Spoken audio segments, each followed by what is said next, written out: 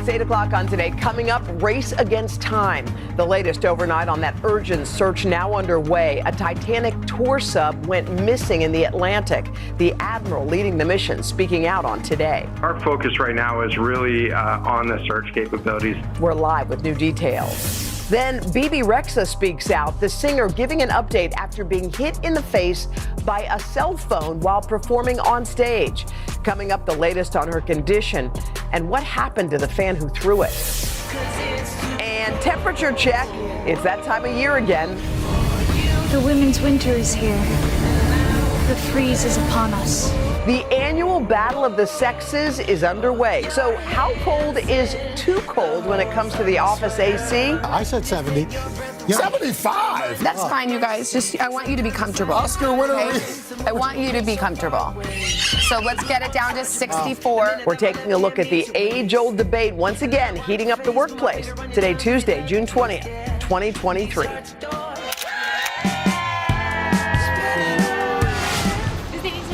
From Edmond, Oklahoma, Clemson, South Carolina, and Spokane, Washington. Go Zags!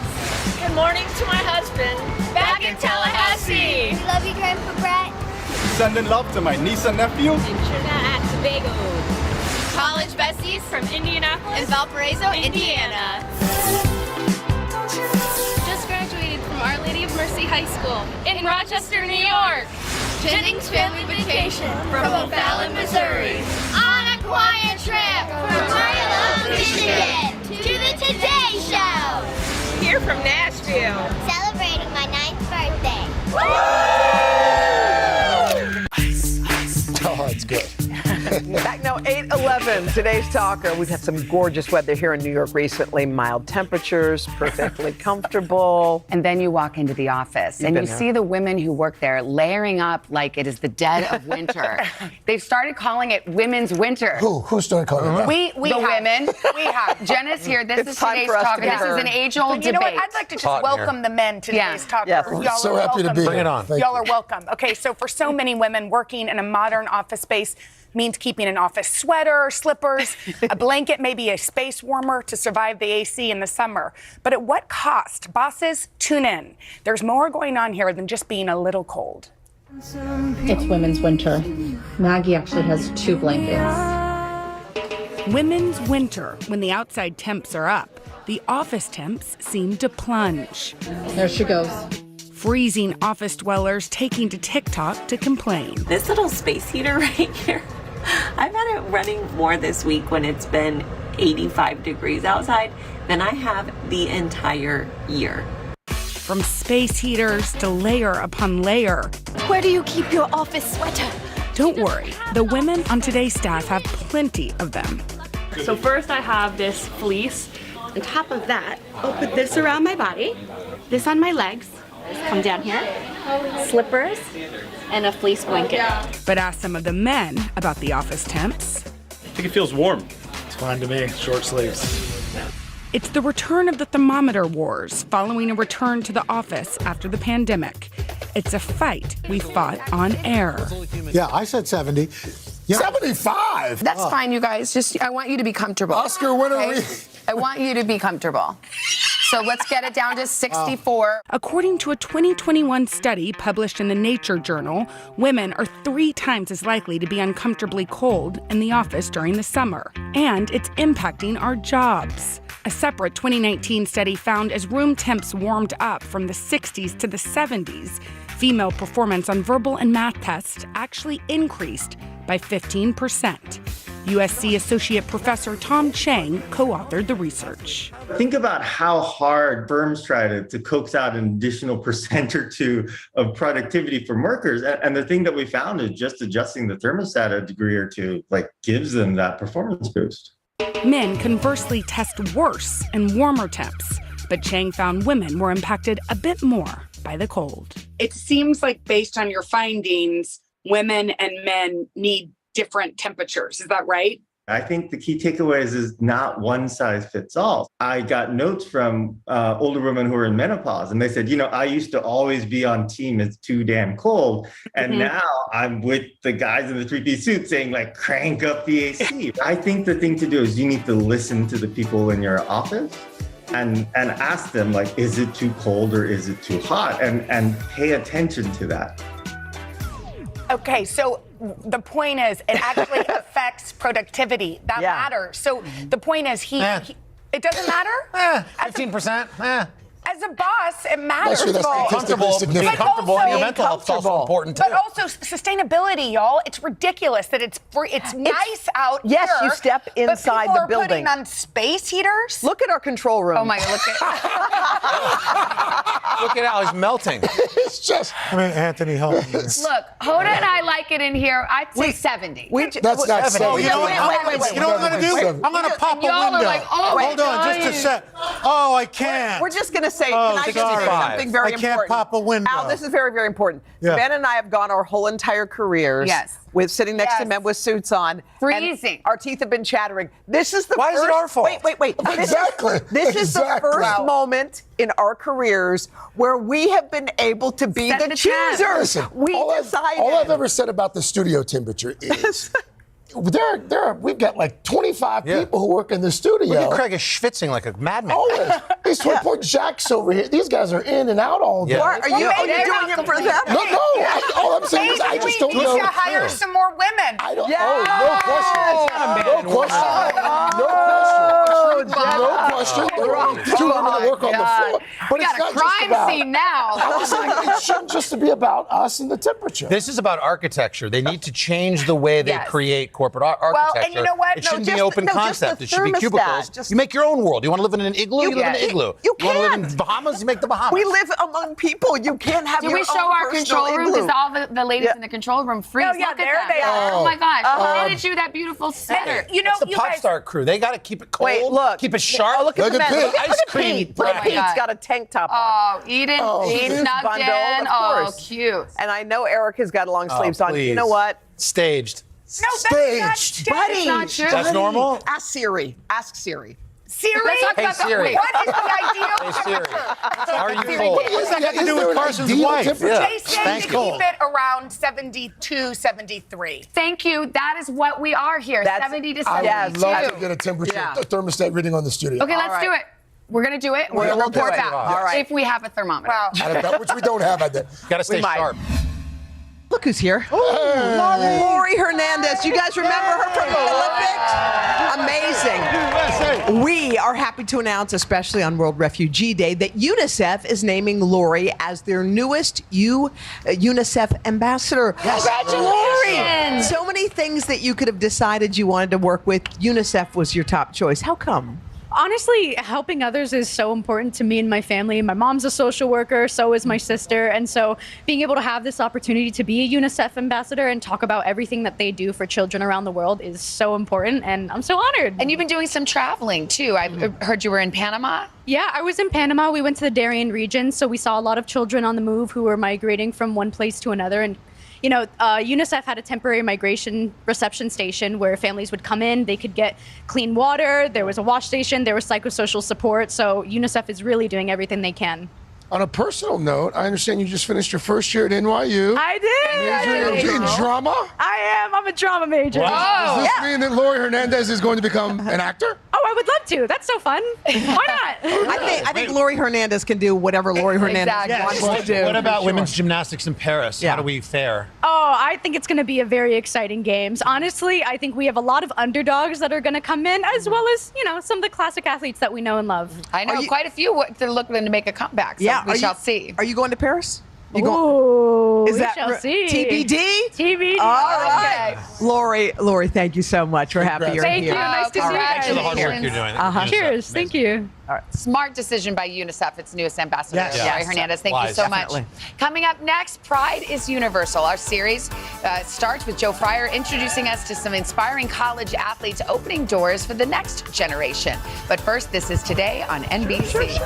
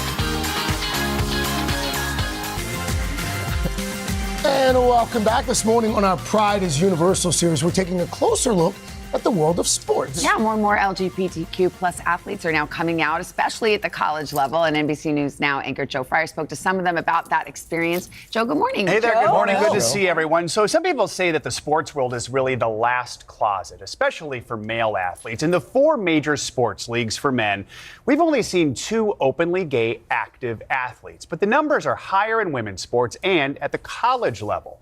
We sat down with 3 collegiate athletes, all with pro aspirations, who are out and proud and say they've been embraced by their teammates. For Prince, and she gets it to go. They're scoring points, making saves, tackling the competition, and blazing trails. In a word, how does it feel to be an out college athlete? I would say bold. Freeing. Relief.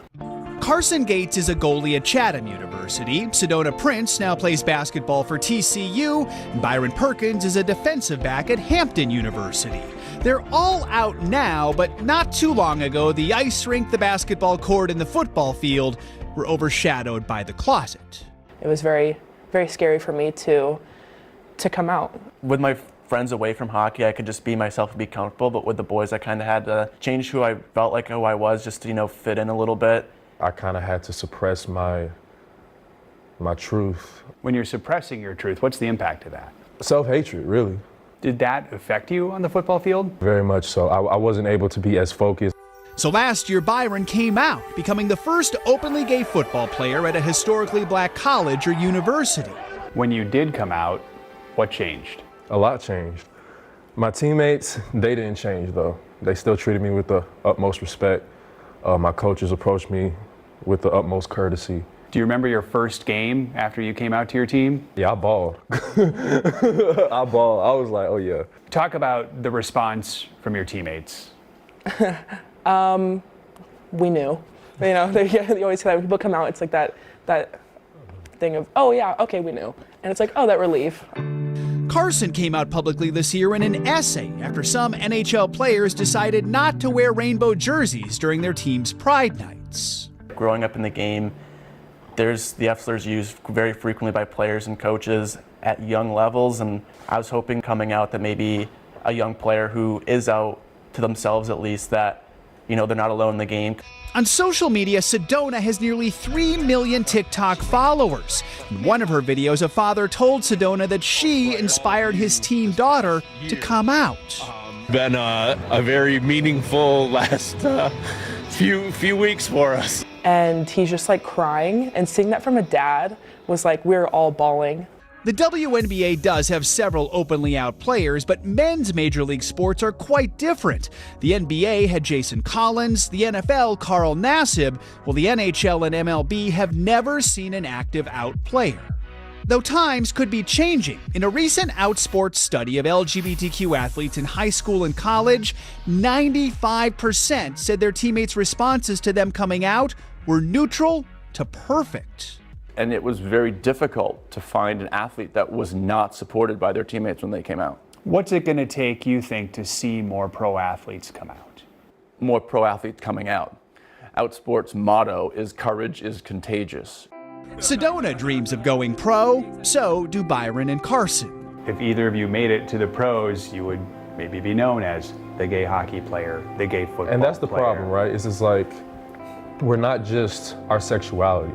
We're more than our sexuality. It doesn't define who we are. It's a piece of us. It's a part of us. It's our identity, but it is not us. Like any athlete, they're defined by so much more. Advocates say we still have a long ways to go in the face of rising anti-LGBTQ rhetoric and legislation. The 3 athletes we spoke with hope their stories will help spread acceptance. They say their parents have been incredibly supportive. Their advice to other LGBTQ plus athletes who are considering whether to come out: take your time, don't rush it. Look for mentors you trust who can offer advice. Make sure you're surrounded by a safe and loving community. And above all, listen to your heart. You said that football player played his best game after. His best game he says he's ever played was that first game after he came out. He says it just, the weight that he had felt his entire career of playing, because he'd known since he was 4 or 5 years old that he was gay. it just changed everything for him, and he played the best he's ever You played. throw off all that guilt, shame, and fear, and man, watch And you thanks fly. to his coaches, who he said were courteous to him and handled it right. That helps too. And teammates. Exactly. Well done, Joe. Way to go, Joe. Thanks. Important story.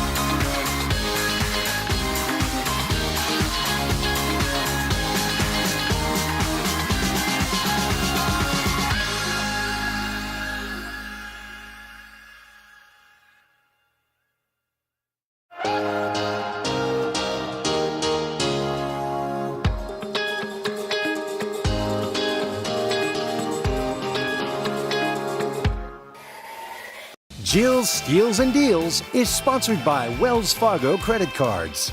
Credit cards made for the way you live. That's real life ready.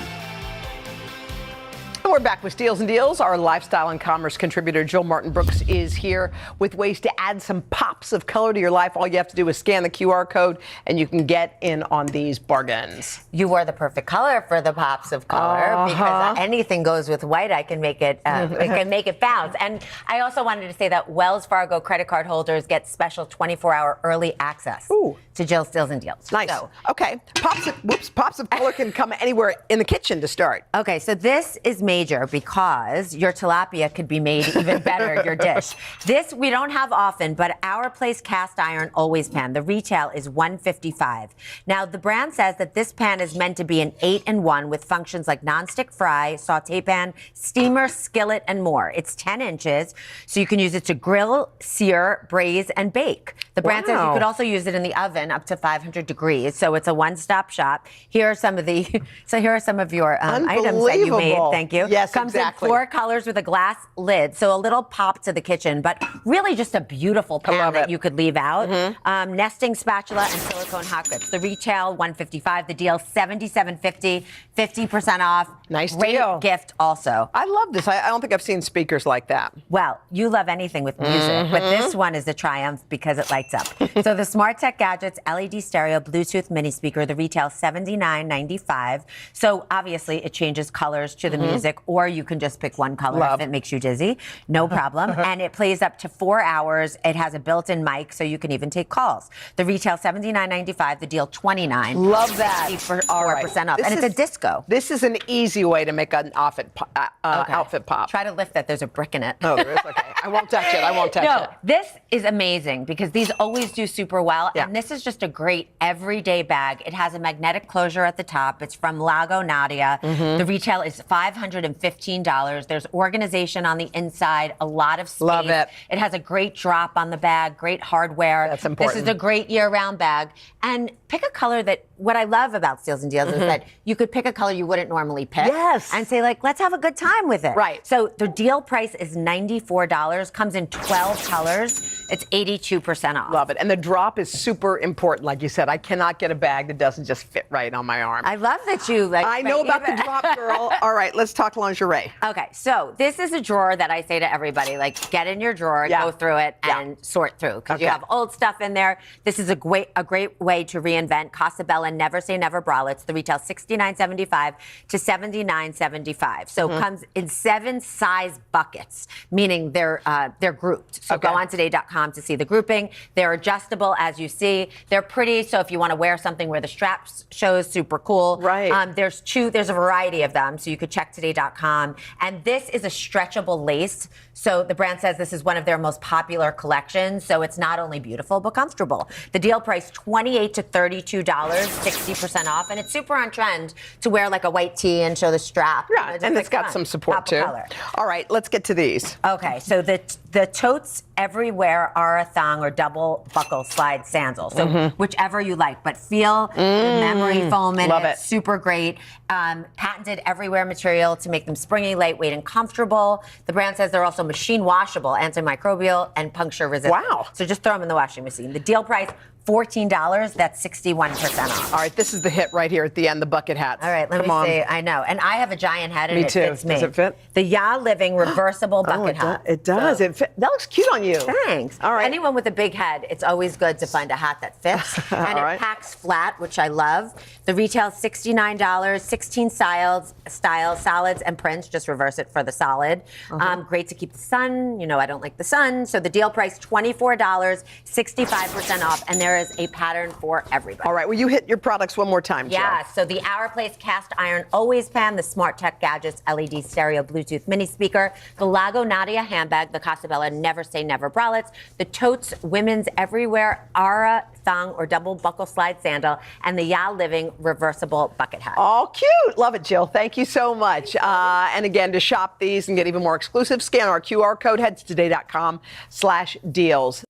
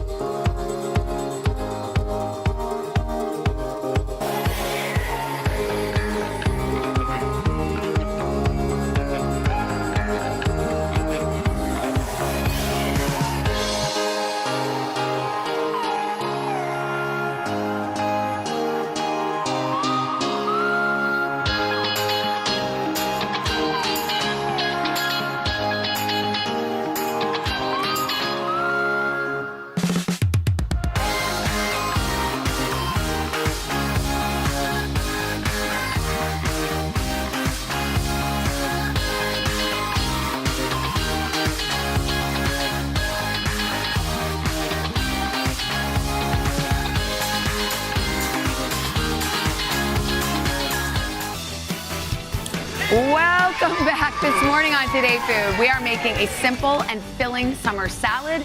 Joining us now, one of our favorites, the founder of Fit Cook Meals, Kevin Curry. If you want to make this dish at home tonight, you can scan that QR code below and you can get all of the ingredients in one click. Hi, Kev. Good morning. What's going on? How you doing? Cheeseburger is one of my favorite things. I like to eat a salad. Sounds pretty good together. How do we do it? All right. First off is the sauce, because the secret's always in the sauce. Yes. So you're gonna take like pickles and just dice them up really, really finely. If you can't do this, just go ahead and buy some relish. You can buy sweet relish, or you can buy just the dill relish. Okay. All right. So we're gonna add in some pickles here. Let me type this up just a little bit finer. Yeah. Okay. Nice Add that to- skills there. There you go. Add that into the sauce. Now, for the sauce, we're going to use olive oil mayo. It's a little bit lower in fat. Oh. I know, don't. Where do you find? No, I just never heard of that. Where do you find olive oil mayo? In the I grocery mean- store. In It's the pretty. mayonnaise section. It's really easy. All right, and then some Greek yogurt. This is going to boost the protein, but also add that little tanginess in there. Al's heckling me. I know. Well, so I didn't know. I thought mayonnaise was mayonnaise. Did you know, Hoda? There's avocado base. Okay. It's a little lighter. Okay. Olive oil. Great. Coconut sugar for that Let's figure these things out. Some smoked paprika. Look at that smokiness. Yes. Onion. And then we've got some vinegar here. Yeah. And then some olive oil. I'm gonna have you whisk this. Okay. And then this is just some water. And you're gonna just add some water until you reach your desired consistency. Okay, I So like this is also this. going to be dressing. Now this is good for burgers and stuff, y'all, but it's also good for salads. For the cookout. It's a today's special sauce. You know I'm looking out for y'all. There you go. Thank you. All right. Now it's a little chunky because I have those pickles in it. Yes, but you can try to put, like finer too. Yeah. Oh, my that looks best. great. Perfect, y'all. Put a Good little elbow job. grease in Hey, it. I know she's cooking today. All right. Now we have got the protein. The protein is super important. So this is some lean beef, but you can also use turkey, chicken, whatever. You're gonna season it up with some garlic. Am I and just some onion. Yeah, throw just it all on there? Just put it in there. Now, really important, whenever you're cooking up your meat, it may have some water. Okay, that's two. Well, yeah, I don't know. I was trying. You know what I was thinking? Like sprinkle, and then it would be more evenly distributed. But that's with the pepper, though. We can just sprinkle like that. It's okay. We got it. Sorry. Yeah, it's just Gotta add it's all 18 good. pounds of meat. The most important thing is that if you have a whole bunch of liquid here, you don't want boiled meat. So just drain your meat, put it back onto the heat, and sear it up some more. Add this in there, sea salt and pepper. Remember, we gotta do this. This is live television. Make sure they know we season our food Yeah, here. exactly, because they'll yell at you. Yes, So you know they will. We did. Sea salt, pepper. There you go. Boom, boom, boom. Now, for the salad, we're gonna chop up some romaine here. Now, I like to have mine like pretty finely because I want every single bite to have something in it. Yes. Now, we've got cherry tomatoes. You can have them or, Quarter them. Yep. Add it to our salad here. Now, in goes the beef or your protein. What's a cheeseburger without what? Oh, you gotta have a little cheddar Add a little cheese. There we go. Some onion action. Why don't you go ahead and toss that together for me? And I'm gonna add in some of our secret sauce. Okay. You just tell me when to say stop. No, I'd say keep on going. That's right. Hey, some more sauce, right? More. Do you love that sauce? More. You can use this sauce on a slew of things. Yes, you can use it on anything. Does it keep in the fridge for a couple days? It keeps in the fridge, but it's not gonna last long because you're gonna eat it. Yeah, true, so true. Okay. You're gonna smear it now. You can have this as a tossed salad, but I love mine in a wrap, y'all, because this is all about grab and go for the summertime. I'm gonna put a little bit more sauce here on this wrap. Once you go ahead, this looks great. Oh, thank you. This is like restaurant quality. I'm so impressed. I've shared before. Use these tongs, and we're gonna put that in there. Okay. Add that to the wrap. Now, you can't have a cheeseburger without the sesame seed bun. This could be a nice lunch for kids, or like even a kid camp lunch. Absolutely. You may want to add too much. I think that's fine. Okay. We're gonna add in some sesame seeds. Oh yeah. We're gonna add in some pickles as well if you want some more. All right. Now, do you know how to wrap up a wrap? No, show me. Okay, show me here we go. So this is what I do. I can swaddle a baby, Because but this I don't you gotta know. do this right here. All right. Okay. Now, once you do this, you're gonna put it to one side. Okay. Fold interesting. Fold it over. I never knew that. And then and then there you go. Oh my it gosh. is wrapped. Wow, you did that now. snug as a bug in a rug. Yes, Wow. and you should also think about toasting them too. So once this is empty, put that back into the skillet, toast it. Yeah, get it nice and crispy, like Toast the restaurant wrap, style. like just put it in there. Oh, nice. And then toast all the sides of it. People are gonna be like, "Yo, I like where'd you get that. Wow. Okay, tasters, we all approve. This is good. Well done. Loving it. Hey. Kevin, thank you Especially the so much. sauce. Especially the sauce. The sauce, okay, good. Goes secret on sauce. everything. Special sauce, special Kevin sauce. You can buy all of the ingredients for this recipe if you just scan the QR code. You can also go to today.com/Today Table. We should mention Today earns a commission from purchases. We're back with the third and fourth hours of Today, including NBA superstar Chris Paul, live right here. But first, your local news and weather. Thank you.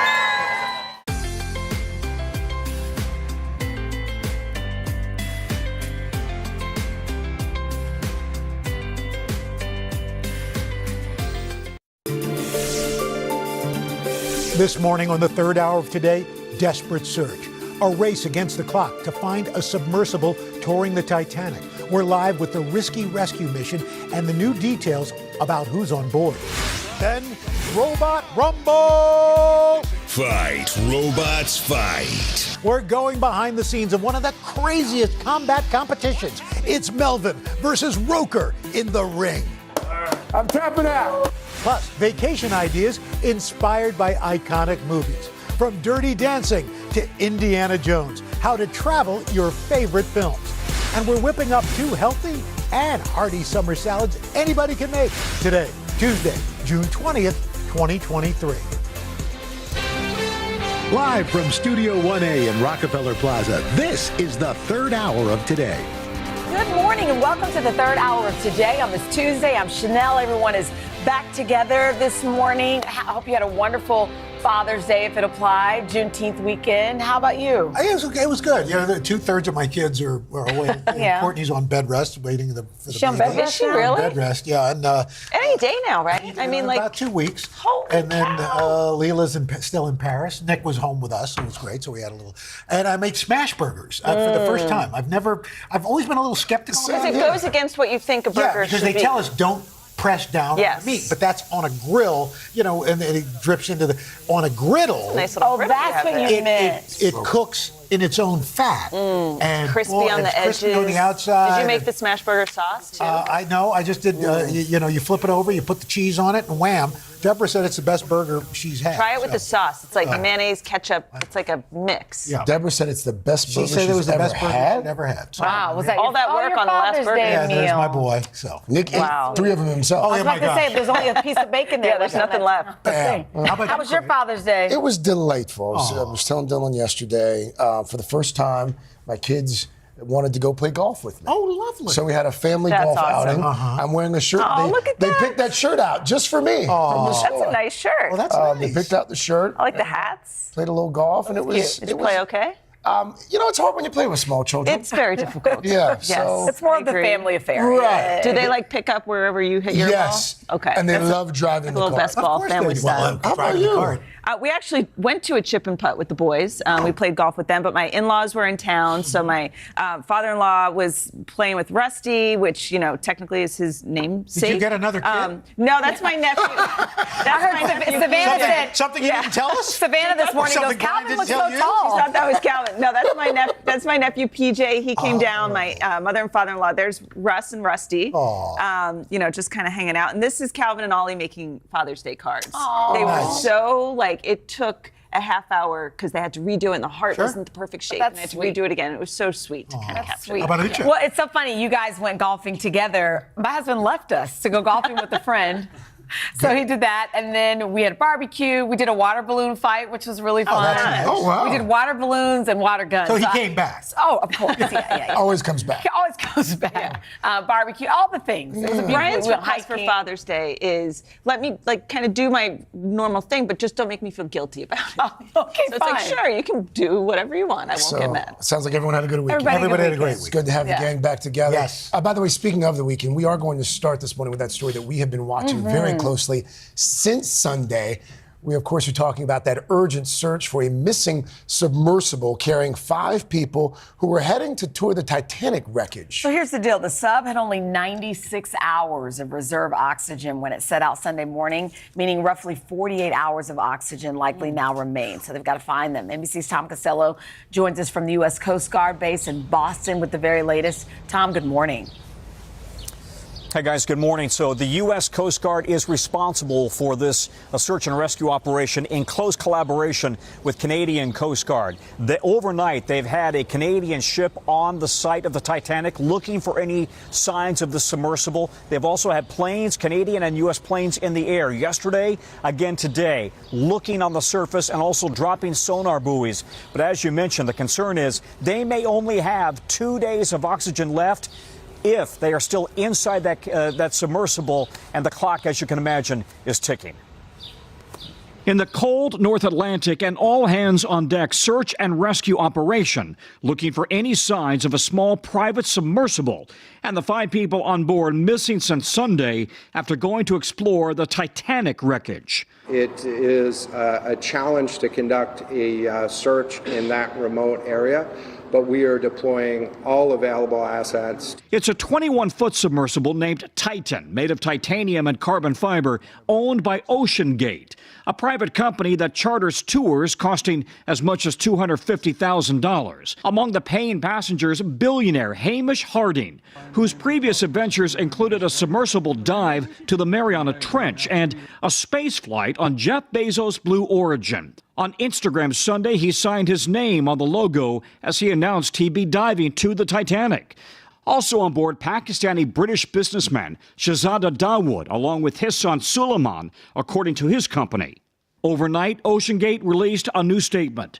Our entire focus is on the well-being of the crew, and every step possible is being taken to bring the 5 crew members back safely. Last year, the company's founder and CEO discussed the ongoing fascination with the Titanic on Seattle's King 5 TV. We have a number of people who come with us, sometimes referred to as Titaniacs, people who have just been consumed by the Titanic, and it was just great to take them down. Among the search efforts, U.S. and Canadian C-130s conducting visual and radar aerial searches and dropping sonar buoys in the water listening for the sub. When something happens on the high seas, it gets complicated quickly because of winds, oceans, drift, all that stuff. Considered the world's most famous shipwreck, the Titanic rests at a treacherous depth of 2.5 miles.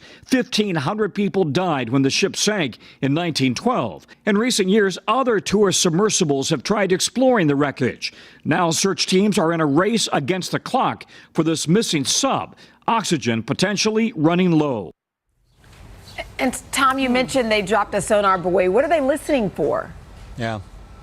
So the admiral in charge of this operation tells me they're literally listening for any motorized sounds that could come from the submersible, but also tapping, maybe voices, anything that they can hear that might suggest that the people inside that submersible are alive and where they might be. But Tom, even if they do hear something, can they even launch a rescue effort that deep?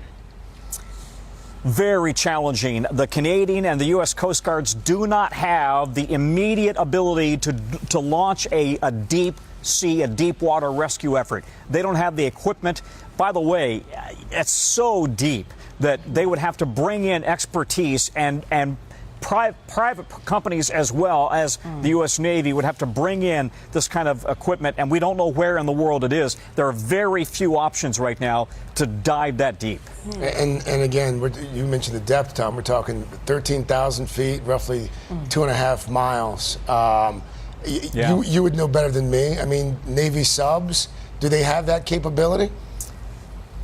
A typical top-of-the-line U.S. Navy sub can dive to 2,000 to 3,000 feet. It's classified, 2,000 to 3,000? but that's the estimate, 2,000 to 3,000. They're at 13,000. So you can imagine the pressure would literally crush something. So the big question is, did the hull of this mini sub, did it hold up? Or has something catastrophic happened to that mini sub in terms of the crush of the pressure? It could be any number of things, and they're hoping that they can find these folks within, like I said, maybe they have 2 days of oxygen left. You know, Tom, it's interesting because you cover space, which obviously is this vast frontier, but the ocean itself is probably less explored and less is known about it, and harder to get to places like that depth.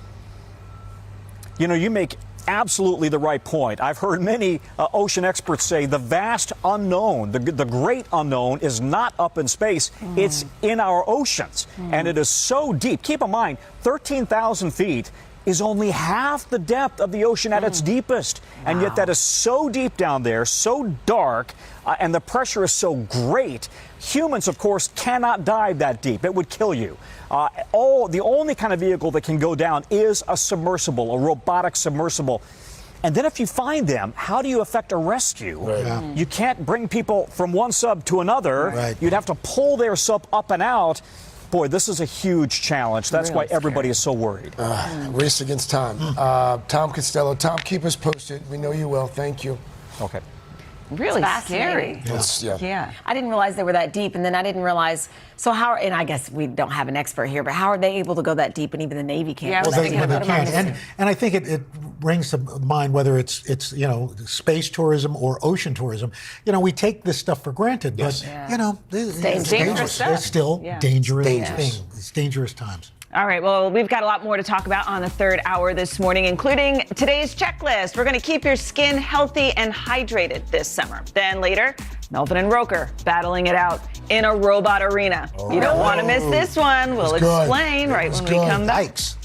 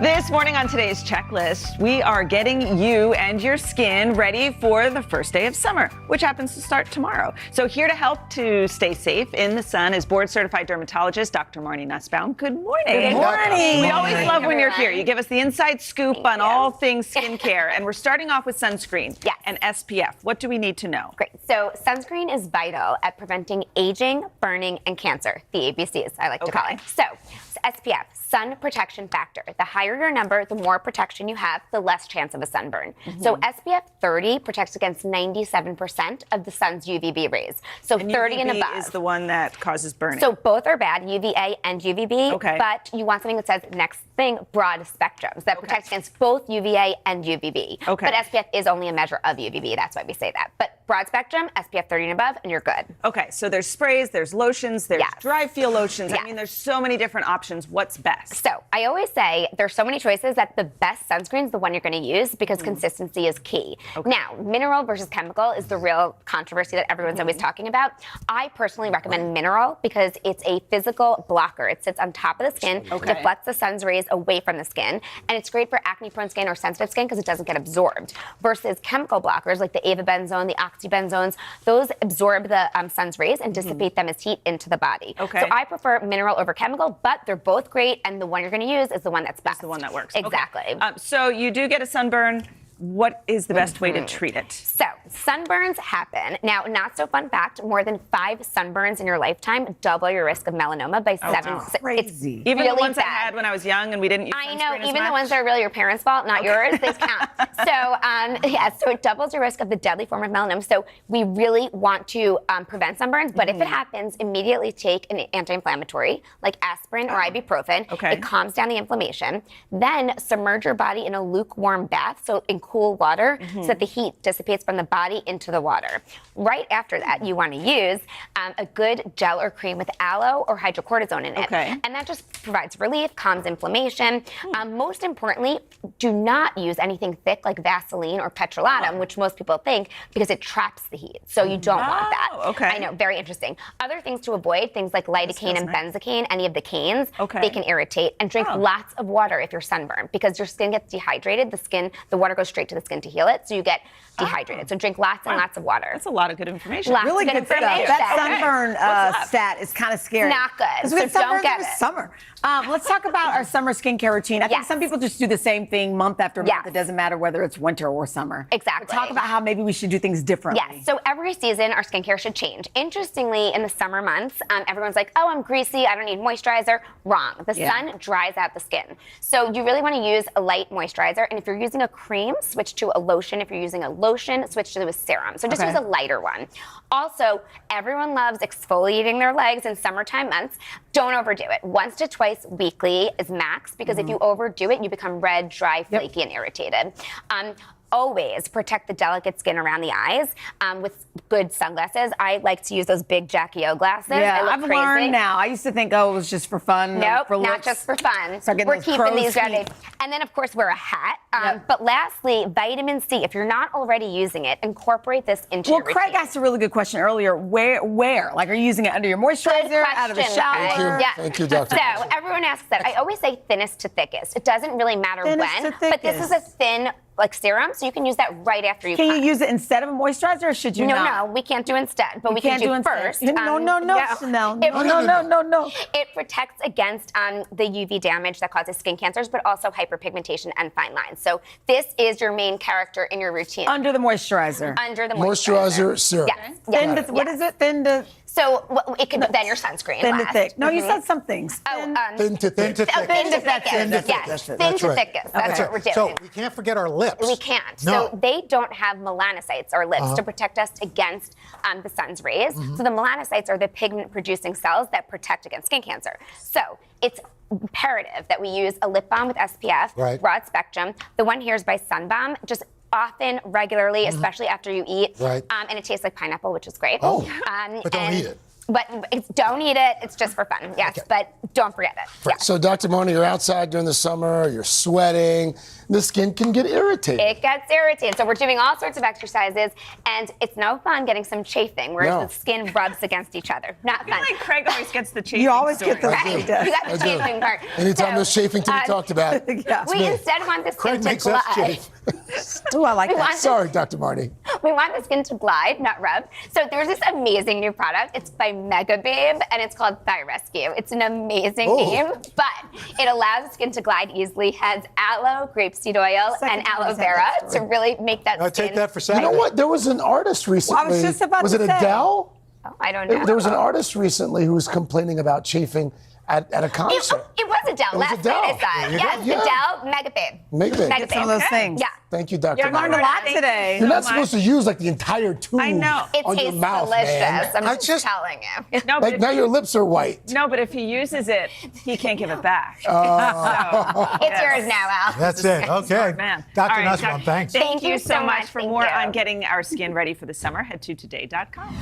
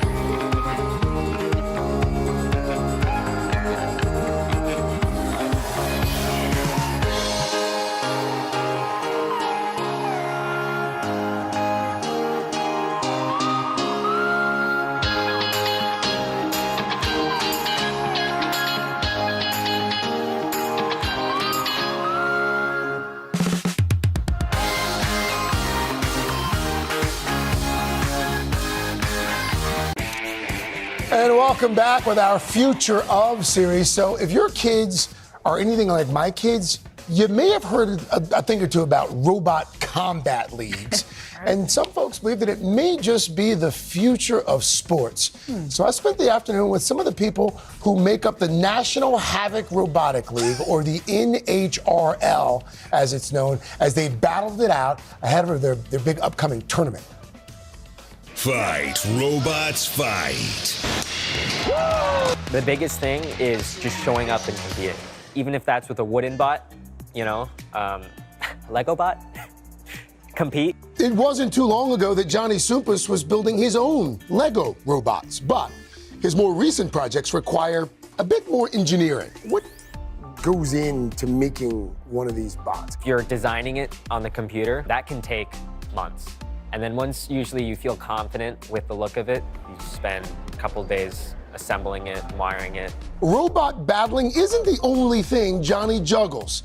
This hobby, along with school, windsurfing, and guitar playing, means Johnny's plate is full. How does a 16-year-old kid from the Bahamas get into this? BattleBots on TV, I was instantly captivated by these robots that were fighting. It was the craziest thing for third grade me to watch. Johnny jumped into the iSport with his robot Spartan, competing for the first time in 2021 through the National Havoc Robot League. My biggest win was in that cage over probably the greatest robot of all time, Lynx. He had like some electrical issue in the middle of the fight, which stopped his weapon, and I was able to capitalize quickly, but he got really lucky. What an upset for Spart! Also known as NHRL, the league runs some of the world's most competitive combat robot battles. Oh, and Twister's already on its head. Started by Connecticut native and entrepreneur Austin McCord, builders get to fight the remote-controlled robots head-to-head in the arena. Look at that gouge! But winning isn't the only upside. It's all love between both these teams. For some competitors like veteran Lucy Dew, community is sometimes more important than the battle itself. If somebody is struggling, needs an extra part, they forgot to bring a spare, everybody's really helpful and they crawl over each other just to help each other. But Lucy doesn't need that much help. The MIT PhD student, who's also the captain of Team Valkyrie and a regular on BattleBots, knows a thing or two about slicing through the competition, having won it all back in 2021 with her 12-pound robot, Hot Leaf Juice. I didn't really expect it to quite be the robust machine that it ended up being. This year, she's back on the scene driving a 30-pound team bot. Tell me about Kablooey here. Oh, excuse me, Kablooey Tango. This weapon type is called an undercutter, which is a big horizontal spinner, so it spins this way really fast. And it cuts at the bottom of people's robots. How fast does it spin? This one, I believe, is about 200, 300 miles per hour at the tip speed. Wow, these hits are insane. All this talk made me want to get in on the action, but I needed some backup. So I brought in the man who started the league. You don't charge an entry fee? Not to fight, no. Why not? Because we want to make it as easy as possible for people to come fight. You want to come watch, we'll charge you. That's what we're really out to encourage, is to get people to be more creative, to put down the iPad, stop watching TV, and actually make something. After some practice, Johnny, you ready? Always. It was time for robots Melvin and Roker to face off. 3, 2, 1. Weapons on. Come on, Johnny. I'm a beginner. I'm tapping out. You ripped that that metal piece and you ripped into my top plate there. Okay, you had some success. Yeah, you won damage. Some damage. But as is the case in real life, Roker wins again. Oh, that's so cool. Roker. Oh, of course he won. Was it fun? He always wins. It looks fun. By the way, we have two bots from that story right in front of us here. We've got Melvin, we've got Roker. We have another bot in the studio. This bot is named Brett. That's right. Okay, here we go. Let's bring Brett on. Are you controlling Brett? Oh, yeah. Oh. Here we go.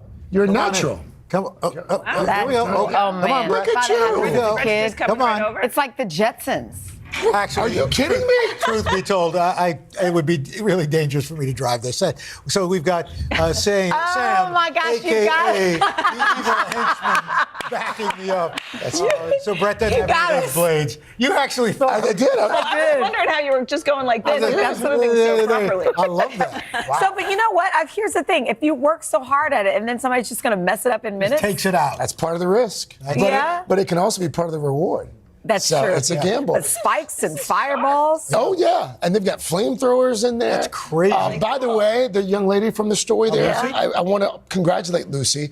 Lucy won the 30-pound weight class the day after we met. Nice. So got to take along Dell and Oh, you did? Oh, that's Dell great. and so we check out the bots ourselves the next day. So That's cool. And if you're into it, the next tournament, by the way, it streams live streams this weekend. I've got I never even heard of love it. I got a really angry Roomba at home.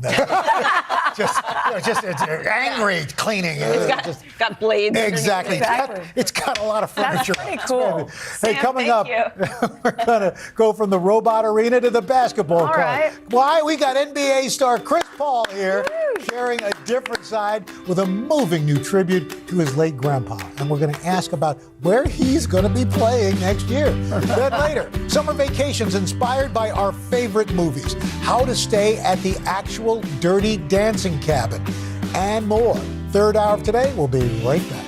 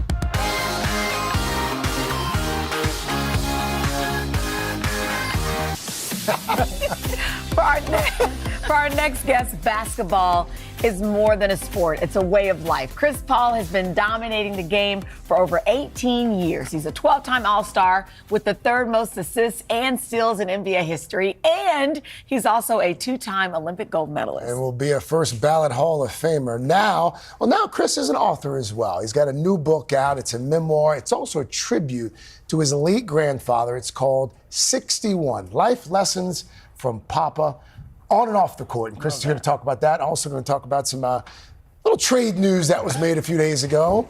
Good to have you back. Hey, how are you guys? Thanks for having me. Doing great. Before we get into the book, for folks who don't know, Sunday night, word gets out that you've been traded from the Suns to the Wizards. You're in the air. As I understand it, you get a text from your son. Was that the first you'd heard of it? Yeah, it was. But it is what it is, you know what I mean? Such is life. You know, I'm blessed to play in this league or whatnot, but yeah, that was that. So there have been some who have suggested that you may not actually ever play in Washington. They might bout the contract, they might trade you to another team. Have you had any conversations with Washington about that? Not one conversation. You know, it's funny in this league, obviously things happen, news breaks, but it's not official until they do like trade calls and all the different stuff. So we don't know yet, but when it's time, I know we'll deal with it. Last question. What does that feel like? You know, not knowing. You know what? I think the good thing about it is that I know I'll be playing. You know, it's a good problem to have if you call it a problem. So it is what it is. Before we get to the fun stuff, last question about this. If Chris Paul had his druthers, where would CP3 play? I mean, if that was the case, I loved being in Phoenix. Okay. Right? Phoenix was amazing, the way they were with my family, the fans, and everything like that. So in this league, you learn that different things happen and it's out of your control. Well, speaking of family, let's talk about this book. It's a tribute to your late grandfather, Nathaniel Papa Jones. He owned and operated, let me understand, the first Black-owned service station there in North Carolina. Yes, ma'am. Talk to me about what he meant to you and how you're honoring his legacy even now. He was everything. He was everything. I mean, we was just talking about R.J. Reynolds and Tobacco Road. My granddad used to be working on, he used to be working on cars with a cigarette hanging out his mouth, talking, you know what I mean? And just showing me and my brother and our family what the work looked like. Yes. Right? Just day in and day out. I talk about it in my book, just the way his hands look. It was just so nasty with oil and stuff on him all the time. The smell. He didn't care. He ate like that too. You know, he ate. Wow. He washed his hands and nothing would come off. But the love that he showed to our entire family is something that I'll never forget. And the title of your book, 61, comes from that famous game you played where, to honor him, who died prematurely at the age of 61, you scored 61 points purposely. You throw that last shot out of bounds so you don't go above 61. What did that mean to you to achieve that goal? And it meant everything. November 14th, I signed my letter of intent to go to Wake Forest. On the 15th is when my grandfather was murdered. The 19th was his funeral. The 20th was the first game of my senior year. And so I had 59. I drove, made the shot, and got fouled. And that's when I walked to the free throw line and threw the ball out and looked over at my dad and my brother, and I just hugged them and cried because I knew all my family was in town for the funeral. So it was something that we could share for the rest of our lives. Yeah. Wow. I have to give you a huge congratulations. You just graduated this past December from Winston-Salem, 20 years after you first went to school in Wake Forest. Took a while, didn't it? Better late than never. You had some things going Amen. on. How did it feel? What was it like to be able to, walk across the stage? Man, it was a surreal feeling. I actually had a game in LA the night before. So I played in LA, jumped on the plane with all my family, flew to Winston-Salem, got a chance to graduate from Winston-Salem State, and got on the plane and flew back and had another game the next night. My goodness. Wow. And your mom is here. Yeah. Mrs. Paul. Proud mama right there. Come give this lad a hug. I know. Mrs. Paul. Like, what's my mom doing? Come on. We can walk in. Sure. Come on. We can walk in. And that lady hugged me all the time. I love the kicks, by the way. That's right. I love mom's kicks. So proud of that. Chris, So thank you. proud of Miss you. You Paul, must be thank so you. proud. Remember, his new So book proud. is out today, 61 Life Lessons from Papa on and off the court. We will be right back. I love it. Yes. So good.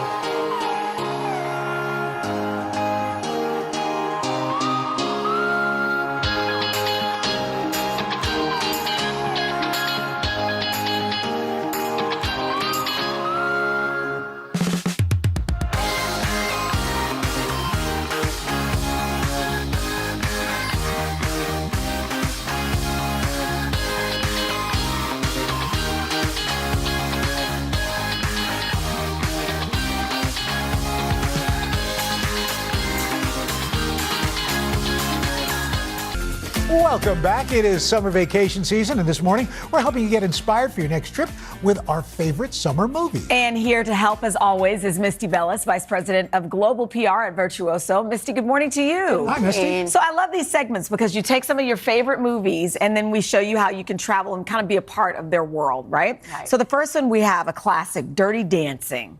That is. Where are we going? Well, that is the quintessential summer movie, and everyone loves it. And actually, what you'll want to do to have the time of your life is head to Kellerman's, which is actually the Mountain Lake Lodge, which is in the Blue Ridge Mountains in Virginia. Oh, that's interesting. Yeah, and even though they filmed it 36 years ago, they still host Dirty Dancing weekends. Really? If you can believe it. Yeah, so they do screenings of the movie. You can dress up as your favorite character for a costume contest. You can see where the famous locations, filming locations are. You can even stay in Baby's cabin. Oh, okay. And there's dance lessons as Nobody well. puts baby in the corner. No one puts baby in the corner. So the rates are going to run you between $250 and $800 a night.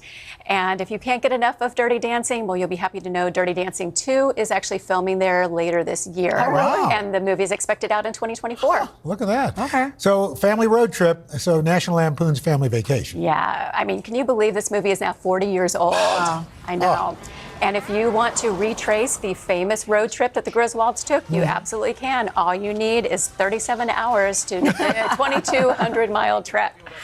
You'll start off in northern Illinois, as they did, head to Missouri and pass the Gateway Arch in St. Louis. From there, head west to Kansas. You can stop off in Cocker, Kansas, and see the world's largest ball of twine. Wait, I didn't even know that, and I'm from Kansas. Well, Okay. you don't. There's something about Kansas you don't know. I can't believe it. You know, you can contribute to it. They'll give you some twine, and they're continuing to grow it. Oh, is that it under there? Oh, I Yeah. saw that. Wow. Yeah, and if you can't wait for Wally World, well, stop off in Glenwood Springs, Colorado at Glenwood Cavern Adventure Park. You can ride all the rides there, including their newest one. The tickets are about $69 each, so you'll have Ooh, look your at that amusement one. park Yeah. there. I know, isn't that Are you a amazing? ride guy? Less so now. I Yeah? used to Yeah. love it, but as I've gotten older, not Just quite so more, much. more careful. Yeah, although I did have a good time riding the Cyclone at, Oh, that's right. with Craig. I love that. So here's a fun fact, Misty, that Dazed and Confused, I didn't realize filmed in Austin, and you were going to school in Austin when it was being filmed. Yes, so I didn't know they had that in there. Yes, when it was filmed and when it came out, Well, I was in your school in eyes kinda like Austin. widened. You're I thought, where oh, are you going? we have this What else are they wrong? going to say? No. You're absolutely right. And the reason why I paused is only because this movie is 30 years old now as well, celebrating an anniversary. So yes, it's filmed all over Austin. You can tour many of the sites. Still, you can go to Top Notch Hamburgers.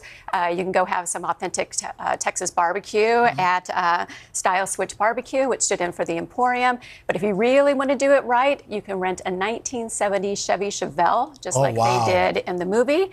And you can do a chauffeur tour for about $400, or if you want to get behind the wheel of a muscle car, it'd be about $650. And while you're there, we recommend staying at the Fairmont in Austin. They have a great rooftop pool. It's right downtown. You're going to see the entire city from there. And the summer rates are going to run you about $220 per night. Ooh, look at that. It's beautiful. So this next one grabbed my attention. This is one of my favorite, or my kids' favorite, one of their favorite movies, In the Heights, musical. Yeah, I love this movie. Are we just going to go to In the Heights? We are. We're going to go to Washington Heights. Okay. Is exactly where it was filmed. And, it's known as Little Dominican Republic. And so you head up to 175th Street. You can go see the famous bodega there. It's actually the Santo Domingo Grocery. Or you can head over to the High Bridge Park pool. It actually opens to the public next week on June 29th, and it's free to go. Where should you stay? You should stay at the Radio Hotel, which is right there in Washington Heights. They have an In the Heights summer promotion. It's going to save you 15% off, and rates are going to run you about $200 a night through the end of July. My mom does in the summer, sometimes she travels with like a musical theater group. That's something they would They'd love love to that. do. Yeah. And finally, I love this. I got to see a screening of Indiana Jones and the Dial of Destiny, and there are a couple of places you recommend for this. Yeah, this movie isn't even out Right, yet, so next I've week. not seen it. So next week, yeah, it's filmed all throughout Europe and was in Italy, including Palermo, Sicily, which you might know from White Lotus 2, but also throughout the UK. So we recommend going to Bamberg Castle, which is this, gorgeous castle that dates back to 1095, and you can actually stay in the clock tower there. It's going to run you about $1,600 for a 3-night stay, but you'll get to see where many movies have been filmed. You can also head to the North Yorkshire Moors Railroad. This is a heritage railway that goes through the national parks there. They filmed at Grossmont Station, and there's a really lovely 3.5-mile walk that will take you through the scenery there. It's kind of a cool way to learn about places that you wouldn't ordinarily visit. Yeah. You know what I mean? This is a fun way to do that. Thank you so much, Missy. We should mention Missy is a paid employee of Virtuoso, which represents the Fairmont Austin. All right, Dylan, over to you. All right, thanks, guys. We're now headed into the kitchen for our Today's Table series. We are making 2 delicious and simple summer salad recipes. And joining me is one of our favorites, author and founder of Fit Cook Meals, Kevin Curry. And don't forget, if you want to make this dish at home, just scan that QR code below to get all of the ingredients. Kevin and the gang walking back in. Yes, you crossed from the other side of the studio. Everybody's been raving about this salad. We have been eating it all morning. Yo, these are some of my favorite salads. So I'm going to make you fall in love with veggies because summer is all about freshness. So first thing we're going to do is actually start with the dressing. So we've got Dijon, olive oil. All this? This is a classic Greek salad. Yep. Okay. We're going to add in some dried oregano, some red wine vinegar, a little bit of lemon. All the vinegar? Yes. Well, actually, just not so. Okay. Yeah. Leave that. Yeah, that's okay. Yeah. Okay. It's yours. You got to eat it. That's and true. then salt, pepper. Okay. lemon. All right, and then you're gonna whisk this together. It comes out like this. So you're gonna wanna do it until it's emulsified, so kind of thick, just like restaurant style. And then it's just chopping up your veggies. So here's a cucumber. I like the, the English ones, or I love the Persian ones because they've got a nice, like little sweet crisp. So you get to it. all that chopped Yes. up. Yep. What do we have? Chop it up, and then you're gonna add it to some orzo. Now I like orzo just because it's like, it's like rice, but it's in the form of Onions, pasta, peppers, tomato, soup. feta. Yes. Yep. Dylan, try this. Okay. With bell pepper, Fantastic. drizzle. There you go. And then mix this together. If you're not a fan of pasta because you're gluten-free, then just add in something like farro. Quinoa's good that's too. great. Yeah. Quinoa's good too. Something that absorbs all that yummy dressing. Yes, exactly. what's this next Now one? this, y'all, this one is the moneymaker. This is another my hit. favorite salad. So Okay. you're gonna take some cauliflower rice. I love to always steam mine first just because it's gonna make it So you softer. can buy that already. You can kind of buy it like wholesome that. for you. It softens it up, and then we're basically kind of making our own like tabbouleh, but taking out the bulgur and adding cauliflower rice. So we've got tomatoes, we've got parsley, cilantro, shallots, and then my adds capers and avocado. And it is y'all. so good, Kevin. Yes, and then we've got some dried oregano, and then some lemon here. Boom, boom, boom. Mix this together. Tell me, is this not I told you. So bright. Full I can't disclosure, stop I've been this eating one, it now I all have to go morning. try that one. And this is about to be my new favorite salad. I feel like Yes. it's guilt-free, Absolutely. but full of flavor. You can't buy this at CVS. No, you can't. But you can't can walk buy into the it. rice cauliflower first. Yes. Save you Presentation some goes a steps. long way. And Yeah. I love that you actually carved out an avocado. Yeah, for parties and stuff, Oh, right? And then just So you stuff can the pass salad those into out. the avocado. Yeah. Stuffed bowl. How do you prevent absolutely. the avocado from turning brown, though? You could put some lemon, or actually, I like to just rub some oil on it. Really? And it'll stop it from browning. You can also dip it into some cold water before you're serving it, but the oil and lemon would be Of be these fine. two, Kevin, which could you do ahead of time, or would you just prep the material separately? Both ahead of time Really? because the flavors melt together. So the next day, this salad Does this not tomorrow. get mushy? No, With it's the not going to get cauliflower? because remember you're just going to steam it until it's crisp tender. Okay. And it's This going is to so melt good. together tomorrow. That salad is going to be amazing. Kevin, this Thank is you my new so much. favorite. These are wonderful. You have to try these. Buy the ingredients for this recipe. Scan the QR code and head to today.com/table. We should mention today earns a commission from purchases. So yummy. All right. This is my new favorite. Right back. Hey. Really good.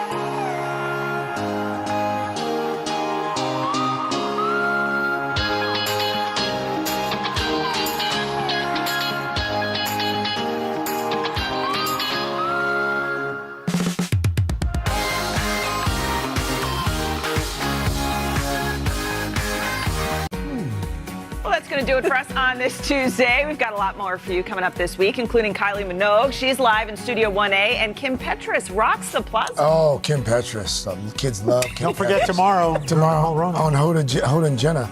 The star of the new comedy, The Outlaws, actor Adam Devine. I didn't know what you You know, well, we had.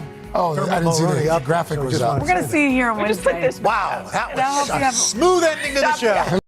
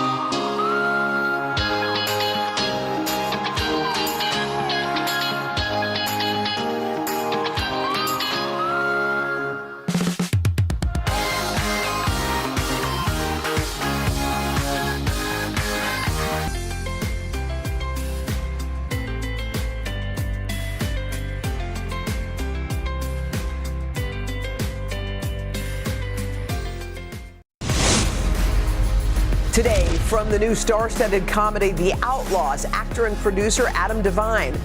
Plus, real estate reality star Mauricio Umansky shares his secrets to success. And are we ready to crown the official song of summer? Kylie Minogue's huge hit, Padump Padump, is taking over social media, and we're talking about it.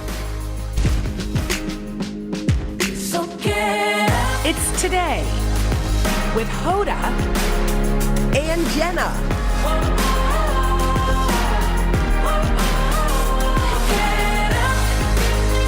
It all starts right now. So Everybody, it is Tuesday. It is June the 20th. Man, we got a wild crowd. We sure do. Wait until we get back into our studio.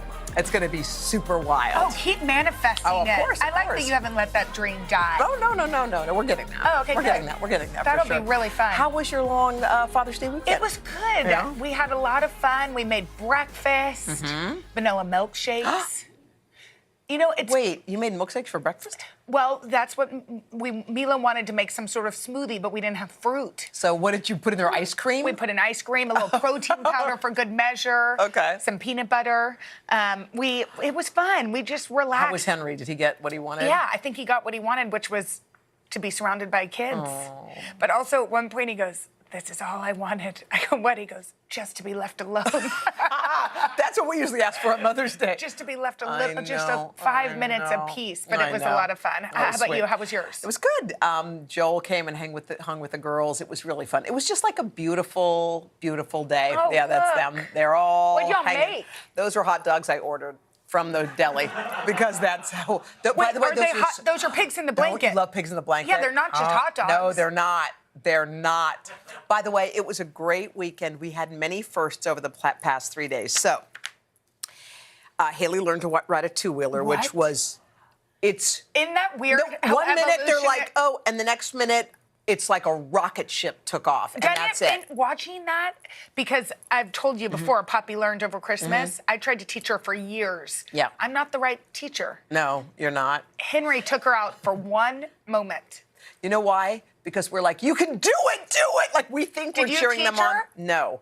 'Cause- No, but here's the funny thing about that. I think they have these bikes now where you take the pedals off, even for older kids. Yeah. And you do it kind of like a balance bike. yeah. So you get the vibe, and then they snap the pedals on, and then they're just Oh, gone. I should do that. It really works. So that was one first. The second first was they both learned to open a bottle of water themselves. Oh, yeah. No, but that's a big thing. It's true. You could die of thirst if you cannot open that bottle. It could God, I'm so glad you're teaching survival skills at such a young age. You could die of thirst. They went down a water slide, and Haley swam back to the wall, and Hope did it for the very first time, and it was really How cool. fun. It's just like, I was thinking about how cool firsts are. Like, I did it for the first time, and it made my heart and so I was thinking to myself, what have I done for the first time? Well, for the first time, Haley rode her bike, Hope rode hers with training wheels, and I rode mine. Y'all went on a family We bike went on a family ride. bike ride, and I said, I did something for the very, very, very first time. And I think what's funny about life is sometimes, I heard someone say this, and it really struck me, and don't think I'm weird.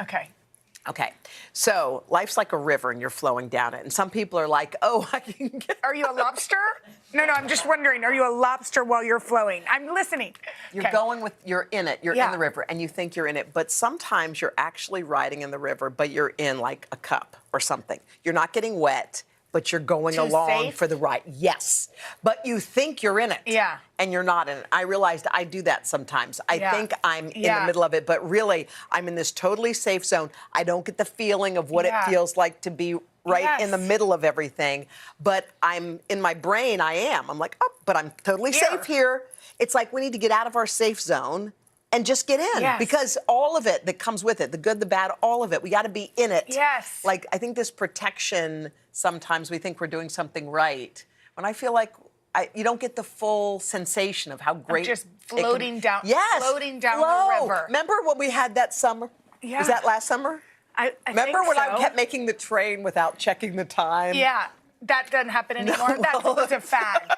That was a fad. By the way, I'm still drinking AG1. Okay. Okay. We'll check in next week. That's that drink.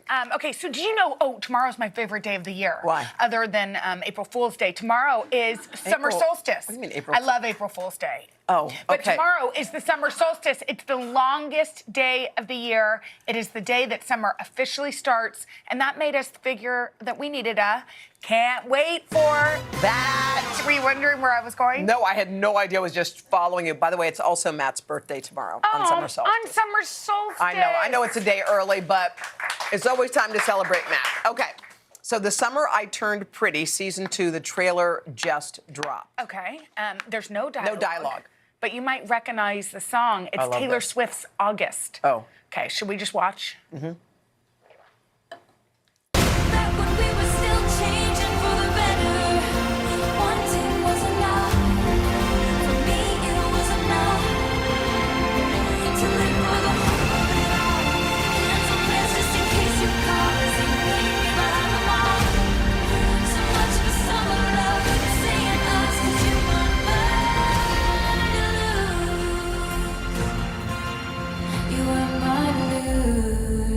Wow. But everyone sort of a little bit maybe remembers the feeling of one summer or one great little moment or Yes. whatever it was when you were free and everything was new And and young. the first time and young. What was yours? Well, my parents were super strict, so I still remember that we were at Virginia Beach, and I was sitting on my raft in the ocean, and it was very ripply and not that big. And there was I would think I was probably 9, and I remember it because it was so profound. And there was a little boy on his raft, and he said, "Do you want to sit on my raft with me?" And I know it sounds like a nothing. I sat on his raft. Wait, put your hand on the table. Okay. He was I'm like him. He was like this. He I was held like your this. hand? I was like, oh my God, oh my God, oh my God, oh my God, oh my God, oh my God, oh my God. I couldn't believe it. And I remember the feeling because my feet were in the water. We were sitting on a raft together. His hand? I like this. Oh my God, oh my God. I was like, oh, this is like the best moment of my whole. I couldn't believe, and he started talking to me, and I had never, like, no boy had ever attempted to hold my hand or even look twice in my direction, and it was and it's so small because, obviously as you get older, there's more Wait, but stuff. then did you try to find him the whole week? Yeah, you were well, there? because it was, I just remember my heart. It's so funny today when I remember it, I remember that. I don't remember the stalking that I'm sure came after. I'm sure you stalked. I'm absolutely sure you What stalked about him. you had I just have a memory of being 16 in Austin, where I grew up, at a parking lot, which is where we would go to hang out, which was also so hilarious. Sitting in the back of a friend's pickup truck. And just listening to music. I remember what I was wearing. It didn't really involve a boy necessarily, but just that feeling of freedom and the summer ahead of me and country music. And there was like a summer storm, so we all had to go home, but it didn't even matter. By the way, it's the freedom. I love that feeling. Of youth. Yes. It's the freedom. There's a great Zach Brown song about that. Free. It's called Free. Oh yeah. It's a great. By the way, yeah, boom. It's called Free. It's before everything. It's before bills and kids and all the Totally, things. mortgages. It's like when you're totally free. All right. There's a new song. It's blowing up. Okay. It's called Padam Padam. Kylie Minogue just Padam. released it. It has become the biggest hit, her biggest hit in over a decade, and people are calling it. People around here have been buzzing about it. Yes. They're calling it the song of the summer already. It hasn't even started. I hear it and I know I know you wanna take me home, and get to know me close, when your heart goes, I hear it and I know you wanna take me home, and take off all my clothes, when your heart goes. Oh, We got to learn that. Dance. We got to learn the song and the dance. The whole thing. You know who's been? Wilbert and Deanna have been listening to that song, and they declared it. Padam Padam. They declared it a couple weeks ago. The song of the summer. So this is Kylie posting a video. This is the choreography. Okay. Oh, wait. Oh, it does. This is our thing. Wait. We went like this. I wonder if she saw us riding the wave.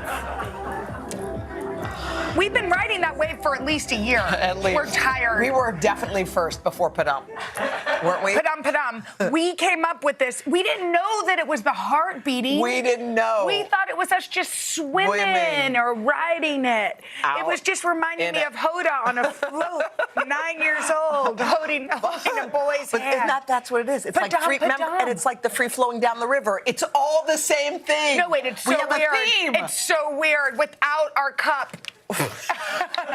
We're gonna add that. We're adding that song to our summer playlist. Yeah, that should be the first one. Oh my gosh. Okay, coming up next, you're hosting a game night, but your friend's spouse is over the top competitive.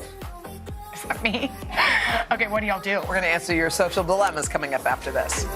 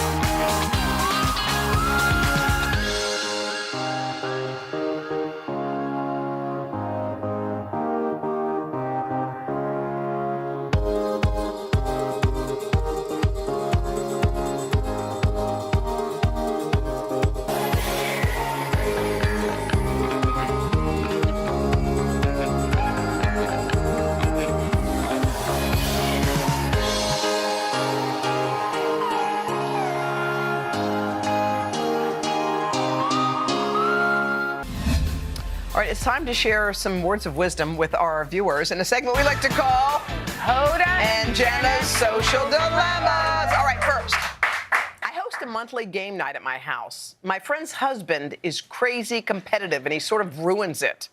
How do I tell her to have him tone it down? Oh, you're going to tell her to have him tone it down? Well, maybe she's close with her friend and she's like, your husband's kind of out of control and he makes it not fun. I know, but I would just say to him, dude, it's just a game. You know what I mean? You've said that to me, like, dude.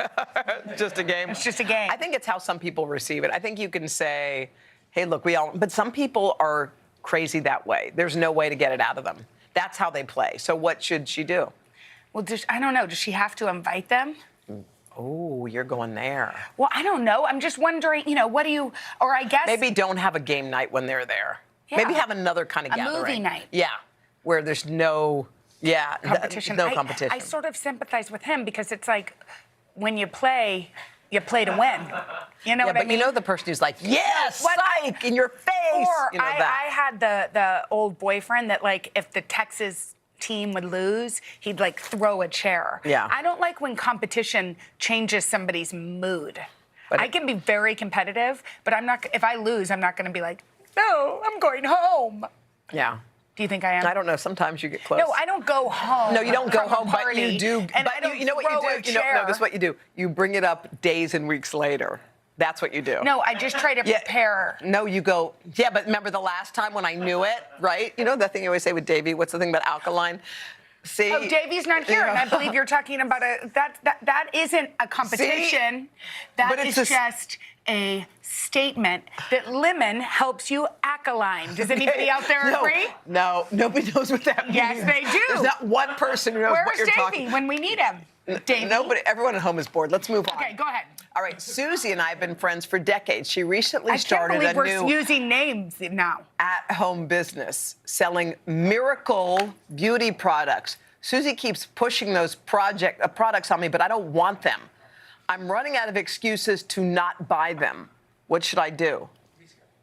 Oh, just don't buy them. I don't want your product, Susie. Susie, I love you as a friend, but I don't believe in miracle beauty products. It's not a reflection on Susie. No, yeah, but yeah.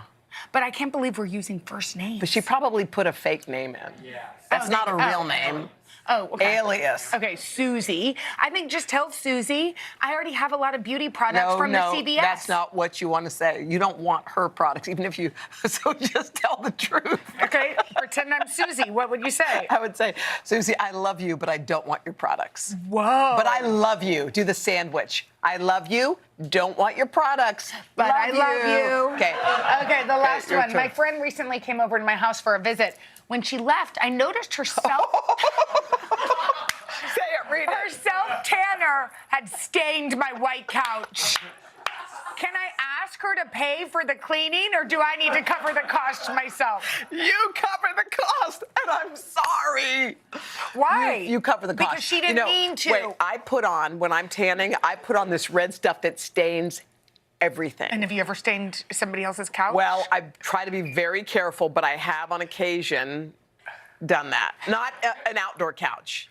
Oh, and an outdoor I try to wipe it, but it never will come off. Ooh. I think it's hard, but I think you just have to pay for it. I mean, we wear such stage makeup that when I get home and give Hal a kiss, Yes. he just has makeup all over. Oh, it's disgusting. Your neck. You probably have it right here, right now. Do I? No, I'm sure I that's did. a shock.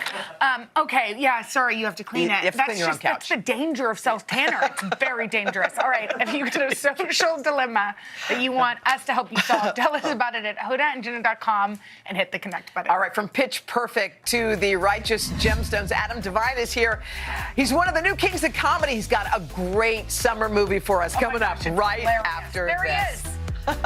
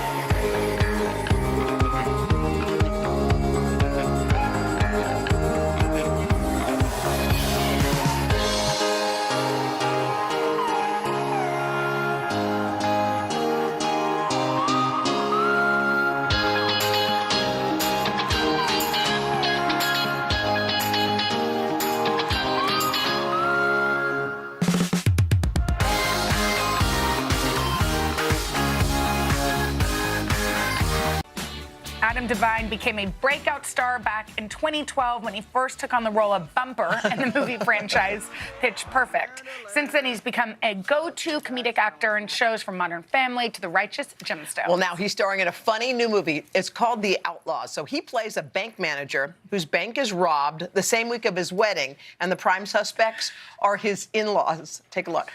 Oh my God. How'd you guys get in? The door was unlocked. That is weird, because I never forget to lock the front door. You calling my wife a liar? Huh? You calling my wife a liar? Is that it? You're accusing her? You want me to eat your face off? It's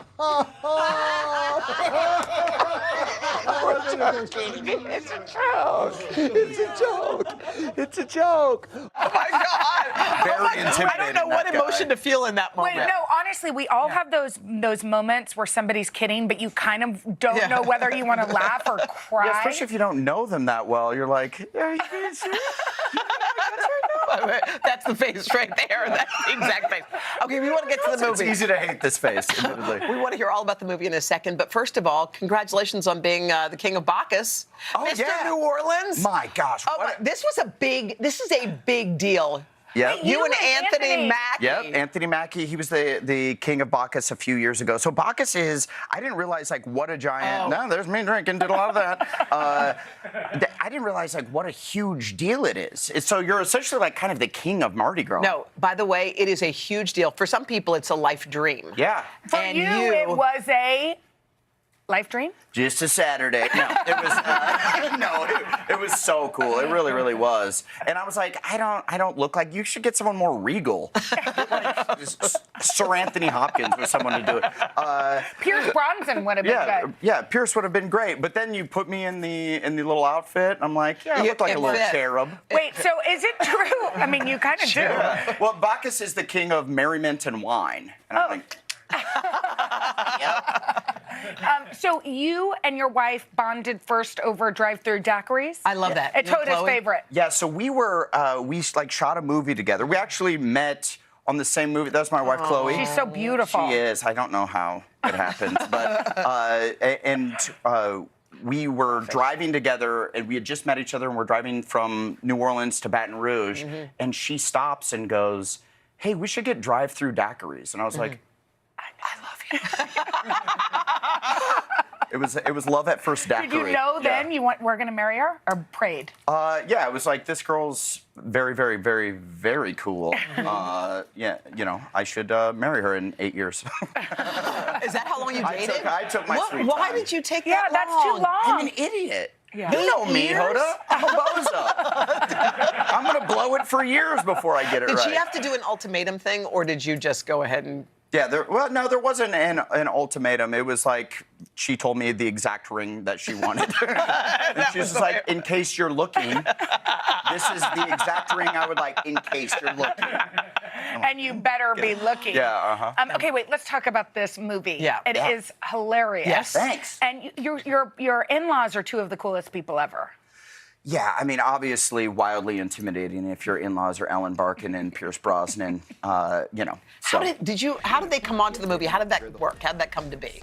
So this script was the Ben Zazov and Evan Turner wrote this script, and they brought me the idea like 8 years ago. Oh. And I wrote it down in a notebook. I'm like, this is a brilliant idea. Yeah. And then blew it and lost that notebook, forgot all about the movie, and then found the notebook in an old box. And I was looking through it. I'm like, this is a great idea. And I hit them up, and they were like, we didn't do anything with it. We thought you hated it. Wait, what? And then I brought it to Netflix, and we sold it there, and then we brought Adam Sandler on to help us produce, which obviously he's a legend and knows what he's doing. So it was the dream come true. And to hear Piers and when Barkin. Pierce signed on initially, like I was at a baseball game with my family, and my dad is like, "Are you crying? Are you crying right now?" And I'm like, "Pierce is doing the movie." He's like, "Hold it together, all right? We're in public. You're my son." Okay, well, it's a great movie. It's so much fun, but you're not leaving yet because you're going to stick around, play one of our favorite games. Don't Look Back, coming up right after this. All right. Are you crying?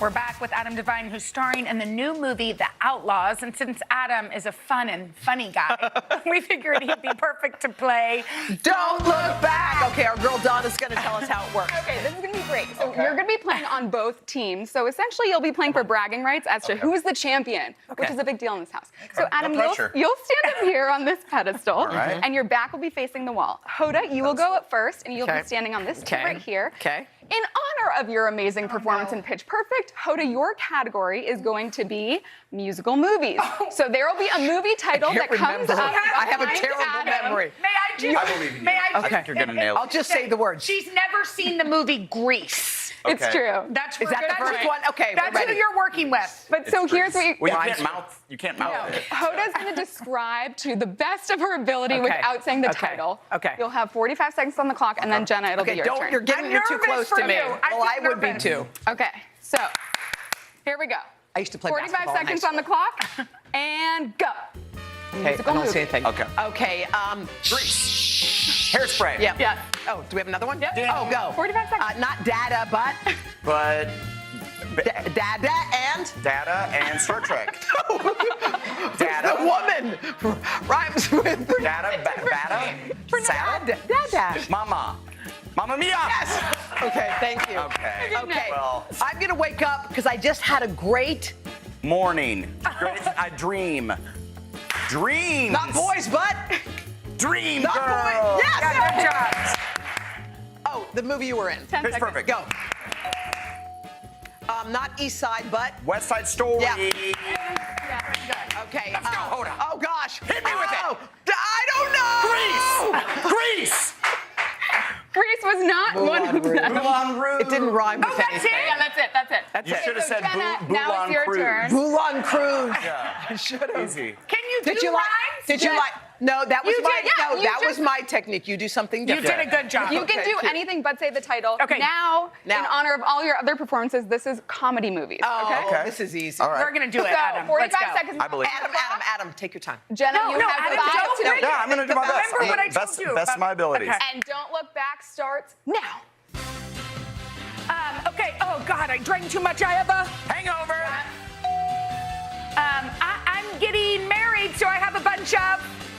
Friends around me. Yes, the friends who are. Friends who are married. The Friends. women, the girls have. Dresses. And remember, it's the hilarious 27 movie with dresses. Kristen Wiig. Bridesmaids. Okay. I'm smart and smarter, but I am. Dumb and Dumber. She's using my Okay. technique. Boys. No. Tiffany Haddish. Girls Trip. Yeah. Oh my gosh, one of the best movies ever. Eddie Murphy. 48 hours. In U.S. Trading Places. Oh, I love Trading Places. U.S. He's a king. Coming to America. Yes, it's a tie. One more. Oh, too late. My continued wedding dates. Wait, but you know what? This is perfect. Why? Because you're all winners. We're all Oh, winners. good job. And that's what we like to do on Hoda and Jenna. Great stuff. What about mine? Great stuff.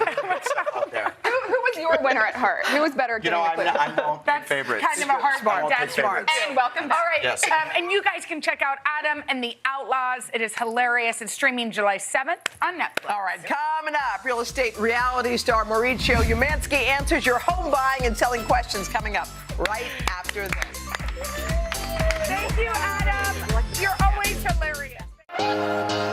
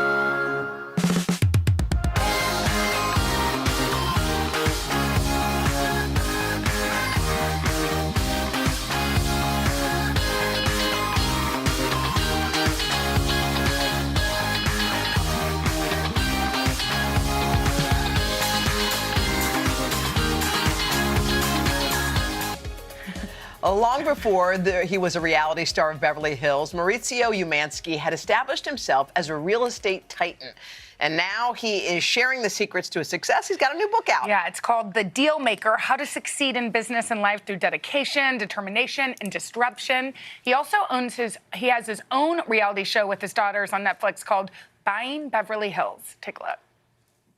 He's going to call his client and call me right back. Okay. You got to just figure out the right number that makes the seller wonder whether or not he's going to do better. Yo. And that's an art. So tell me, what's the word?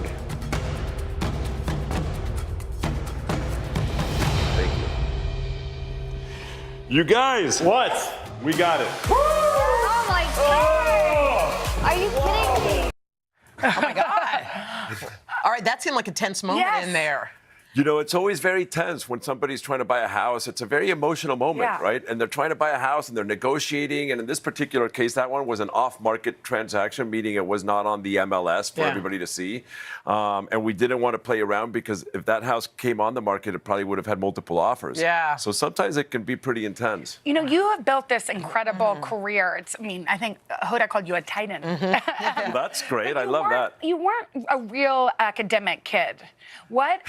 I mean, just say Definitely not. What motivated you? How did you sort of create this space for yourself? Yeah, great question. So I think somewhere around when I was in my early 20s, my family, my father took a gamble in business and we lost a lot of money, tens of millions of dollars.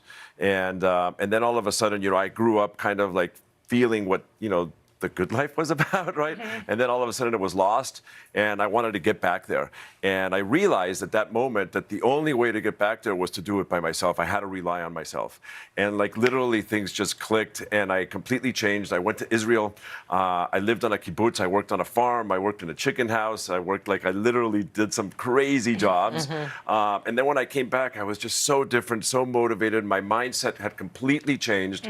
And then from that, and then obviously the help of my wife, Kyle. I mean, she is such a motivator and so strong behind me.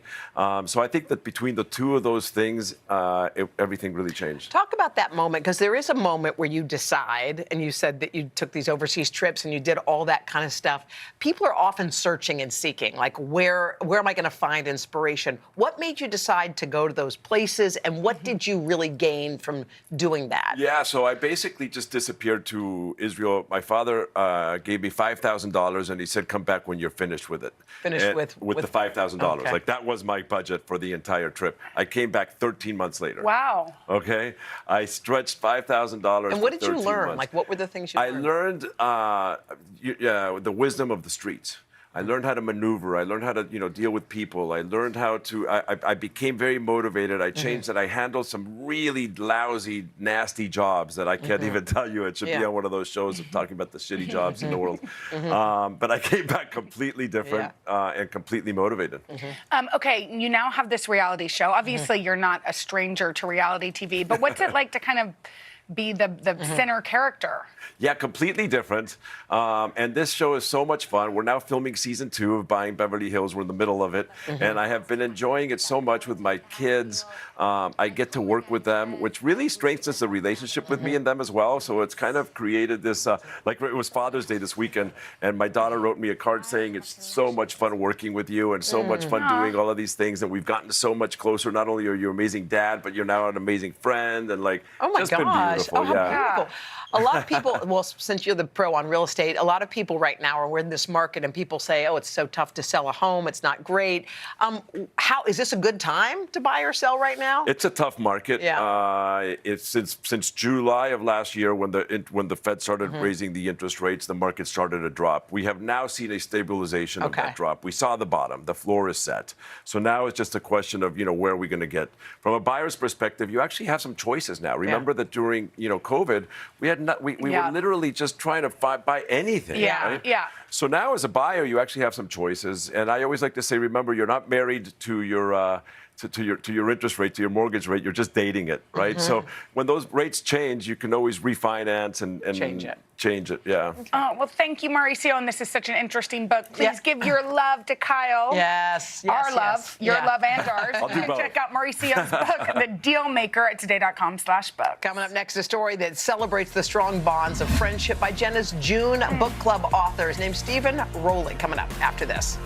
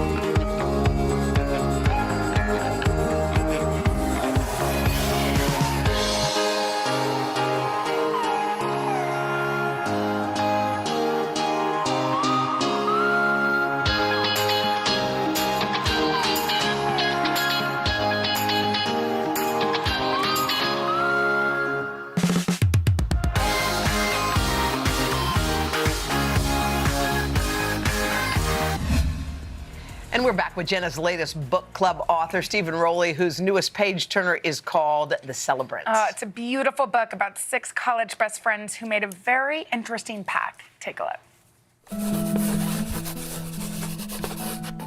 It's been 28 years since friends Jordan, Jordy, Naomi, Craig, and Marielle graduated from Berkeley College and officially embarked upon adulthood. Over the years, they've reunited to honor a decades-old pact to throw each other living funerals, celebrations to remind one another they are loved and valued, no matter what hardships life may have in store for them. But this time, it's different. Jordan calls a reunion that will change their friendship forever. The Celebrants is an honest, deep, hilarious story of growing up and the people we choose to grow with us. And we are so excited because Stephen joins us now along with members of the Q Book Club from Morris County, New Jersey. These ladies met almost a decade ago at a local gym. We are so happy y'all are here with us. An extra shout out because their car broke down on the way here, but here they are. So we're happy you made it. Okay, so Stephen, this book is so beautiful. Tell me how the idea came to you. Well, a couple things. One, I was rewatching The Big Chill. Does everybody remember that movie? Early in the pandemic. And it was a movie about the stresses of middle age and what life would be like in the back half of their lives. And all the characters were 35 in that movie, 35 years old. And as someone who was facing my 50th birthday that year, I did not find that comforting at all. So we're going to get a group of college friends, but we're going to age them up a little bit. Because all the interesting things, the dramas are in the middle of life, you know, marriages, divorce, we have the opportunity to reinvent ourselves now. We don't just have one career and collect a pension the way we used to. I think we hear a lot, like, we don't ever tell the people we love the things we want to tell them while they're here. You know, it's like there are eulogies that happen at funerals, and you always wonder, what if someone had said that? It's a beautiful idea. Did that come from a personal space, or did something just come to you? It came from a very personal space. I did lose a close friend from college to breast cancer, and in that moment, I was in Italy when she passed, and do I scramble back for the funeral? What do I do? And so many of our friends said, funerals are for the living. And that phrase stuck with me. You know, in the end, I didn't make it, but I took a moment to honor her on my trip. And they said, that's what she would have wanted. Funerals are really left to comfort the people who are left behind. And I thought, why wait? Why wait? Why not tell the people we love how important they are and the impact they've had on our lives? This book is so much about the people that knew us before, those that we've known for, you know, half of our lives that can kind of hold our hand and there's no pretense. You know, we are that same person. Do you have that group? Not anymore. Not after this book. No. my college friends can relax. There's no one-to-one parallel Yeah. for these characters, but writers, God help you if you are related to a writer or friends with a writer. We do take little details sometime from real life, but hopefully that's what makes these friendships feel so alive on the page. And the humor is really such a big part of that book. I can already tell you're just He's funny just sitting hilarious. here. But tell us about that piece of the book. Yeah, it's such an important part. Humor is the way through. Yeah. It has been for all the important moments in my life, but also writing a book about a group of friends. What do friends do when they get together? They laugh. Drink. Oh, laugh. Yes, laugh. But they laugh, Yeah. exactly. And that was one of the challenges of this book, is writing these sort of inside jokes for these groups of friends that doesn't exclude the reader, because I really want the reader to feel like they're part of this group. When you do. You Yes. surely do. Okay, let's take some questions from our book club. First up, Lauren, do you have a question Hi, for Lauren. Stephen? I do. Hi. Hi. The first living funeral you wrote about, you made so perfectly awkward as we imagined it would be, with their telling jokes and not knowing how to act. Is that something you've experienced? I've had a lot of people ask me now if I want to have one of these living funerals. And I got to say, as a writer, we're observers. I don't know that I would be the center, like to be the center of attention in that way, unless maybe it was a full-on roast. I was like, if we're going to go for it, let's go for it. But I would love to attend one, but it's what writers do. We imagine, right? We're sort of working through something. And I had to imagine that the first time somebody did something like this, it would be very awkward. And that's where the humor comes in. All right, our next question. Hi, Marie. You have a question? Hi, I do. Jenna sort of stole it, though, away from no. me, asking about Stephen's prior friendships and if this book reflected upon a friend group that he has. Yeah, first of all, I want this new friend group here. A group that meets at the gym but doesn't want to work out as much as talk about books. Those are my people. Those are my people.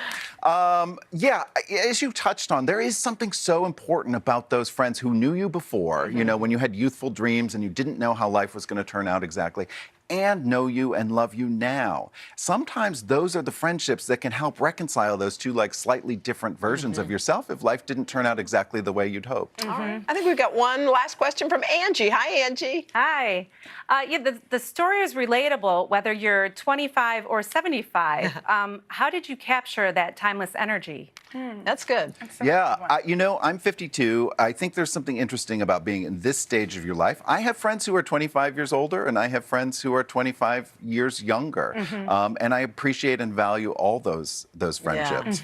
And so, there is a unique opportunity at this point in life to just celebrate all of those friends.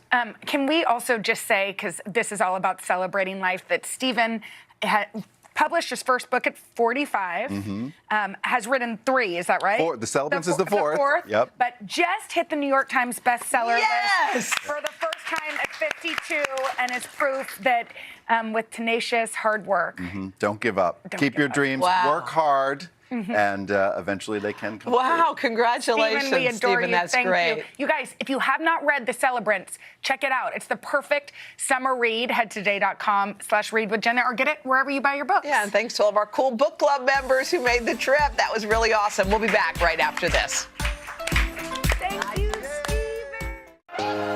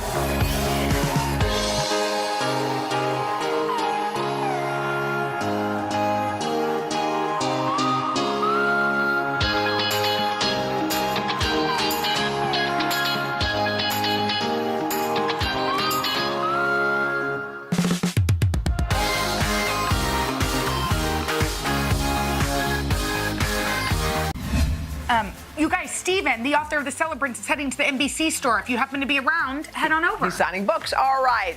Here is our fan favorite from And Just Like That actor, Evan Handler. Yeah, and tomorrow we're also going to show you how to melt-proof your makeup. I like that. Plus summer hot spots and how to create an outdoor entertaining space. Okay, y'all are going to maybe get confused. Today's Tuesday, which means tomorrow is Wednesday. Bye. Hi, everybody. Good morning. Welcome to Today. Every day, We are adding to the star power in our studio. the biggest names, only on Today. See, it worth coming to this early, right? Everybody, it's Today. Like I won the lottery. How do you feel at this age, this stage? Liberated. We're just getting started, folks. Anal stop with a snap. The boys are back in town. Boys are back in town. It's a miracle. It's a miracle. This has been fantastic. Everything and everyone you're talking about, only on Today.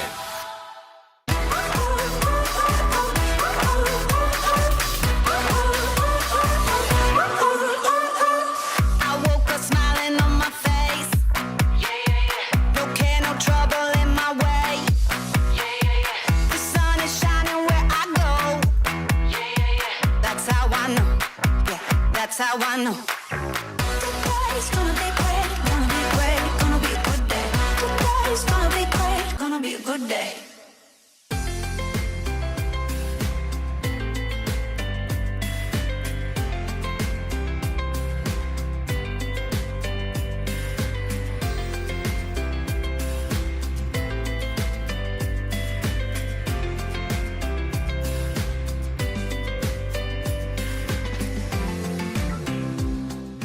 Say there Today all day. Are you looking to ditch some dairy? Well, up next on Hashtag Cooking, Samadata remaking 2 classically creamy dishes without the cream.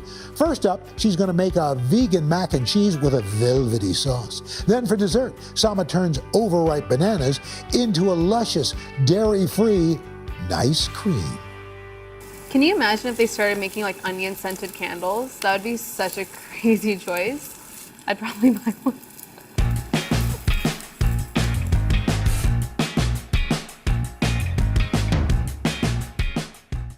If you can't eat dairy, then don't worry, I got you.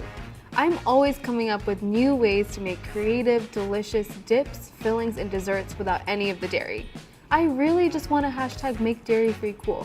I'm going to show you how to make 2 of my favorite recipes that are traditionally loaded with lots of cheese and milk. First up, my masala mac and cheese, and next, because we can never forget dessert, my banana cardamom ice cream. One of the first ways that I dabbled into cooking, and maybe it's a bit generous to say cooking, was through boxed mac and cheese. I used to love that mildly suspect bright orange powder. But today, we are making my masala mac and cheese. The flavor profile is a little bit more elevated, but still just as creamy and decadent. Let's get started. The first thing that we're gonna do is dice up my onion. So I wanted to add some cooked onions into the sauce because I think it adds a lot more flavor. We want different levels of flavor and spice, and by cooking these onions down in some olive oil, it's really gonna get us there. I'm gonna peel this guy. I am just dicing my onion right there.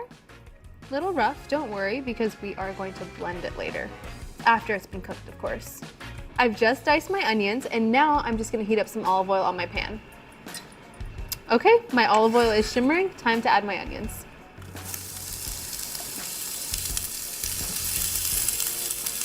I also want to make sure I'm seasoning my onions with some salt and pepper. A little salt. And some freshly ground black pepper. Okay, these onions look delicious. They look nice and golden brown. I'm gonna turn my stove off, set these aside to cool, and get to work on my creamy sauce. Before we get going on my sauce, I have to tell you about cashews. When you soak cashews, they absorb a lot of that water, expanding them and making them a lot easier to blend. Because they're so buttery, when you actually do blend them after they've been soaked, they can create creamy dips, dressings, sauces, desserts, mac and cheese sauce, anything, you name it. But if you skip soaking them, and please don't, you'll get a really crumbly and mealy sauce, and that's just not cute. It's really important that you soak your cashews for at least 24 hours overnight, or you can flash soak them for an hour in hot water. Best part about this mac and cheese is it comes together in this blender. What could be better? Mac and cheese in a blender? I'm on board. We're gonna add our cashews into our blender. Make sure when you're making this recipe that you only use raw cashews. No salt on it, no roasting. Because I want a little bit of a sweet taste and I want that nice orange color for this mac and cheese, I'm using a roasted sweet potato. I'm just gonna peel the skin off with my hands. By the way, if you're worried that I'm handling a hot potato, I'm not. This has been cooled. Don't worry about me. I'm okay. I'm just gonna take about half of this, pop it in my blender. You thought I forgot about my onions? You were wrong. They're going straight in here. Now to get that really delicious, cheesy, savory flavor, I'm using some nutritional yeast. Nutritional yeast is a really common vegan cheese replacement. Adding this straight in my blender. It adds a bit of umami as well. Now for my spices. This is a masala mac and cheese after all. Got some cumin. Adding a bit of cayenne. Cayenne gives me that heat. I want a little bit of spice in this masala mac. I'm gonna add some turmeric. Turmeric is not only delicious, but it also adds that really gorgeous yellow color that we're chasing for this mac and cheese. And finally, we've got some garlic powder. To help everything blend together, I've got some vegetable broth. Veggie broth is also a bit better than adding something like water because it's got a little bit more flavor in there. Okay, are you ready to blend? Okay, let's do it.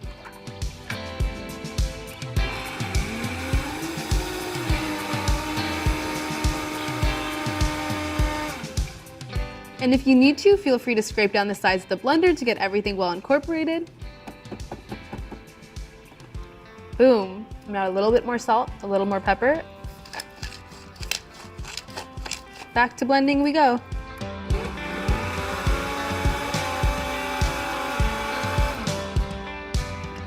Okay. I'm really pleased to announce that my mac and cheese sauce is done. Looks amazing. Time to make our pasta. Got my cute little elbows here. My water is boiling. Don't forget, please don't forget to salt your pasta water, okay? We're gonna do that right now. Pasta water is salted. It's time for our pasta. So I am using elbows here for my little cute pasta shape. I wanted to get that very iconic mac and cheese vibe, but you can totally use whatever short pasta works for you. A shell would be nice here, penne would be nice here. Okay, so I'm just gonna fish for a piece, see how we're doing on doneness.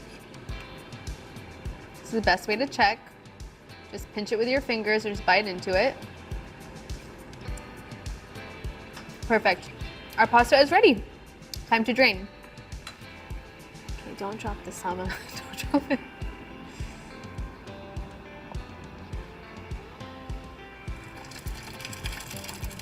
One more thing to do is just add our sauce to our pasta. I'm gonna add this into my bowl. I'm really excited about this sauce. Just so you know, this makes a lot of sauce. I like a saucy mac, but you can totally reserve some for later if you want it to be a little less saucy. All right, time to plate. Sorry, I just gasped. I was just taken aback. It's so creamy. All right, little fresh parsley just to top. Little bit of color, little bit of green, little bit of herb, just to bring this out. And then I'm just gonna finish it with some freshly ground black pepper. Have you ever seen a more velvety mac and cheese? I just have to capture this. Here I go. This is gonna be an action shot. Okay, think I got it. Time for me to dig in. I've never been more happy than this moment right now.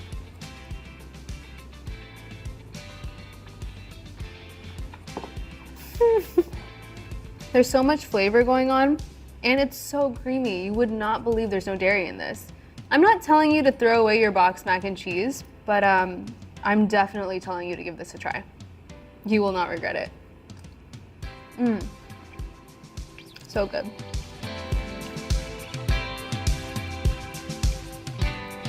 It's me, and I can never have any dinner or lunch without a little bit of dessert. So up next, I've got my banana cardamom ice cream, and you're absolutely gonna love it. I'm gonna go grab the ingredients.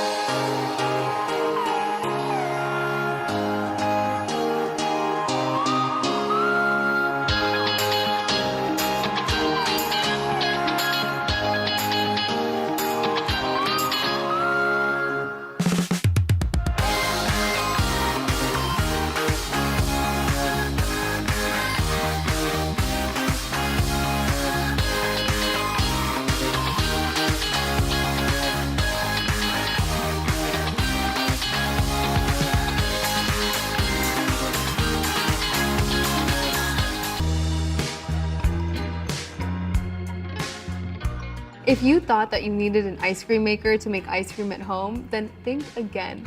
My banana cardamom ice cream comes together in a blender and takes a little nice nap in the freezer to create the most luscious vegan ice cream. Let's make it. Listen closely. I hate wasting bananas. It's so sad. Ripe bananas, really spotty bananas, are perfect for so many different types of recipes, and especially this ice cream. They help create that really luscious, creamy texture without any of the dairy. I've got my frozen bananas here. I'm just gonna pop them into my blender. When I freeze bananas, I like to cut them up in little pieces just to make it easier to blend. Really important that you're using ripe frozen bananas because we're not actually gonna add any added sugar to this recipe. All the sweetness is gonna come straight from those bananas. Okay, now I'm gonna add a little bit of creamy almond butter into my blender. Because the bananas are super sweet, I like adding a nut butter like an almond or even a peanut butter just to balance out that sweetness. I love using cardamom in this ice cream because it's got this really nice piney, fruity undertone. Really delicious. If you don't have it, don't worry, you can totally sub cinnamon instead. Now to help everything come together, I'm just gonna add a little bit of almond milk. Here's the important thing. We're not trying to go for a smoothie here, right? So we're just gonna add a little bit of milk just to get the blender going. Time to blend. Time to scrape down the sides of the blender. I'd rather scrape down the size of the blender a million times to get that really creamy, thick, almost soft serve consistency ice cream, rather than add too much almond milk and be left with a smoothie. Can we just take a moment for my blender, please? It literally does the absolute most for me. It's key when I'm creating all of my delicious dairy-free recipes.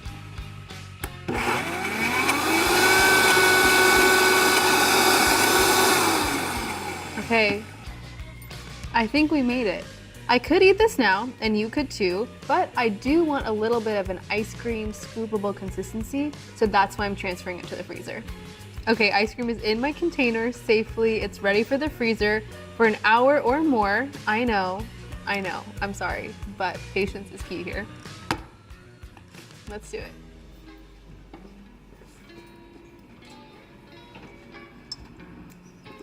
My ice cream is done. A little patience gets us a very long way. I am just gonna cut some strawberries to top my ice cream with, and then I'm gonna enjoy it.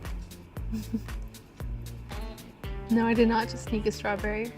I have been waiting for a long time for my dessert, so it is time to scoop my ice cream. I'm very excited. I just gasped yet again. Oh, you thought I was a single scoop girl? Think again.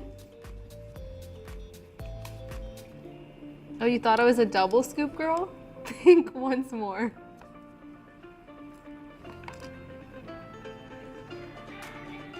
Time to top with some of my strawberries, just for some color, just for some freshness. I would say this looks too pretty to eat, but I'm for sure gonna eat it. I will take a picture though. Okay, I'm ready to taste. It is crazy that you can make something this creamy with frozen bananas. It's crazy, it's wild. The bananas are so sweet, and we've got that almond butter to balance it out, and then that cardamom brings all the flavors to life. The next time you're craving something super creamy and delicious, but you can't have dairy, look, there's options for you. These are so easy to make. I made so many of my dairy-free recipes in my blender. Easy to whip up, just as decadent, just as creamy and delicious, without the dairy. Hold me back. I am going in again. Oh, it's so good.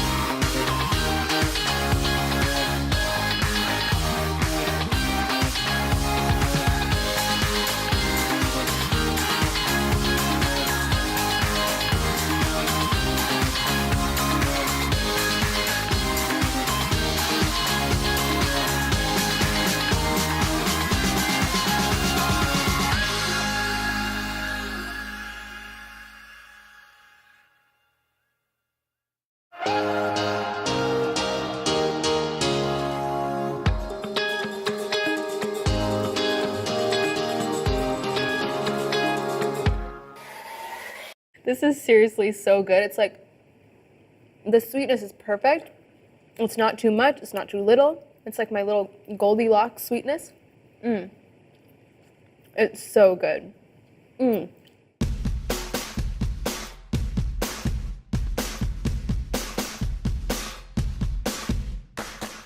doesn't love a muffin? As for me, whenever I enter any bakery or cafe, my eyes go directly to the muffins. I am obsessed. Am I the hashtag muffin woman? I don't know, that's a question for another day. But I've always wanted to create my favorite bakery style muffins at home. So after a little testing, I came up with 2 that are always on rotation for me. First up, a blueberry muffin just sweetened with some honey, and lemon poppy seed muffin tops with a cute lemon cashew glaze. I always bake with chocolate over fruit. That's typically my MO. But I will say, I always make a little exception when it comes to a blueberry muffin. They're just my favorite staple comfort baked good. But I was thinking, why should I go to a bakery when I can make one in my own kitchen? So let's get started. I've preheated my oven to 350 degrees and I've lined my little muffin tin with these cute muffin liners. They're so cute. Now I can start on my wet ingredients. First up, got 1 egg. Just cracked my egg in here. Gonna whisk it really well. I want no separation between the yolk and the whites. This looks nice and uniform. Now, I'm gonna add in my almond butter. I find that the almond butter kind of adds a really nice nuttiness to these muffins. It's so delicious. Gonna mix my egg and my almond butter together really nicely so it's well incorporated. And now I'm gonna go ahead and add my melted and cooled coconut oil. This is gonna serve as a nice butter replacement. Okay, and now I'm gonna add a little bit of vanilla extract. And for my star, I cannot have my honey blueberry muffins without the honey. That would simply be wrong. I like to use local honey for these muffins, especially because it's such an important flavor component. I really want to use the good stuff. And finally, I want a little touch of acidity just to bring out all of those flavors, so I'm gonna add a little bit of fresh lemon juice. Perfect. Mix the lemon juice in there. It smells so good. Okay, my wet ingredients look perfect. They're well incorporated, they're well mixed, which means it's time for me to move on to my dry ingredients. I'm using almond flour for this recipe, which is honestly my favorite flour to bake with. It's super cakey and dense, so it creates a really nice texture in these muffins. I'm gonna add some baking powder and a little pinch of salt. Just a little. Perfect. Now I'm just gonna whisk my dry ingredients together, make sure everything's well incorporated. You know what time it is. It's time to combine our wet and dry ingredients. We want an even muffin batter. It smells so good already. All right, I'm just gonna add a little bit of almond milk to help everything come together a bit better. This is looking great. Now, this is a blueberry muffin. So I've got my gorgeous fresh blueberries here. Just proceed with caution when you're folding your blueberries into the batter. We don't want them to burst. They're precious, they're delicate. Just like, be careful of their feelings, okay? Okay, we look nice and well incorporated here, so it's time for me to add them into my muffin tin. I like using a cookie scoop for cookies, for muffins, because it allows me to just capture even amounts of batter per muffin tin, per cookie, makes it really consistent. And then you get a nice even bake too. Perfect. All right, so all that's left to do is bake them. They're going in the oven 30 to 35 minutes. I'm really excited to see them on the other end of this.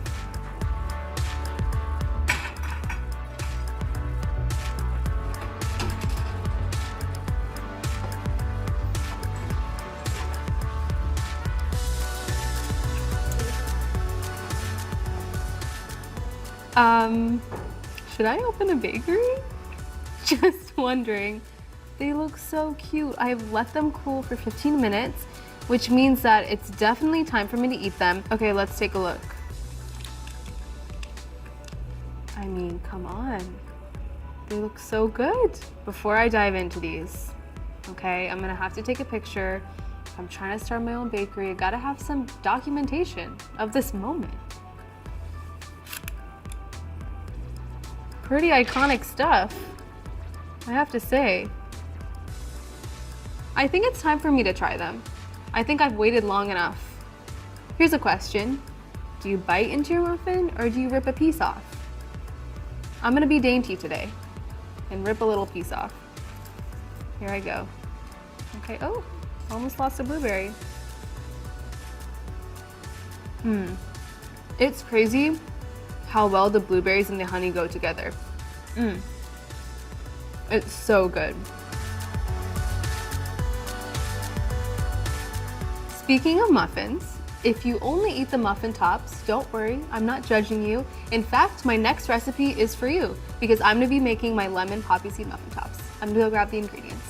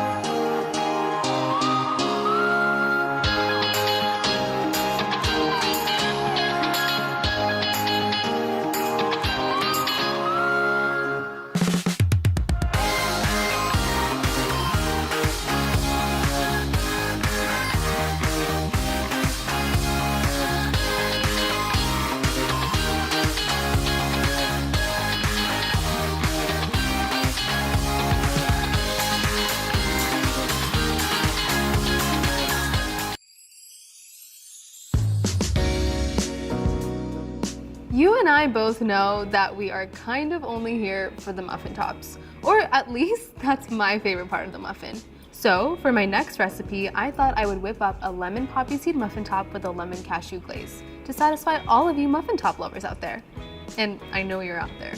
I preheated my oven to 350 degrees, and because I love being prepared, I have lined my pan with parchment paper, and now I get to work on my wet ingredients. All right, I'm gonna crack 2 eggs. Now I'm gonna add in my melted and cooled coconut oil. All right, whisking that nicely. I'm using maple syrup and coconut sugar to sweeten these muffin tops. They're my 2 favorite sweeteners. They add a really nice, robust taste, especially when paired together. Adding my maple syrup. Reminds me of pancakes and waffles, but it's kind of better in a muffin. This is a lemon poppy seed muffin top, which means we can't make it without the lemons, right? First, I'm gonna zest some lemons. I love using the lemon zest. It really amplifies that lemon flavor in these muffin tops. Now I'm gonna juice my lemons. Because I love precision, I'm gonna juice my lemons straight into this measuring cup so I know exactly how much I'm using. Okay, we've got our lemon juice, and now we're just gonna add it straight into the rest of our wet ingredients. Mix that up really nicely. And for one more layer of our sweetness, I'm gonna add some coconut sugar. It's super warm, it's rich, it's golden. All right, our dry ingredients, very important, just as important as our wet ingredients. Here, I'm using a combination of almond flour and oat flour.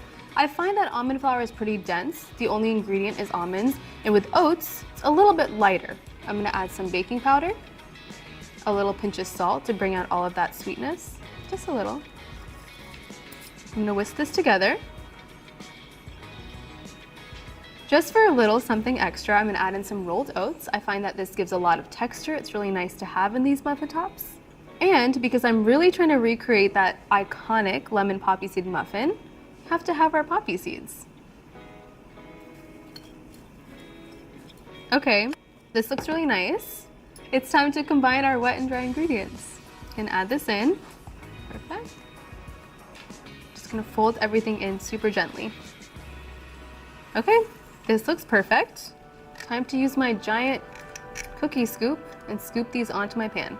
I like using these because it allows me to get a really nice uniform muffin top, so they're all even, they're all the same size. You know what's really great about a muffin top? You don't need a muffin tin to make them. Just use your cookie sheet.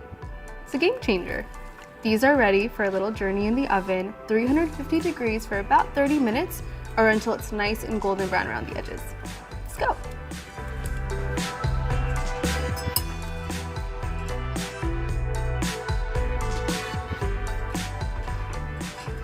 I've let my muffins cool for about 20 minutes, and you know what they need. You know what they're ready for? A little glaze. I'm gonna just preface this for you. I just wanna tell you that this glaze is kind of like a cross between a glaze and a frosting. So I do tend to call it a glosting. And I know I made that word up, and I'm honestly pretty proud of myself for it. So let's make our glosting. To make this really creamy, delicious glaze slash frosting, aka glosting, we are going to be using some cashews. I've soaked these cashews, and when you soak them, it actually allows them to absorb that liquid and become really nice and tender and plump. This is gonna be the perfect thing to just blitz up in our blender because it's gonna be really luscious and smooth. I drained the water from my soaked cashews, and I'm just gonna pop them in my blender. To complement that gorgeous lemon flavor in our lemon poppy seed muffin tops, I'm going to add some lemon juice into my blender, into my glosting. Now, to sweeten this up, I'm going to add some maple syrup. Time for a little oat milk. Finally, to bring out all of those flavors, balance everything out, a little pinch of salt. Now I'm just going to blend this up.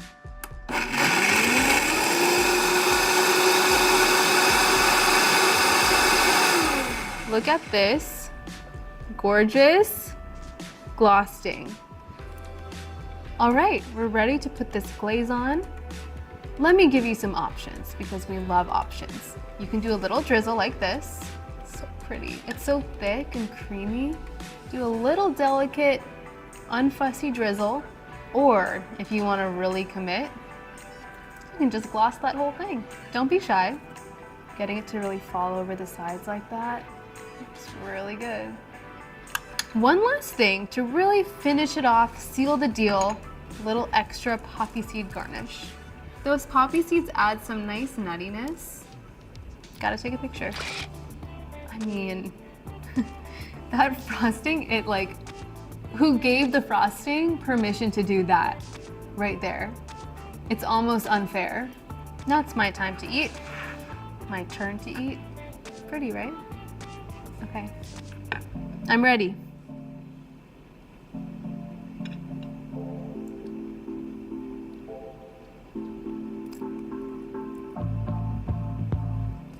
You know what's the worst thing in a lemon baked good? Not enough lemon. This is so tart, perfectly sweet. I have no rules for myself.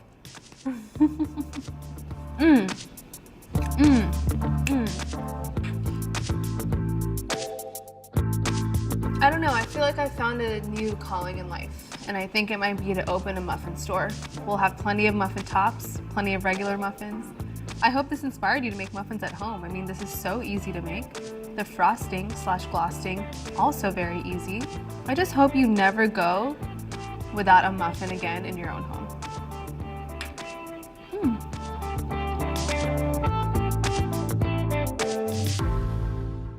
Hello today, all day. Up next on Hashtag Cooking, Samadata making 2 protein-packed recipes with a pantry staple, canned chickpeas. First, she's going to use the chickpeas to make a hearty dinner with a chana masala and roasted sweet potatoes. For dessert, she's going to turn the legume into ooey gooey chocolatey brownies. We promise you won't even taste the chickpeas. Just get out your aggression on these sweet potatoes, okay? If you have any stress in your life, don't take it out on your friends. Make this recipe. Take it out on these potatoes.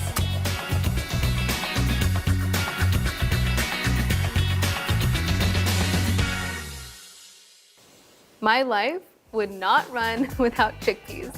Whether in savory recipes or sweet, chickpeas are truly the legume loves of my life. I guess you could really say I'm a hashtag chickpea chick. I'm going to show you 2 of my favorite recipes to use chickpeas, my chana masala stuffed sweet potatoes, and a delicious and surprising chickpea brownie.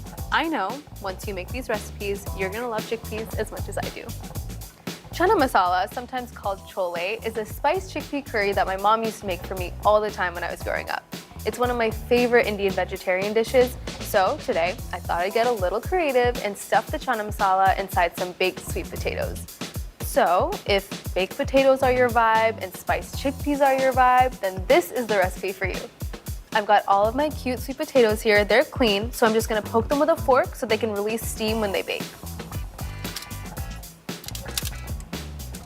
Don't mistake your hand for a potato, okay? Promise me you won't do that. Keep your eyes on your goal. All right, I definitely did some damage here. Now I'm just gonna rub these potatoes with some olive oil and then sprinkle with some salt. These potatoes are at the spa currently. They're loving their lives. They're about to go into the sauna. I only find myself funny. The olive oil is gonna allow the sweet potatoes to get nice and crisp on the outside. I love eating the skin too, it's really yummy. Now, just a little sprinkle of salt. We can't forget to season everything. We need flavor everywhere.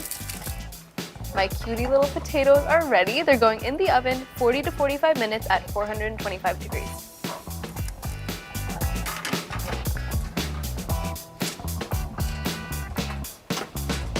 Now that my sweet potatoes are safely in the oven, they're secure in there, I am gonna start on my chana masala. First thing I'm gonna do is dice my onions. Just clearing my workspace, nothing to see here. I love using onions in basically everything, but onions, garlic, and ginger are just key aromatics in Indian cooking. You really can't have Indian cooking without them.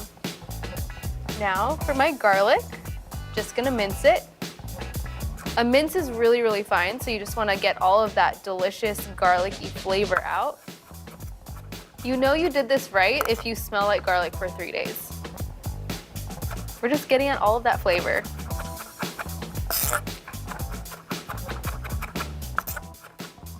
Now I'm just gonna use some ginger.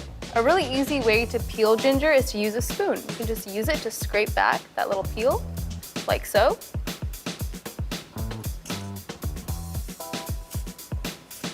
See how easy that is?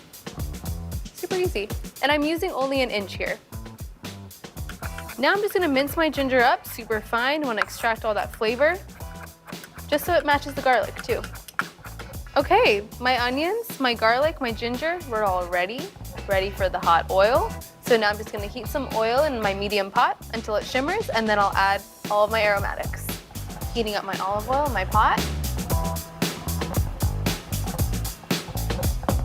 Once the oil shimmers, then I know it's ready for the onions. Taking a little peek, the olive oil is shimmering, so it's time to add my onions.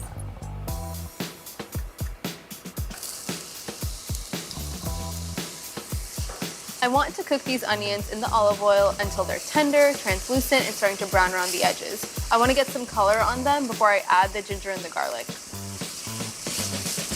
And the reason that we're not adding the garlic and the ginger in with the onions is because those take a lot less time to cook. So we want to get the onions going, and then we'll add the ginger and garlic so those two don't burn.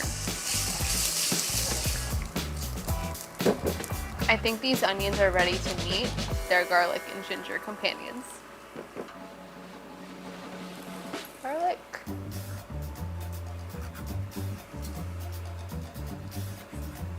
Ginger. Smell. We want to cook the garlic and ginger in with the onions for about 1 to 2 minutes so it smells aromatic and fragrant. Get rid of that raw smell. This is my masala box, my masala dabba, my prized possession. I have literally never lived a single day in my kitchen without it. It's how I store all of my favorite spices. It's also how my mom taught me to store all of my spices. Let me show you a little reveal.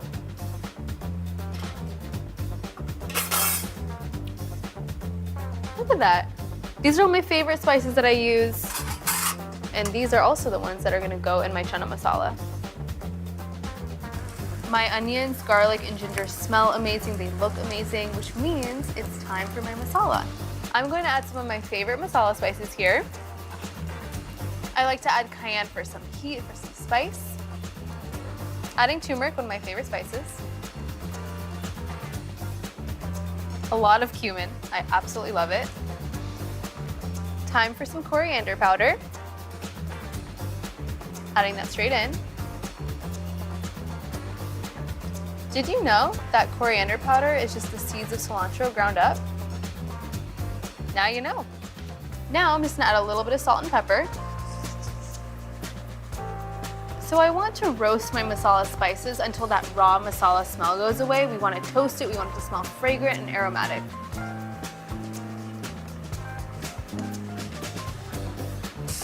And finally, my little secret ingredient, amchur powder, or dry mango powder.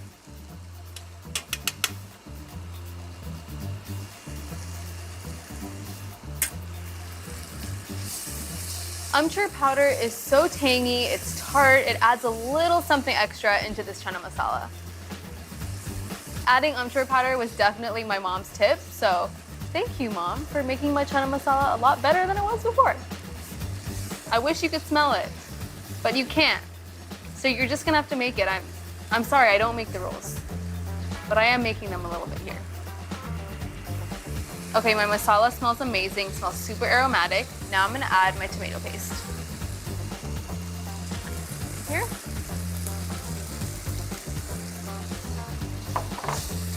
I wanna cook the tomato paste in with my onions and spices until it deepens in color. Now I'm gonna add my tomatoes. You can use fresh tomatoes for sure, but I'm using canned and crushed tomatoes because I think convenience is the most gorgeous thing.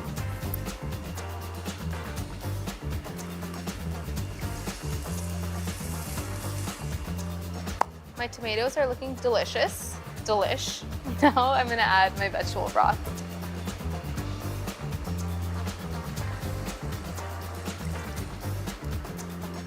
Okay, I've brought everything to a boil. Now I'm just gonna reduce to a simmer and cook uncovered for 5 minutes. We have to add a very important friend to the party, our chickpeas. I could never forget about them. How could you think that? Adding them straight in here.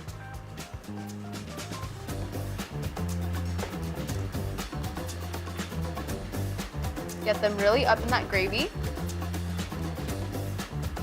Now that the chickpeas have found a really nice home in here, I just want to simmer this together for 20 minutes. I want the gravy to become thick and the chickpeas to really infuse in with all of that masala. Make sure you cover this while it simmers.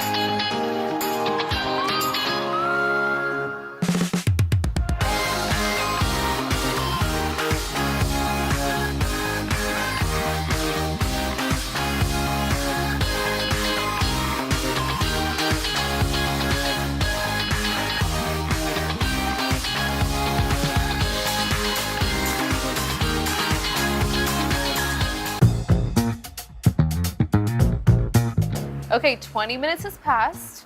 I think it's time we take a peek at my chana masala. I mean, look at that. Look how thick it is. It looks delicious. It smells even better. There is one more thing that I do like to add in my chana masala. Just a little sneaky spinach. Nothing to see here, just some sneaky spinach. You won't even see it or taste it. I just like to sneak in some cute greens in there from time to time, you know?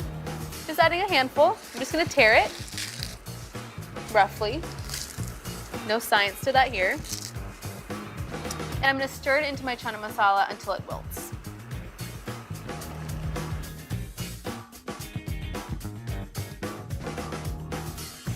Speaking of something green, I do like to add a little bit of cilantro in here as well. Something zesty, herby, brings all of the flavors to light.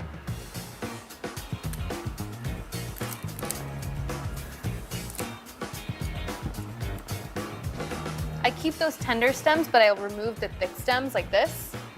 This doesn't have to be added to our chana masala. All this talk about cilantro has me craving something, my cilantro mint chutney. I'm gonna show you how to make that. I'm just gonna let this hang out while I do that. Let me just start off by saying that I love chutney. A life without chutney is one that I just don't wanna live. If you're not eating chutney, you are not living. Chutney is super popular in Indian food, especially Indian street food. I find that it's zesty, it's bright, it's usually with a lot of herbs, a lot of spices, a lot of lemon or something acidic. It's super delicious and really tangy. Let's make my favorite cilantro mint chutney. This, by the way, is so easy to make. You're just gonna throw everything in your blender. Just gonna get my cilantro ready. Again, just like in my chana masala, where it's okay to keep those tender stems on the cilantro, I'm just gonna keep the tender ones but remove the thicker ones. These are a bit more bitter, so we don't want these in our chutney. Like I said, super simple recipe, gonna add everything to our blender. I don't know why these spatulas are in here. They wanted their 15 seconds of fame. Remove them. I'm gonna add my cilantro straight into my blender. Like that. Mint is super floral, it's very bright. So I find that it complements the cilantro really well. And anything you add this in is just gonna really awaken the flavors. If the flavors were sleeping, this chutney is gonna awaken the flavors. I love some heat, I love some spice. So we're gonna be adding a full green chili here. If you want it to be less spicy, you can de-seed it, but I will not be partaking in that. I want all the spice. Just gonna trim it, pop it straight in there. Yes, I live life a little risky. It's just how I do. Just juicing a fresh lemon in. Nothing like some fresh lemon juice. It's gonna really brighten all of those flavors up. Add something a bit acidic, which we need with all of those zesty herbs. Now for my spices, I'm gonna add some salt and a little cumin. My precious box. Little cumin. And some salt. Now I'm just gonna add a little bit of water to help get the blender going. You can feel free to add more water as you blend, just if you need to get the blender moving a bit more.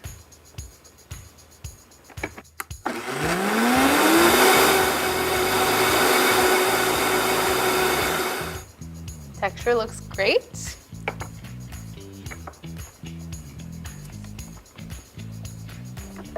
Oh, it smells so good too. That, as you can see, some nice texture. I wanted this to be a little thinner because I will be drizzling it on top of my chana masala stuffed sweet potatoes. I'm gonna set this aside, go check on my potatoes, and then I'm gonna get ready to plate.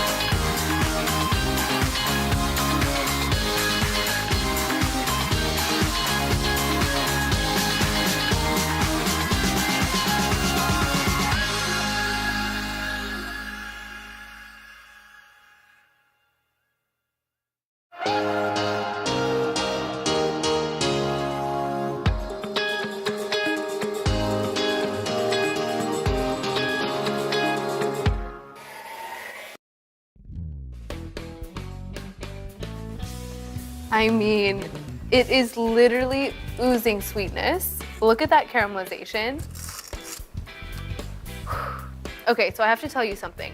Chana masala is typically served with roti, naan, or rice, but I wanted to get a little fun here, a little creative, so I'm gonna stuff my chana masala into my sweet potatoes. And I'll take a bath now. Thank you, thank you. Okay, I think we're ready to plate. I think I'm ready to eat. That I know for sure. I am gonna get this potato right here. That is the one that I want. This is the chosen one. Look at all of that sugar that's just caramelized around the edges.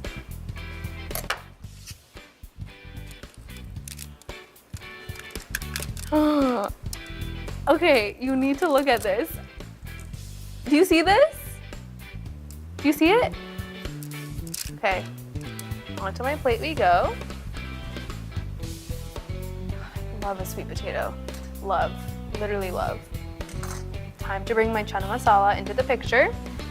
Gonna move these guys aside. I will see you later. Time for you. Does everyone talk to their food like I do?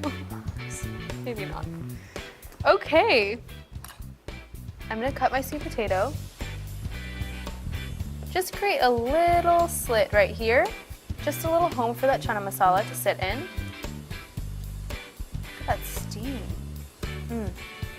Perfect.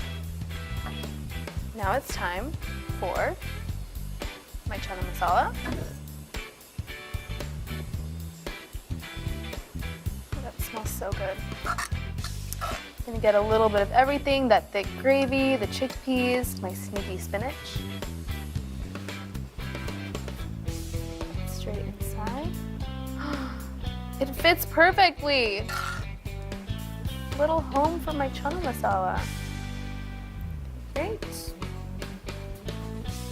Okay. Now, did not forget about my cilantro chutney. This is gonna add some brightness, some freshness, and a little bit of spice. Now, just for a little bit of glam, we're gonna add some chopped, or I should say torn cilantro. A little on the plate, just to, you know, aesthetics. I can assure you that my mom has never done this before, so I have to show her a picture. I wanna see what she's gonna think. She will be proud of this chana masala though, because that looks pretty good. Mom, I hope you're proud. That looks so pretty. Aesthetically speaking, this looks amazing. Can I eat this now? I think yes, I can eat this now. I mean, this literally can do no wrong. It's hearty, it's satisfying, it's filling. It's very balanced. I think I really leveled up baked potatoes today. Perfect weeknight, dinner, even lunch. That caramelization on that sweet potato is just getting me. I just can't even handle it. Looks so good.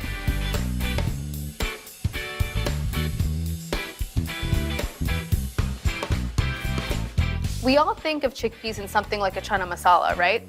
But here's the secret. I really like to bake with them in my desserts. I know you're questioning my life choices right now, but just you wait. I'm gonna go get the ingredients for my chickpea brownies.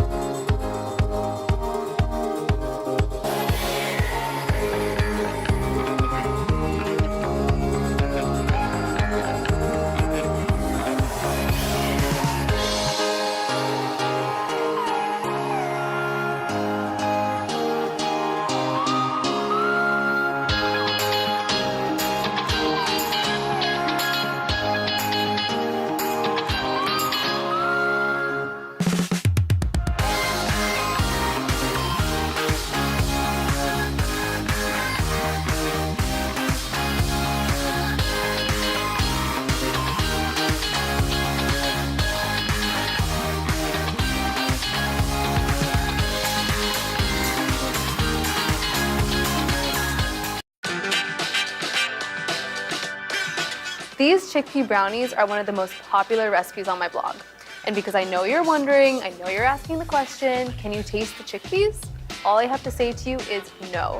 All they do is simply create an irresistible fudgy texture. And with chocolate involved, everyone wins. So let's get to it. First thing I'm gonna add in here is some almond butter. I like this because it's kind of rich, it's nutty, it adds a lot to these brownies.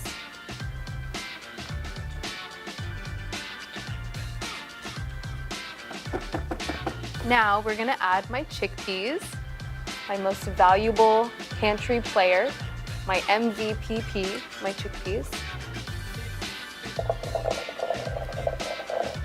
Make sure before you add these chickpeas into your blender, you rinse them super, super well.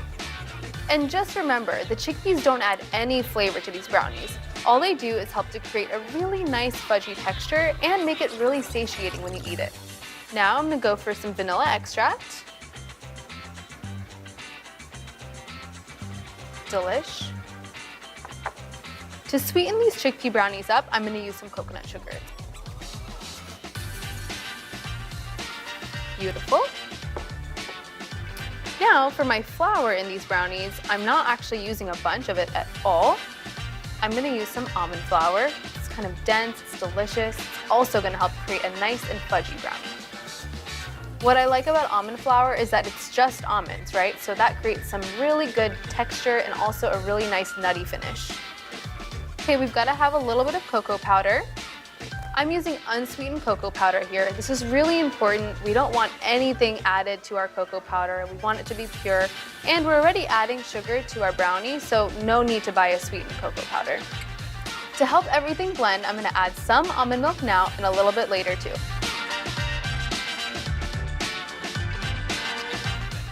Are you ready for the blender brownies of your dreams? Are you ready to not make a smoothie and make brownies instead? Same. Okay, here we go.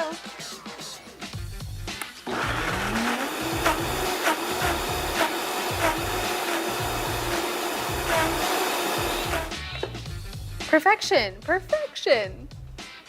I'm gonna scrape the sides down, give it another little blend. You want it to be super, super smooth. You literally never know there are chickpeas in here. It's actually kind of scary.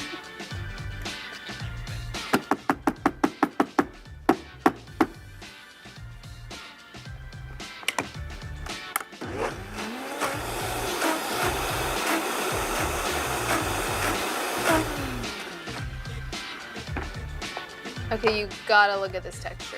You gotta look at this texture. Come on now, that's just not fair. Super velvety, really smooth. Just needs one thing, chocolate chips, because it's me. And why would I make a brownie without chocolate chips? It just doesn't seem right. Make sure you remove this from the blender before you add your chocolate chips so you don't blend up some chocolate chips into the air. No, that is not speaking from personal experience.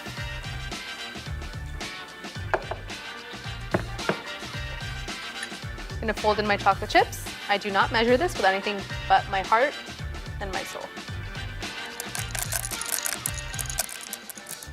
Now it's time to transfer into my pan. Gotta get a shot of this. The texture is luscious. I know, there's chickpeas in here. Isn't that crazy? You really could fool a lot of people. I'm not saying do that. I'm not saying trick people, but like, I'm just saying you could. Have you ever wondered what the difference is between a chickpea and a garbanzo bean? Well, I have news for you. There is no difference. They're the same thing. Garbanzo is just the Spanish term for a chickpea. This just looks nice, honestly, plus a little extra chocolate never hurt anyone.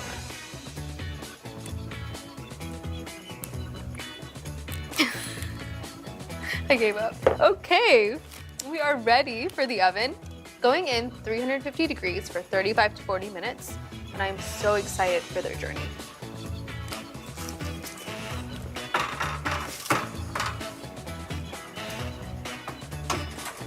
My pride and joy, my chickpea brownies. I've let them cool for 25 minutes. This is important because it lets them firm up. And when they come out of the oven, you know that they're done when they start to pull away from the sides of the pan. Look at how easy parchment paper makes my life. All right.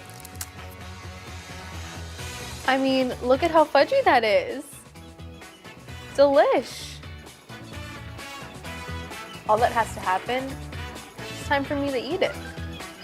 Okay, I think I'm ready to taste. Oh, it's so fudgy. Mmm. This is my party trick, putting chickpeas into brownies.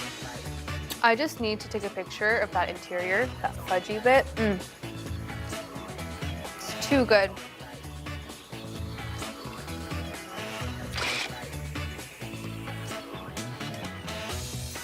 It is crazy how you can't taste the chickpeas. They just add to that really nice fudgy texture. They've got some rich chocolate, so they taste super decadent, but they're also super satiating. And so fudgy, melts in your mouth. The extra chocolate chips, nobody's mad about that. I'm not mad about it. I hope this inspired you to use chickpeas in new and fun, unique ways, even baking them into brownies. Now you know why they're so versatile, and also why they're the legume love of my life.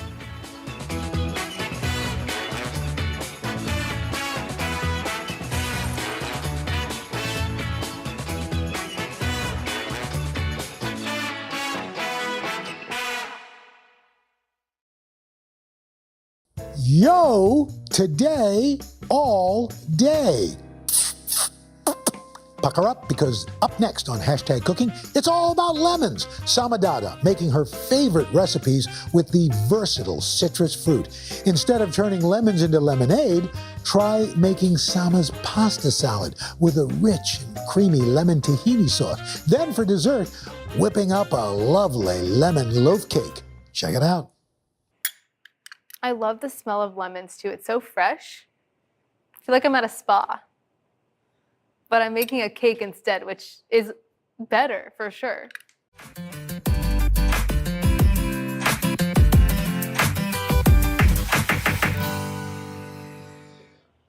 So, everyone has been telling you to make lemonade out of the lemons that life has apparently given you. But you know what? You don't have to listen to those people. I'm sure they have good intentions, but they don't really know how to hashtag live, laugh, lemons. You know what I'm saying? I'm gonna show you how to make two of my favorite recipes that use lemons, my lemon tahini pasta salad, which is zesty and bright, paired with some zucchini and tomatoes, and my gorgeous lemon loaf cake, which is fluffy and just lightly sweet, the perfect companion to your coffee or tea. Some things I think about.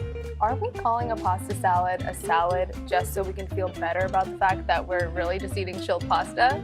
Whatever the case, I'm on board, especially with this lemon tahini pasta salad. It pairs two of my favorite things together, tahini and lemon, for a fresh and light pasta that I guess we can call a salad. I'm using shallots, garlic, some tomatoes for sweetness, and a zucchini in here to make it a lot more flavorful and complex. I'm gonna start by just preparing all of my ingredients because I love being prepared and I love having my cooking process go a bit quicker. So we're gonna start with the shallot. I'm just gonna dice my shallot. If you don't have a shallot on hand, don't stress, don't worry, you can use a red onion. I'm just gonna slice this little end off right here. I'm gonna make little parallel cuts into the shallot. Watch your fingers, you need those. And then I'm gonna make perpendicular cuts right on top of the shallot, keeping this end intact so we can hold on to it. And then I'm just gonna dice. Gonna add my shallots back into their bowl, into their little home until I'm ready to use them.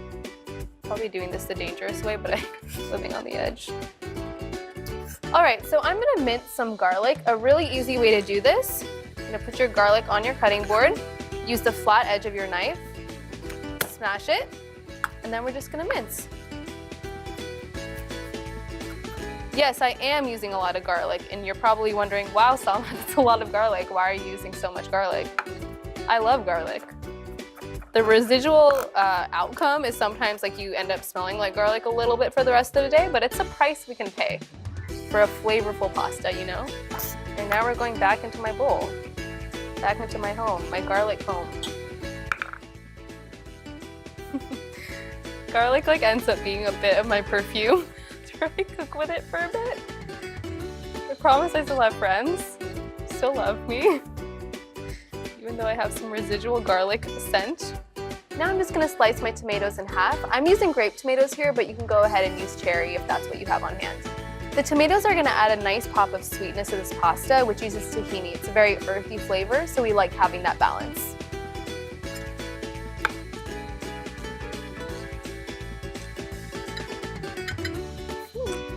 You can totally slice these tomatoes lengthwise, but I'm just gonna do them sort of like a globe because I think it looks prettier. It looks nice. Looks pretty. Okay, adding these back into my tomato home. All right, now I'm gonna cut my zucchini, trimming the ends off. You could also slice it lengthwise and then half it, but I like to do the full rounds here. I'm cutting the zucchini pretty thin because I want it to cook through pretty quickly and get nice and tender. I wanted to add zucchini to this recipe because zucchini is such a neutral tasting veggie. Like, it really absorbs a lot of the flavor of anything that it's kind of cooked with. So that's why this was the lucky pick for my vegetable addition in this pasta. My zucchini, tomatoes, shallot, garlic, everyone is ready. Now I'm just gonna heat some olive oil on my pan and start cooking the shallot.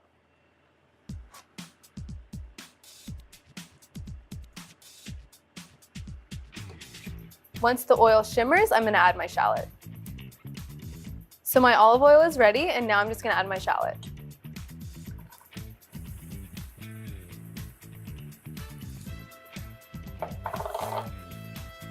I wanna cook the shallots for about 5 minutes until they get nice and tender and translucent and start to brown around the edges. You want it to smell really fragrant and aromatic. It smells so good. You'll notice that it's already starting to get some nice color. That's what we want.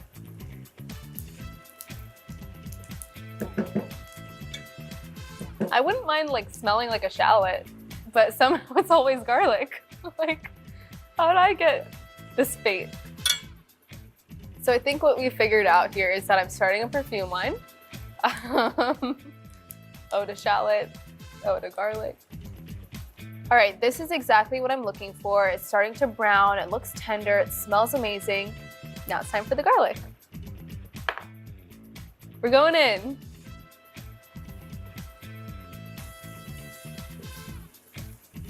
The reason we didn't add the garlic in with the shallots together is because garlic doesn't take that long to cook, so we didn't want the garlic to burn. That would be a problem. We want the garlic to cook in with the shallots for about 1 to 2 minutes, not too long. And then we'll be good to go. And don't forget to season with some salt and pepper. A little salt. Some pepper.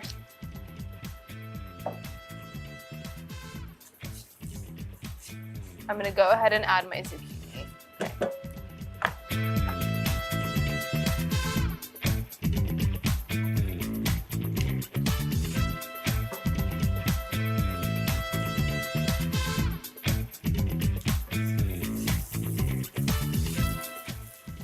I want to stir the zucchini in with the shallot and garlic so everybody becomes friendly, everything is nice and incorporated. In case anything starts to burn, you can feel free to add a splash or two of water. I'm gonna add just a little splash of water. You'll notice when the zucchini gets a little bit more tender, it looks a little bit more flexible, a little more bendy. That's good, that's where we want it. These are looking nice and tender and translucent, and now it's time for the tomatoes. I don't want to cook the zucchini too much longer because they're going to cook with the tomatoes as well, so we don't want anything to burn. I'm going to add my tomatoes. Look how pretty!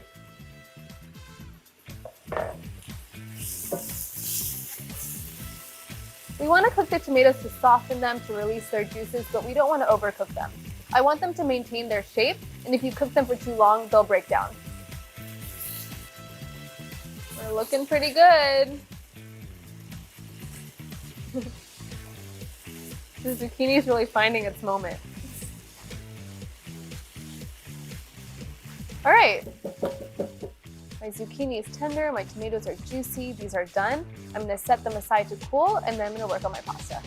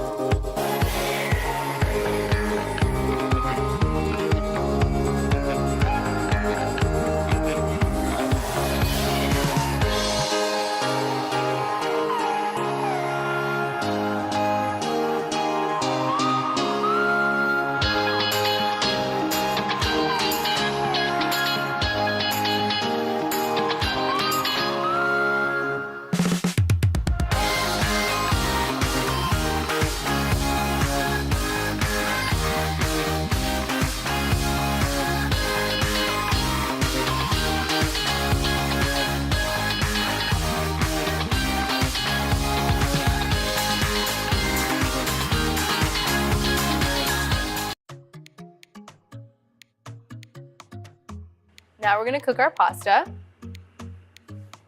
One very important step. Don't forget to salt your pasta water, or I will come find you. Okay. Make sure you cook your pasta according to the instructions on your package. And add my pasta in.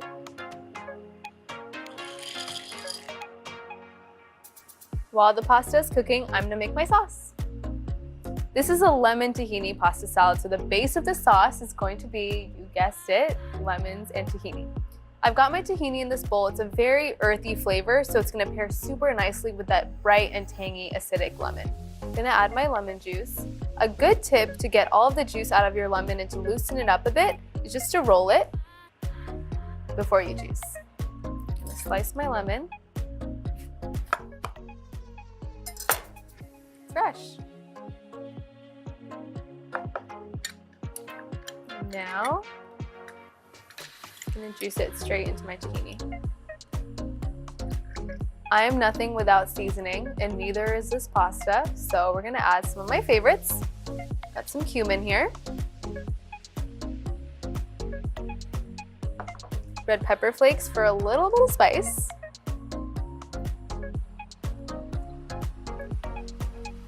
Some salt. Then a little bit of freshly ground black pepper.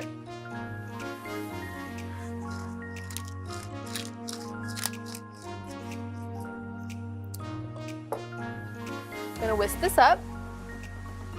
You'll notice that the mixture will start to seize, meaning it's gonna be a bit tougher to mix it, which is why we have a little H2O to save the day. You wanna make sure your water is cold, and we'll just add a little bit at a time until it reaches your desired consistency.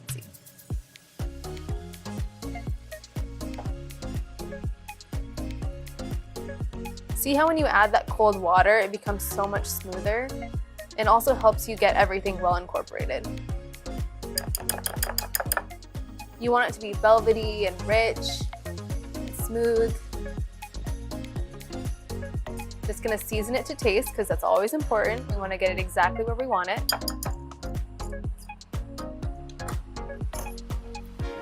Taste a little.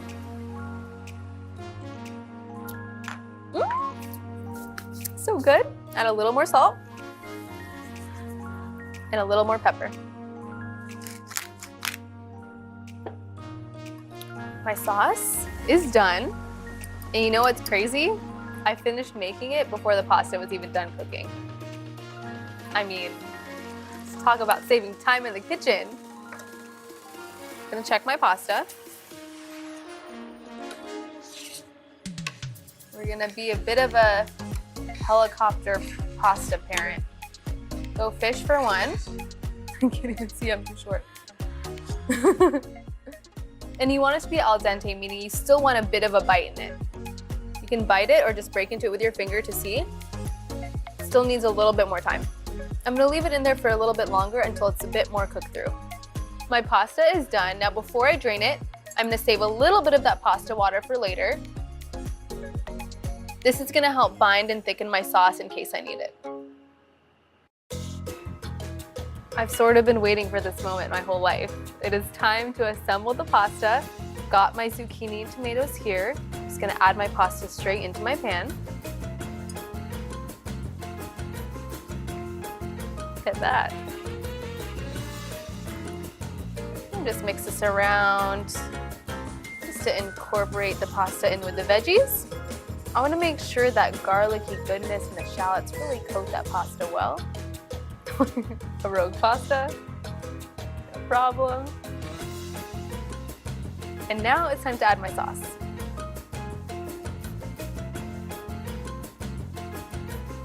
I mean, look how creamy that is. It's like velvety smooth. See you later. Okay. I'm just gonna coat the sauce in with the pasta really well. We don't want any piece of pasta to feel lonely. It needs to have some sauce on it. This looks good. This looks well incorporated. This looks like everyone has become besties. It's time to plate. So I know this is supposed to be a pasta salad, but a little fun fact, you can eat this room temp as well. So I'm gonna serve myself a bowl. I can't not eat it right now. And I'm gonna let the rest chill in the fridge.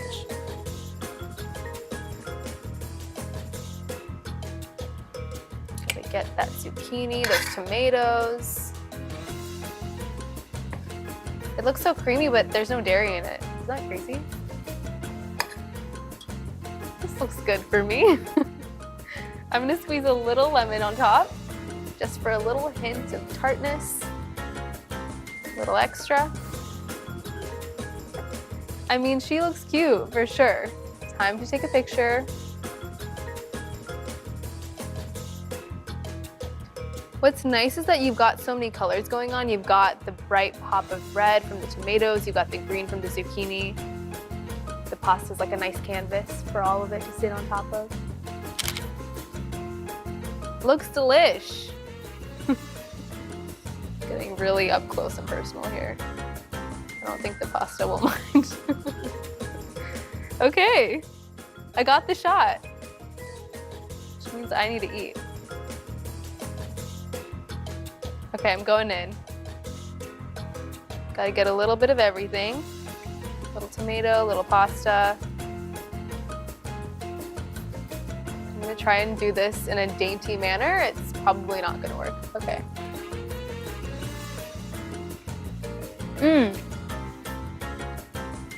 I mean, usually think of pasta as something that's pretty heavy, but you've got this brightness from the lemon that allows it to feel super light and refreshing.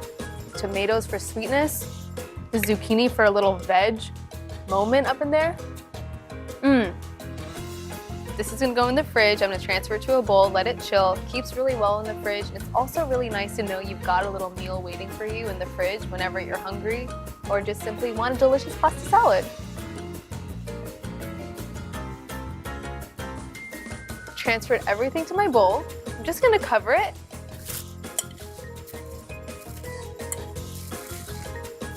Now I'm gonna take it to the fridge to chill, and then when I come back, we're gonna make my lemon loaf cake.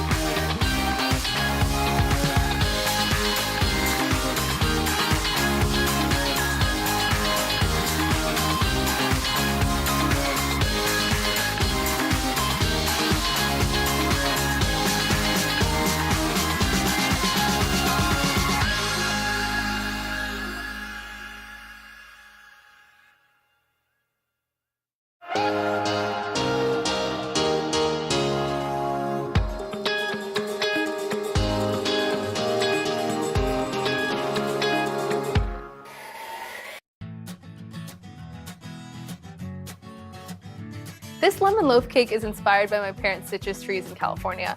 My dad tends to our lemon trees because he's the only one in my family with a green thumb, or at least he tries to have one. So I wanted to make a really delicious post-breakfast sweet treat for us to enjoy together.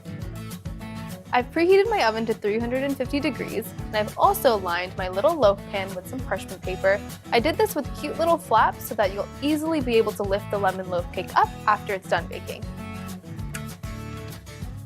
Now I'm gonna get started on my dry ingredients. I'm using some oat flour and some coconut flour. I really like this because oat flour is nice and hearty and coconut flour is light and absorbent, so they make a really nice pair. I'm just gonna add my coconut flour to my oat flour.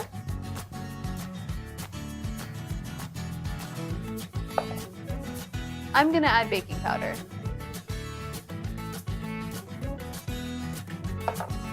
I'm gonna whisk everything together. Oat flour and coconut flour are both gluten-free, so if you're into that, that's great. If you're not, I promise you'll still love this recipe, but make sure you do check your oat flour package to ensure you're using the gluten-free variety. We wanna whisk this until everything is nicely incorporated. Everything looks nice and incorporated, and now I'm gonna start on my wet ingredients.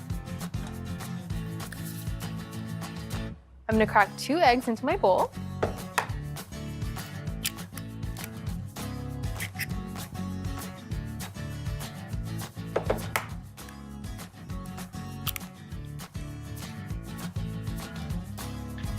I'm gonna beat my eggs until they're nice and smooth. All right, this looks nice and smooth. And now I'm gonna work on my lemons. Our star, the lemon. First, I'm gonna zest the lemon into my eggs. What's really great with zest is that it adds this nice fragrance and aroma and adds a lot more of that lemon flavor, which we love for this recipe.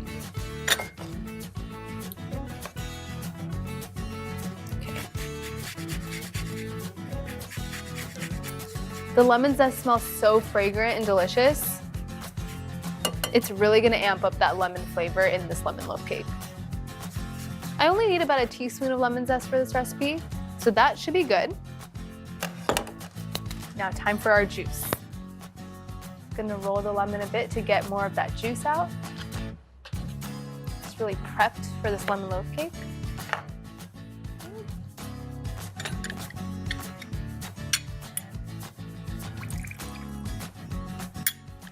I love the smell of lemons too. It's so fresh. I feel like I'm at a spa. But I'm making a cake instead, which is better for sure.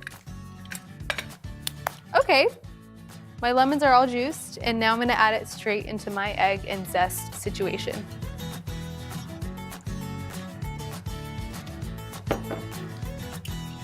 Mix this up until it's nice and incorporated.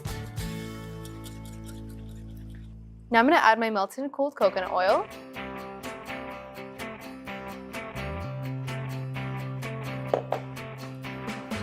Mix that up.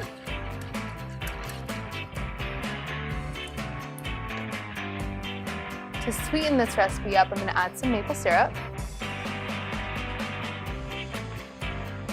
I like using maple syrup here because lemon is so tart and acidic and maple is warming and really just delicious and golden, so I find that it's a perfect match made in citrus heaven. A little vanilla extract. Little splash zone for the vanilla extract, no big deal.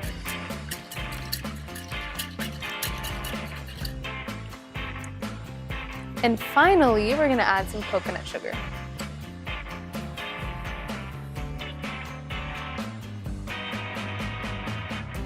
The coconut sugar sweetens this up even more, which we love for this lemon loaf cake recipe. I'm gonna just add my dry ingredients straight into my wet.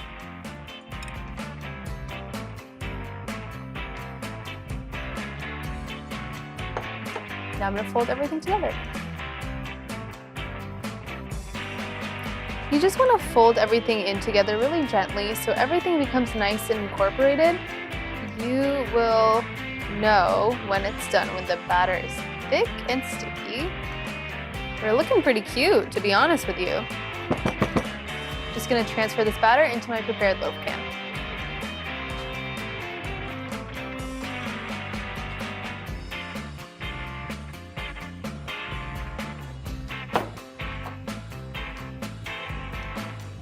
We're just gonna smooth the batter out in the pan, make sure it's evenly distributed.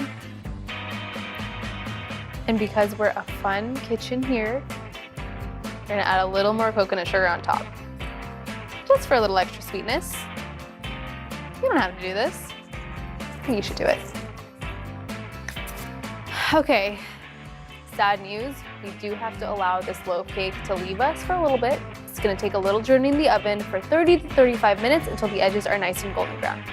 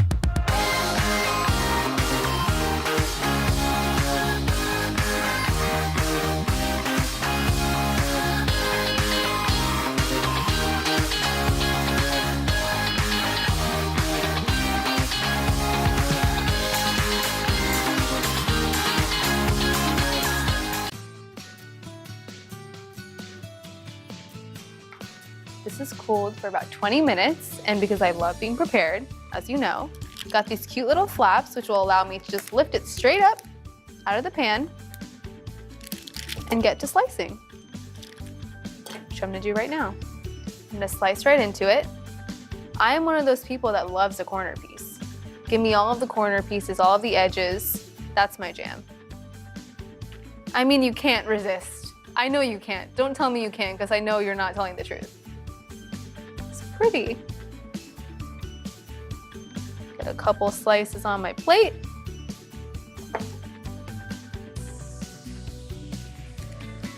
No, I need a third for sure. I need a third.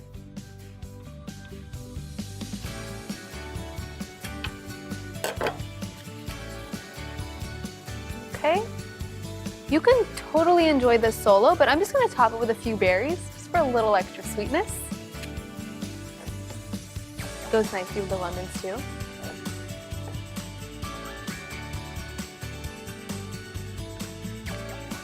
I mean, I think it's ready for its close-up.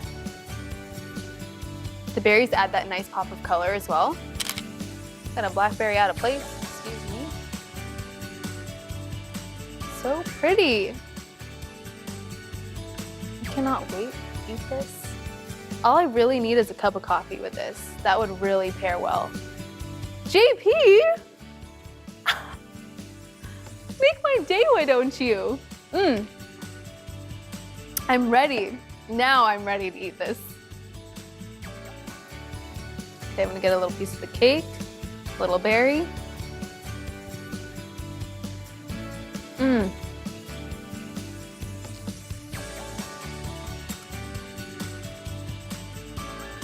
That is good. It's lightly sweet. Goes perfectly with the berries. The lemon adds that nice zing, that tartness. Maple is like that golden, warming, delicious taste. Don't let your coffee live without this.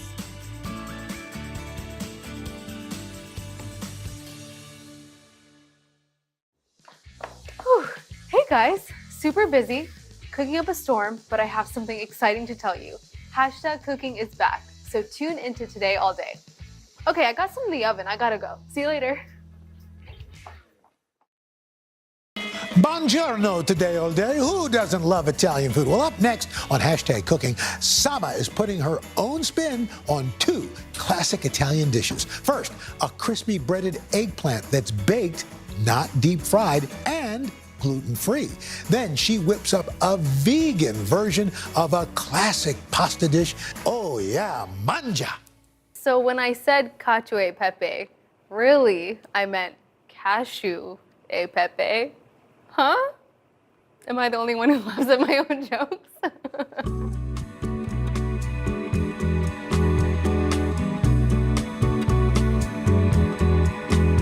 All hail Italian food. I love it. Some traditional Italian dishes do have a lot of dairy, so I wanted to create some of my favorites with a plant-based twist. Today I'm going to show you how to make a breaded eggplant that uses almond meal instead of breadcrumbs in a really delicious and creamy vegan cacio e pepe. This is Hashtag Sama's Italian. Eggplant is a vegetable I kind of tend to forget about the second it enters my kitchen. So, to use up all of my forgotten eggplant that I've been finding in my fridge, I wanted to create something that had the breading of an eggplant parm, but the snackability of something like a slice of bruschetta. So, enter my breaded eggplant. The first thing that we're gonna do is slice our eggplant. Got a cute eggplant here. Just gonna trim the end off and start slicing.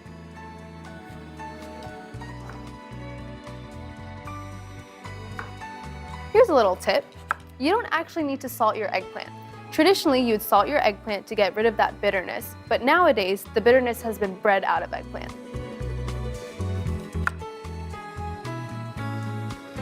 I'm slicing my eggplant into little slices that are about 1/4 of an inch thick. Perfect. So happy I'm using up my forgotten eggplant. It's just been sitting in there for so long. Okay. I'm gonna let my eggplant hang out here while I make my little egg mixture. I wanted my breading to have a lot of flavor on its own, so in addition to my almond meal, I'm gonna add some of my favorite spices. I'm using almond meal or unblanched almond flour for this recipe, which still keeps the skin on the almonds. I find that this is really nice to add texture, and it's a great replacement for breadcrumbs. The cayenne is gonna add a little heat, and the turmeric and cumin are my favorite pairing. We cannot forget our salt and pepper. What is life without some salt and pepper? It'd be very unseasoned and boring. Little salt and some freshly ground black pepper. I like that the turmeric is also going to add some nice yellow color to this eggplant. Just going to whisk this until it's nice and well combined. I want the breading to be really flavorful, and so I'm mixing it super well so no piece of eggplant goes unseasoned. That would be really sad. Also super bold of me to wear a white shirt when I'm using turmeric. This is how I live on the edge, okay? Beautiful. The breading is happy. Now time to beat an egg. We want to whisk the egg until it's completely uniform. We don't want any separation between the yolk and the white. This looks nice and uniform. A perfect little bath for my eggplant. Now it's time to assemble. This eggplant has really been on a journey, from being forgotten in the fridge to going down the line to flavor. I mean, lucky eggplant though. We want to dip it straight in this egg mixture. Make sure it's really well coated. Now we don't want any excess egg on the eggplant, so I'm just going to let it drip out just like this. We want a really nice and even coating of the breading, which is why we're doing this. And now we're going to put it straight into our breading. Into the parchment paper we go. Now we're just going to repeat.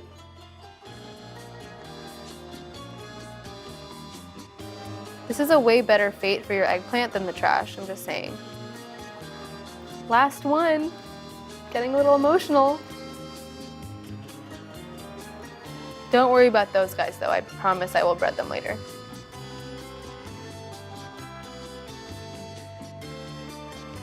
We are ready for the oven. Look at those colors, look so pretty. I'm popping these in at 375 degrees for 30 minutes. Make sure to flip them halfway through.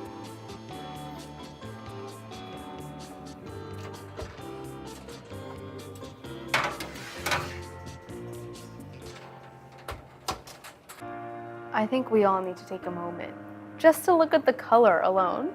Look at that yellow from the turmeric, the little golden crispness on the edges. I'm like drooling already. I really can't wait to eat them. These are perfect on their own, honestly, because they have so much flavor in the breading, but I love to use them as a vehicle for my toppings of choice. This could be a bruschetta, this could be a pesto, even just a little tahini drizzle with some salt is so good. Today, I'm gonna use a bruschetta and a pesto. By the way, you can make your own for sure, but if you wanna buy store-bought too, totally fine with me. Again, what a bold choice of me to cook with turmeric and wear white. Like, I love taking risks. Okay, I'm gonna add some pesto.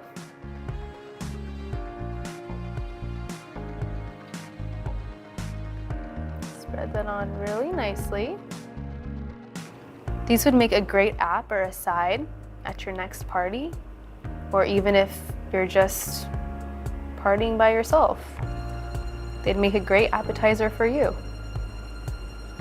That's fine. We love that. We love a party of one. These are even good dipped in some marinara sauce, just keeping it super simple. There's so much you can do with them. They taste good with basically everything. For my bruschetta.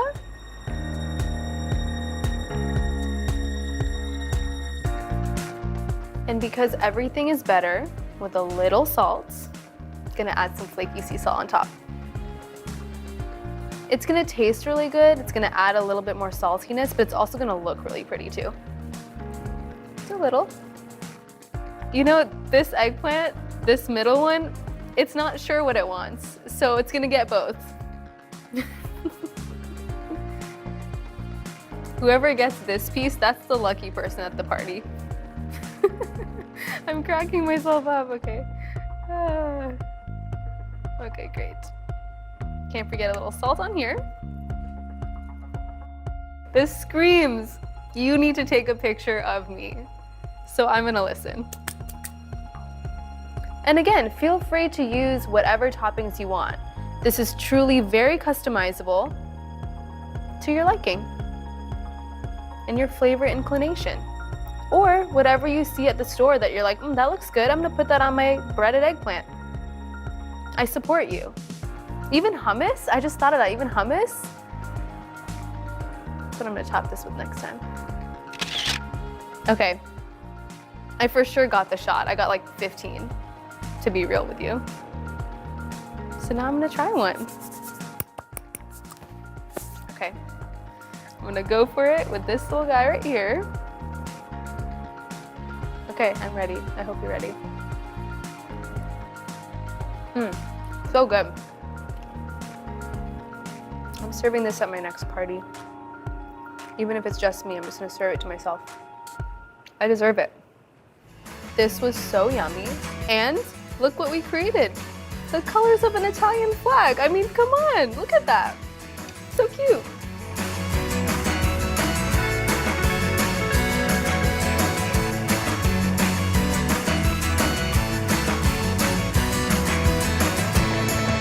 I have a question. Are you dairy-free and miss the glory days of really creamy, cheesy pastas?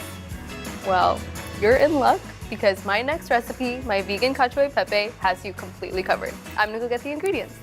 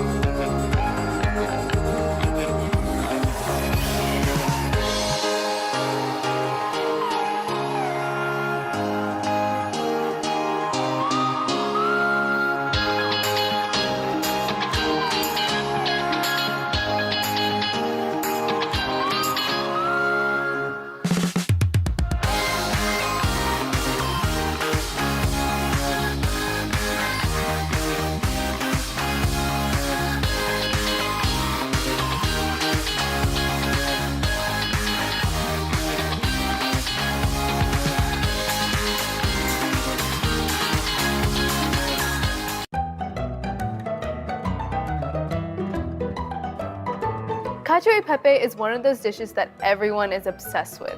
But if you can't tolerate dairy, it's probably not high on your list. Don't worry though, I'm going to change that because this vegan cacio e pepe is truly going to blow your mind. First up, we're going to make our cashew parmesan. And yes, I did say cashew parmesan. To make this parm, we're using a base of cashews, raw cashews, and nutritional yeast for that savory, nutty, cheesy flavor. I'm going to start by adding my raw cashews into my blender. Make sure your cashews are raw and unsalted. Now for our nutritional yeast. Nutritional yeast is commonly used as a vegan cheese substitute because it's got this savory, nutty, cheesy flavor, a little bit of umami in there too. Make sure you buy the fortified version because that's the one that has a lot of vitamins and minerals. Now we need some spices. We've got to have a little seasoning. So, got some salt. Salt going in. And some garlic powder. Now, all we're gonna do, because my blender is truly my best friend, is blend it all up. Be careful though not to overblend. We just want to blitz it a little bit so we get a nice fine powder, sort of like a Parmesan.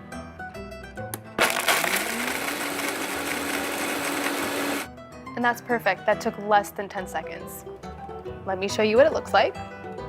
It smells so good. It's cheesy, it's nutty, it's savory. It's kind of like a nice fine powder, perfect for sprinkling on top of pasta. This makes a little bit more than I'll need for this recipe, so you can totally store this in the fridge for up to a week, top your popcorn with it, some salads. It's very versatile. And you know what?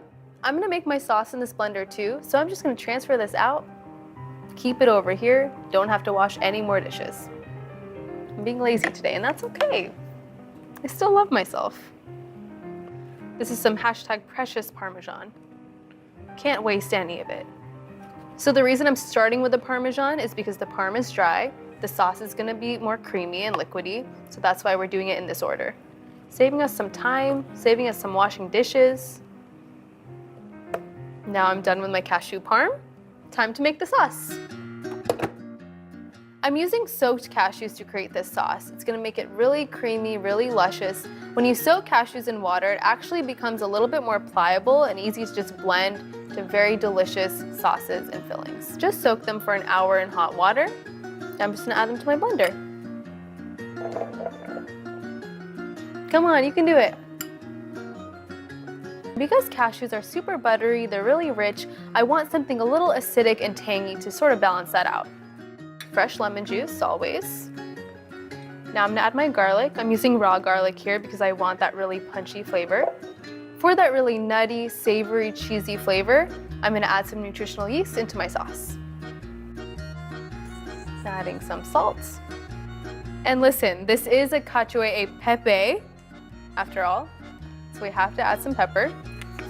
Freshly ground pepper, always. We want that bite. We want it to be really peppery and delicious and be sharp as well. Whenever I make this recipe, I skip my workout. This is it right here. A lot of pepper is necessary. Gonna finish it off with some extra virgin olive oil. And then, to help the blender move, I'm just gonna add a little bit of water, just to get the blender going. You may need to add more water later, but just check the texture of the sauce and then add more as you see fit. It's time to blend.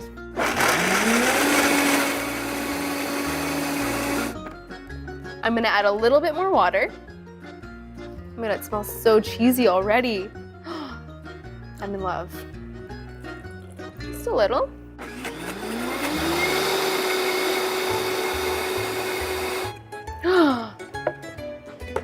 It looks so good. Sorry, that was a little dramatic. I have to show you this texture. I'm gonna give it one more good blend.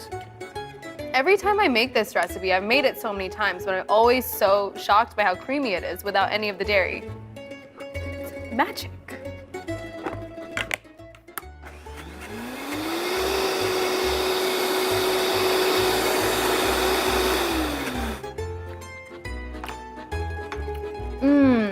It's so good. I don't think it needs anything. Oh my God. Good for me. Okay, let me show you this texture. Oh, it's so peppery. It's like spicy almost, but still super savory and nutty. I love this so much. All right. Can't leave any sauce behind. I love a blender pasta sauce. It's so easy. Throw together. Minimal prep, minimal ingredients. Look at how creamy and luscious that is. Sauce is done. Now I'm gonna go cook my pasta.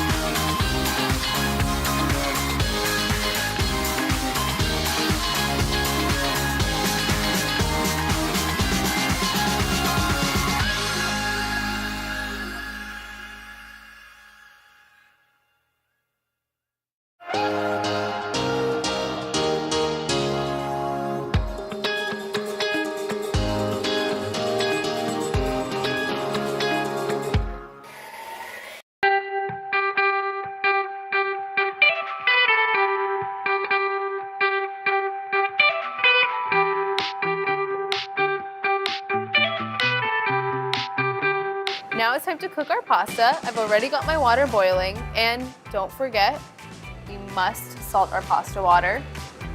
Hashtag no bland pasta. It's not good. Okay, the water is ready for my pasta.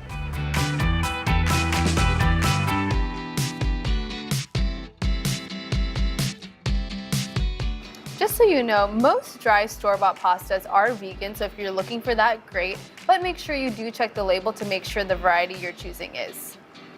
I'm using a vegan and gluten-free chickpea pasta.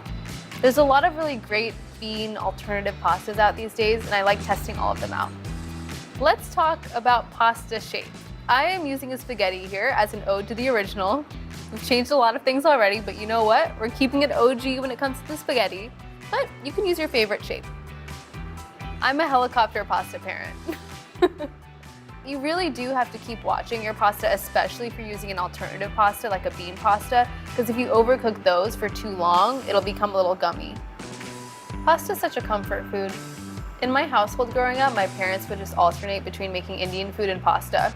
That was like, that was all we had. It was Indian food or pasta. All right, I'm feeling good about this one. We're done. We're done. Woo! Here's what I want to do. I want to save some of that starchy water for later to add to the sauce and pasta to help thicken it and bind it. So I'm going to save some of that. Just a little for later. I love being prepared. And now I'm just going to use my tongs and transfer my pasta to my dish. And then I'm just going to mix the sauce all up. I'm really excited about it. This also keeps the starchy water on the pasta. Doesn't have far to go. Spaghetti's so cute. I love it. All pasta is cute.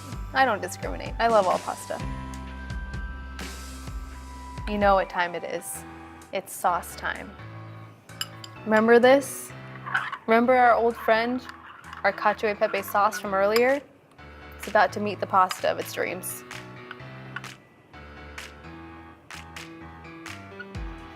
And now I'm just gonna add a touch of that pasta water just to help everything mix and combine, get really nice and creamy. Helps the sauce adhere to the pasta. Toss it together.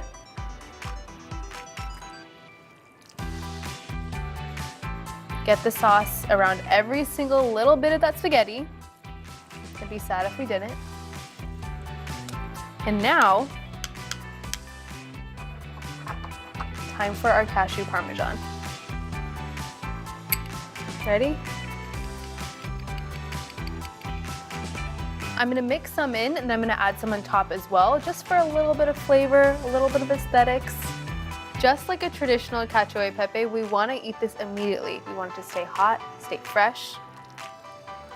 So I'm gonna serve this to myself right now. Is this generous? I don't care. Am I just like, are my eyes too big for my stomach? No, you'll wanna eat this much, I promise. Okay. I'm gonna cut myself off there. And now, let me just make this look a little pretty with my fork. Twirl this around. And add a little bit of my cashew parm. And by a little bit of my cashew parm, I meant a lot bit of my cashew parm. And the dish wouldn't be complete without it, some freshly ground black pepper.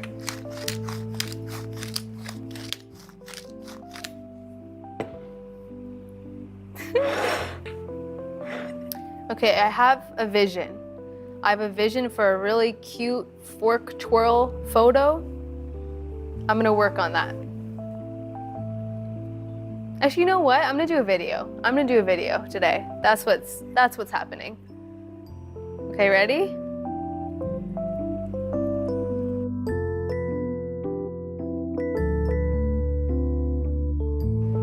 Okay, we got the shot. We got it. We got it. And you know what I also got? The perfect little spiral for me to eat. I'm going for it. Mmm. It is so creamy. Like, I want you to know, this is so creamy. It's cheesy. You've got layers of flavor, right? You've got the buttery cashews creating this really creamy sauce. The black pepper makes it peppery, woody, it's got the sharp bite.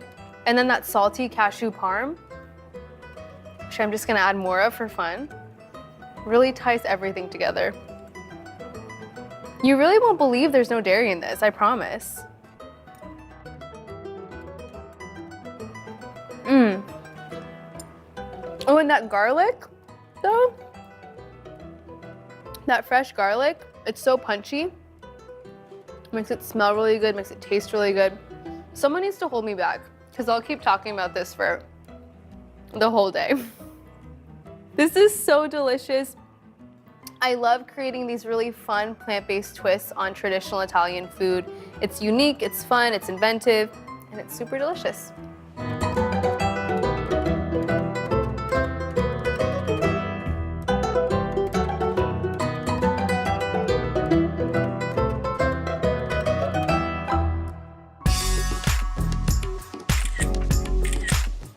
Oh, hey, I didn't see you there. But I'm so glad you're here because I have something I want to tell you. Hashtag Cooking is back with all new episodes, and I'm so excited to share my favorite recipes with you.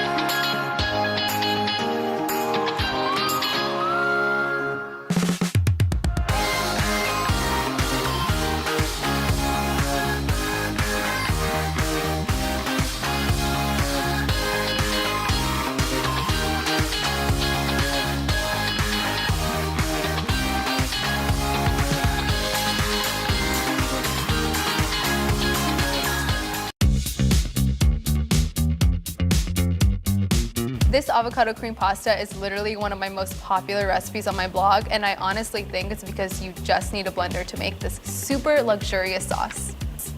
So, the base of it is our avocados. I'm using an avocado and a half for this recipe, so I'm gonna go ahead and start with that. All right, we're gonna scoop some of this avocado out. Look at how ripe and pretty that is.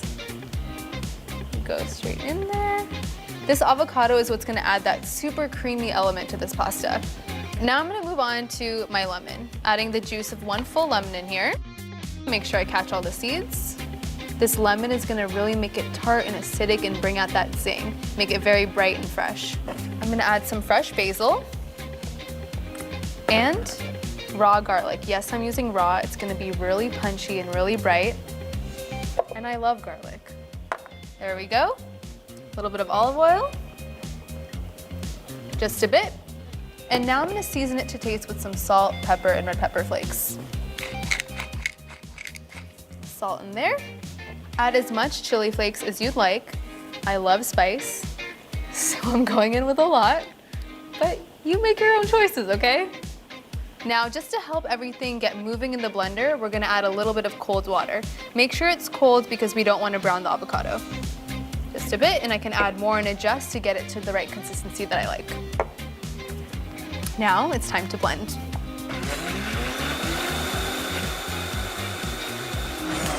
Perfect. It is so luxe, you will not even believe it. Look at that. So creamy. Before I add this creamy sauce to my pasta, I'm gonna grab one more thing. Just grab some arugula from the fridge. I love adding this to this pasta because it gives this really nice peppery bite to it. All right, time to assemble. Got my sauce, gonna add this into my pasta. You might think you put cream in this, but you didn't, I promise. I'm gonna add my tomatoes. Just a little burst of something sweet in with this avocado cream sauce. Now I'm just gonna mix in my arugula. What's great about this pasta as well is that you can eat it immediately, but you can also refrigerate it to have as a pasta salad the next day. We love a leftover. We love a meal prep situation. Is that too much? There's never too much. What is a portion? Some freshly ground black pepper and a pinch of flaky sea salt. That is it. But one last thing. Can't forget to take a photo. I didn't do all of this for nothing. I love this. I'm gonna frame this. I'm gonna put this on my wall. Okay, here I go. Gotta get some arugula, some pasta in there. Okay. I love myself. It's so creamy, you honestly would never know that there's no cream or butter in this. It's crazy.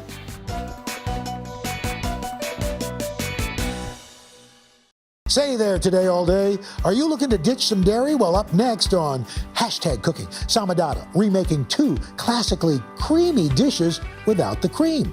First up, she's going to make a vegan mac and cheese with a velvety sauce. Then for dessert, Sama turns overripe bananas into a luscious dairy-free nice cream.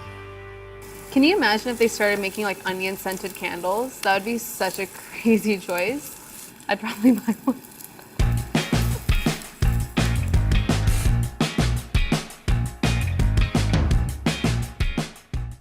If you can't eat dairy, then don't worry, I got you. I'm always coming up with new ways to make creative, delicious dips, fillings, and desserts without any of the dairy. I really just want to #make dairy free cool. I'm going to show you how to make 2 of my favorite recipes that are traditionally loaded with lots of cheese and milk. First up, my masala mac and cheese, and next, because we can never forget dessert, my banana cardamom ice cream. One of the first ways that I dabbled into cooking, and maybe it's a bit generous to say cooking, was through boxed mac and cheese. I used to love that mildly suspect bright orange powder. But today, we are making my masala mac and cheese. The flavor profile is a little bit more elevated, but still just as creamy and decadent. Let's get started. The first thing that we're gonna do is dice up my onion. So I wanted to add some cooked onions into the sauce because I think it adds a lot more flavor. We want different levels of flavor and spice, and by cooking these onions down in some olive oil, it's really gonna get us there. I'm gonna peel this guy. I am just dicing my onion right there. Little rough, don't worry, because we are going to blend it later. After it's been cooked, of course. I've just diced my onions, and now I'm just gonna heat up some olive oil on my pan. Okay, my olive oil is shimmering. Time to add my onions.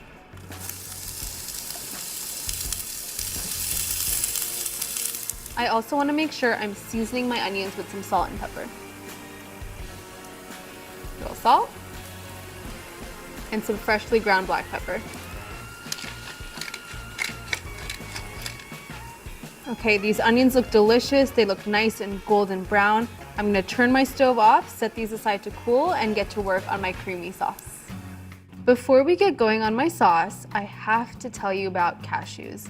When you soak cashews, they absorb a lot of that water, expanding them and making them a lot easier to blend. Because they're so buttery, when you actually do blend them after they've been soaked, they can create creamy dips, dressings, sauces, desserts, mac and cheese sauce, anything, you name it.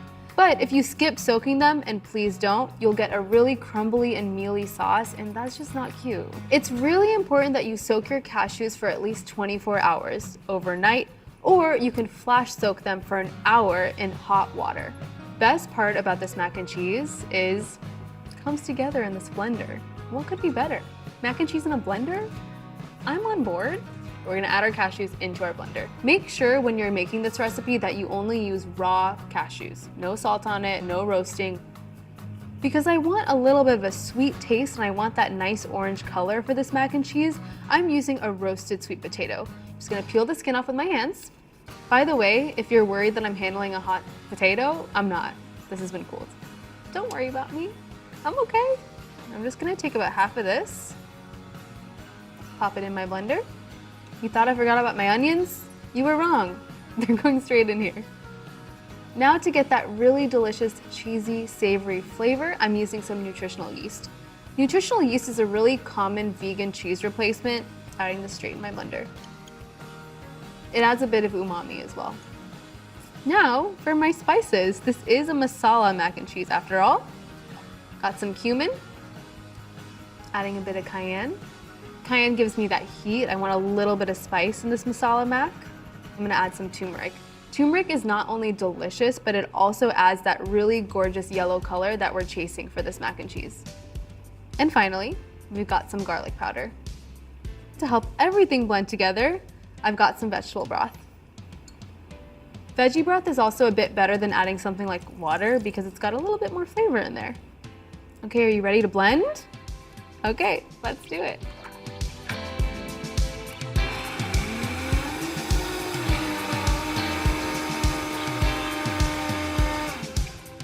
And if you need to, feel free to scrape down the sides of the blender to get everything well incorporated. Boom. I'm gonna add a little bit more salt, a little more pepper. Back to blending we go.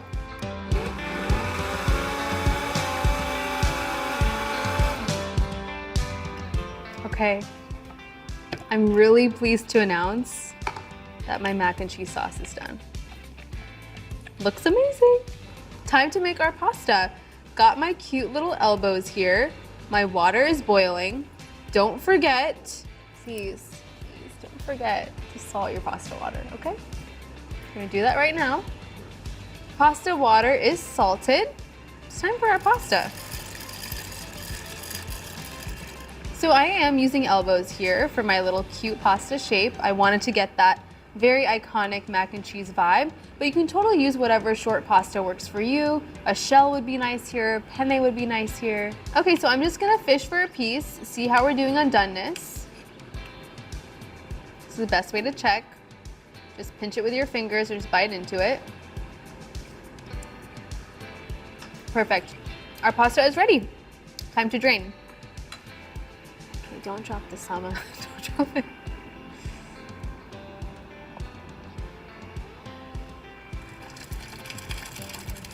One more thing to do is just add our sauce to our pasta.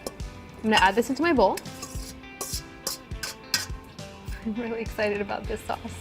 Just so you know, this makes a lot of sauce. I like a saucy mac, but you can totally reserve some for later if you want it to be a little less saucy. All right, time to plate. Sorry, I just gasped. I was just taken aback. It's so creamy. All right, little fresh parsley just to top. Little bit of color, little bit of green, little bit of herb, just to bring this out. And then I'm just gonna finish it with some freshly ground black pepper. Have you ever seen a more velvety mac and cheese? I just have to capture this. Here I go. This is gonna be an action shot. Okay, think I got it. Time for me to dig in. I've never been more happy than this moment right now.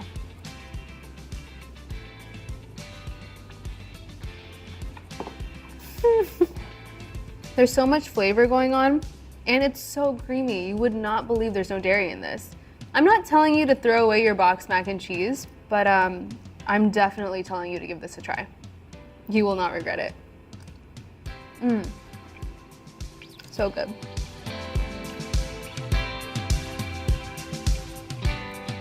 It's me, and I can never have any dinner or lunch without a little bit of dessert. So up next, I've got my banana cardamom ice cream, and you're absolutely gonna love it. I'm gonna go grab the ingredients.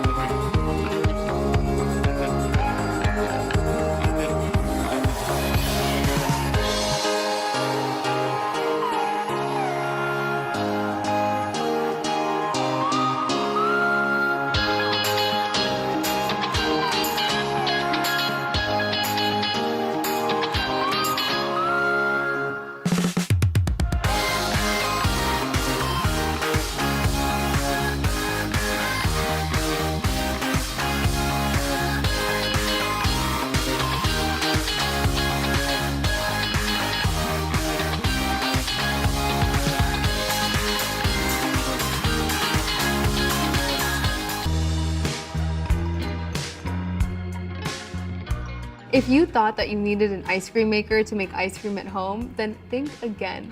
My banana cardamom ice cream comes together in a blender and takes a little nice nap in the freezer to create the most luscious vegan ice cream. Let's make it. Listen closely. I hate wasting bananas. It's so sad. Ripe bananas, really spotty bananas, are perfect for so many different types of recipes, and especially this ice cream. They help create that really luscious, creamy texture without any of the dairy. I've got my frozen bananas here. I'm just gonna pop them into my blender. When I freeze bananas, I like to cut them up in little pieces just to make it easier to blend. Really important that you're using ripe frozen bananas because we're not actually gonna add any added sugar to this recipe. All the sweetness is gonna come straight from those bananas. Okay, now, gonna add a little bit of creamy almond butter into my blender. Because the bananas are super sweet, I like adding a nut butter like an almond or even a peanut butter just to balance out that sweetness. I love using cardamom in this ice cream because it's got this really nice piney, fruity undertone. Really delicious. If you don't have it, don't worry, you can totally sub cinnamon instead. Now to help everything come together, I'm just gonna add a little bit of almond milk. Here's the important thing. We're not trying to go for a smoothie here, right? So we're just gonna add a little bit of milk just to get the blender going. Time to blend. Time to scrape down the sides of the blender. I'd rather scrape down the size of the blender a million times to get that really creamy, thick, almost soft serve consistency ice cream, rather than add too much almond milk and be left with a smoothie. Can we just take a moment for my blender, please? It literally does the absolute most for me. It's key when I'm creating all of my delicious dairy-free recipes.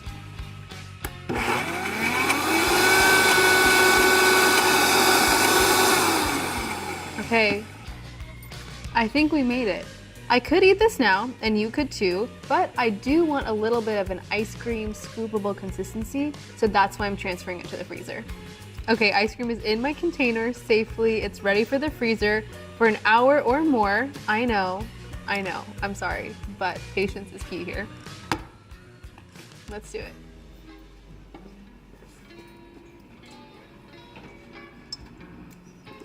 My ice cream is done. A little patience gets us a very long way. I am just gonna cut some strawberries to top my ice cream with, and then I'm gonna enjoy it. No, I did not just sneak a strawberry. I have been waiting for a long time for my dessert, so it is time to scoop my ice cream. I'm very excited. I just gasped yet again. Oh, you thought I was a single scoop girl? Think again. Oh, you thought I was a double scoop girl? Think once more.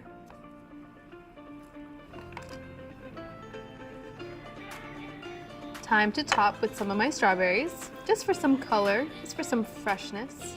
I would say this looks too pretty to eat, but I'm for sure gonna eat it. I will take a picture though. Okay, I'm ready to taste. It is crazy that you can make something this creamy with frozen bananas. It's crazy, it's wild. The bananas are so sweet, and we've got that almond butter to balance it out, and that cardamom brings all the flavors to life.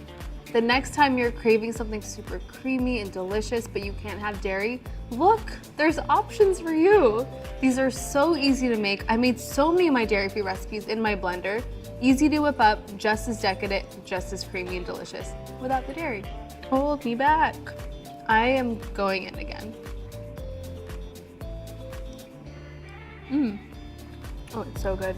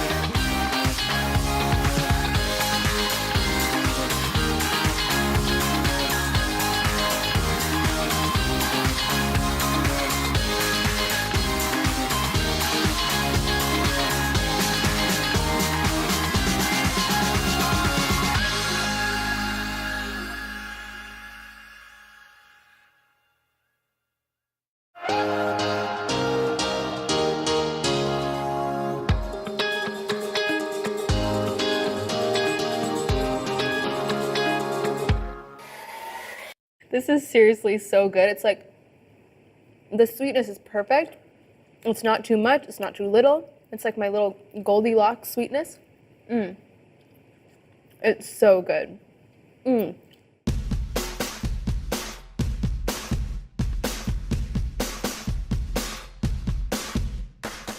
Who doesn't love a muffin? As for me, whenever I enter any bakery or cafe, my eyes go directly to the muffins. I am obsessed. Am I the hashtag muffin woman? I don't know, that's a question for another day. But I've always wanted to create my favorite bakery style muffins at home. So after a little testing, I came up with 2 that are always on rotation for me. First up, a blueberry muffin just sweetened with some honey, and lemon poppy seed muffin tops with a cute lemon cashew glaze. I always bake with chocolate over fruit. That's typically my MO. But I will say, I always make a little exception when it comes to a blueberry muffin. They're just my favorite staple comfort baked good. But I was thinking, why should I go to a bakery when I can make one in my own kitchen? So let's get started. I've preheated my oven to 350 degrees and I've lined my little muffin tin with these cute muffin liners. They're so cute. Now I can start on my wet ingredients. First up, got 1 egg. Just cracked my egg in here. Gonna whisk it really well. I want no separation between the yolk and the whites. This looks nice and uniform. Now, I'm gonna add in my almond butter. I find that the almond butter kind of adds a really nice nuttiness to these muffins. It's so delicious. Gonna mix my egg and my almond butter together really nicely so it's well incorporated. And now I'm gonna go ahead and add my melted and cooled coconut oil. This is gonna serve as a nice butter replacement. Okay, and now I'm gonna add a little bit of vanilla extract. And for my star, I cannot have my honey blueberry muffins without the honey. That would simply be wrong. I like to use local honey for these muffins, especially because it's such an important flavor component. I really want to use the good stuff. And finally, I want a little touch of acidity just to bring out all of those flavors, so I'm gonna add a little bit of fresh lemon juice. Perfect. Mix the lemon juice in there, it smells so good. Okay, my wet ingredients look perfect. They're well incorporated, they're well mixed, which means it's time for me to move on to my dry ingredients.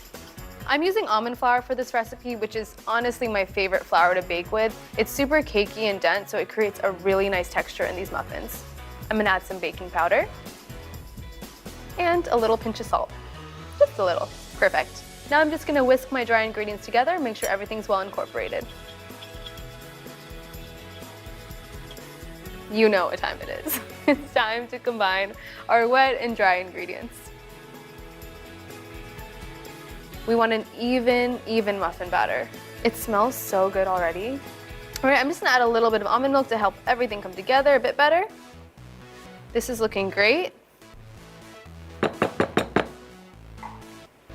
Now, this is a blueberry muffin. So I've got my gorgeous fresh blueberries here.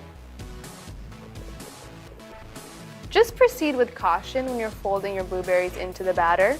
We don't want them to burst. They're precious, they're delicate. Just like, be careful of their feelings, okay? Okay, we look nice and well incorporated here, so it's time for me to add them into my muffin tin.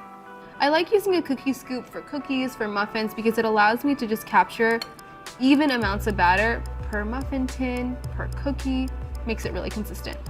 And then you get a nice even bake too. Perfect. All right, so all that's left to do is bake them. They're going in the oven 30 to 35 minutes. I'm really excited to see them on the other end of this.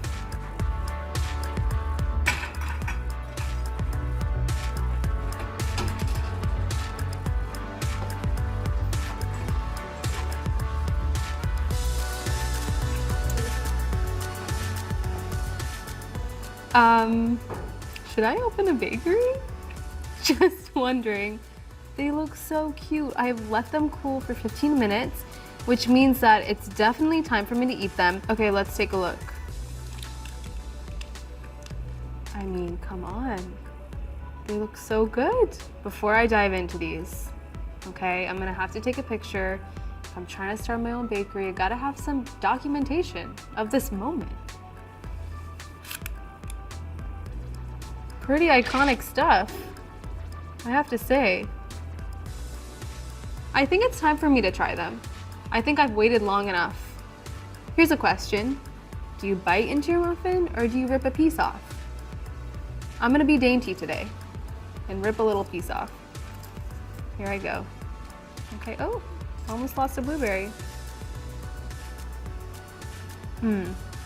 It's crazy how well the blueberries and the honey go together. It's so good.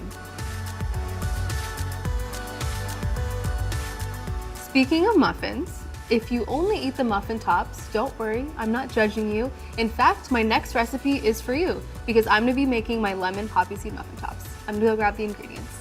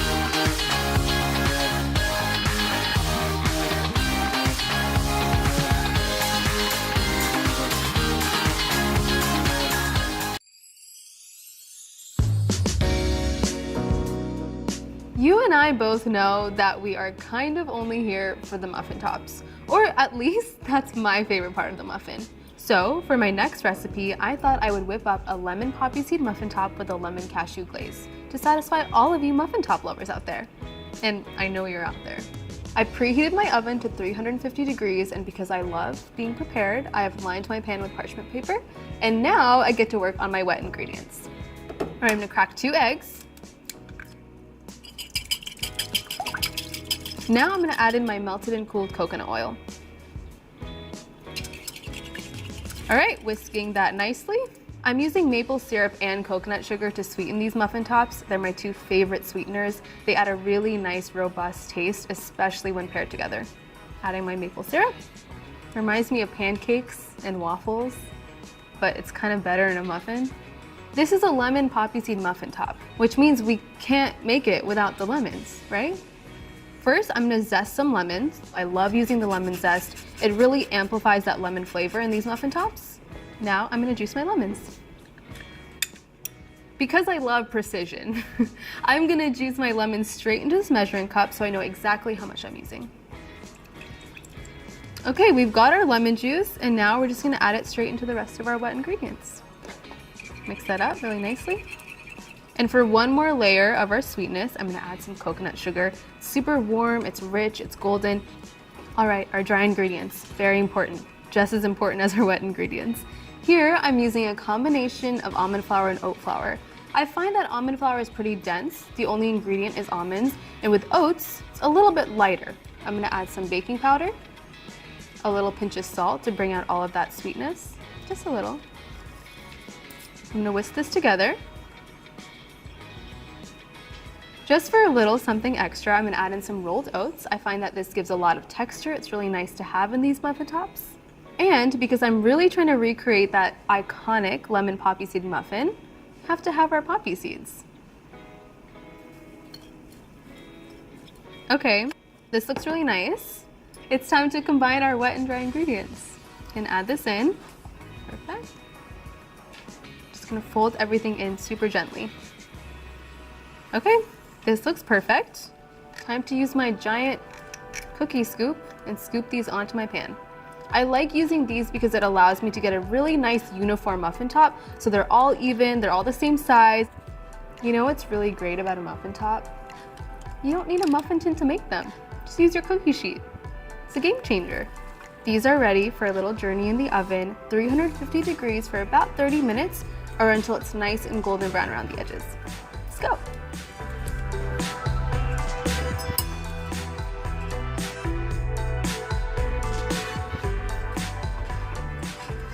I've let my muffins cool for about 20 minutes, and you know what they need. You know what they're ready for? A little glaze. I'm gonna just preface this for you. I just want to tell you that this glaze is kind of like a cross between a glaze and a frosting. So I do tend to call it a glosting. And I know I made that word up, and I'm honestly pretty proud of myself for it. So let's make our glosting. To make this really creamy, delicious glaze slash frosting, aka glosting, we are going to be using some cashews. I've soaked these cashews, and when you soak them, it actually allows them to absorb that liquid and become really nice and tender and plump. This is going to be the perfect thing to just blitz up in our blender because it's going to be really luscious and smooth. I drained the water from my soaked cashews, and I'm just going to pop them in my blender. To complement that gorgeous lemon flavor in our lemon poppy seed muffin tops, I'm going to add some lemon juice into my blender, into my glosting. Now, to sweeten this up, I'm going to add some maple syrup. Time for a little oat milk. Finally, to bring out all of those flavors, balance everything out, a little pinch of salt. Now I'm just going to blend this up.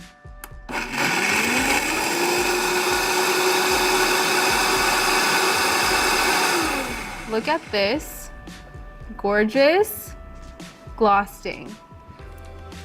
All right, we're ready to put this glaze on. Let me give you some options because we love options. You can do a little drizzle like this. So pretty. It's so thick and creamy. Do a little delicate, unfussy drizzle, or if you want to really commit, you can just gloss that whole thing. Don't be shy. Getting it to really fall over the sides like that. It's really good. One last thing to really finish it off, seal the deal, a little extra poppy seed garnish. Those poppy seeds add some nice nuttiness. Gotta take a picture. I mean, that frosting, it like, who gave the frosting permission to do that right there? It's almost unfair. Now it's my time to eat. My turn to eat. Pretty, right? Okay, I'm ready.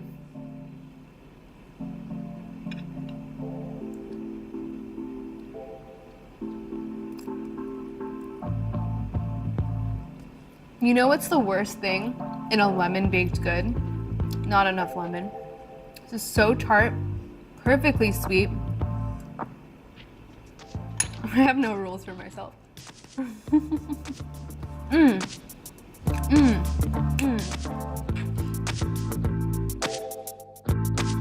I don't know, I feel like I found a new calling in life, and I think it might be to open a muffin store. We'll have plenty of muffin tops, plenty of regular muffins. I hope this inspired you to make muffins at home. I mean, this is so easy to make.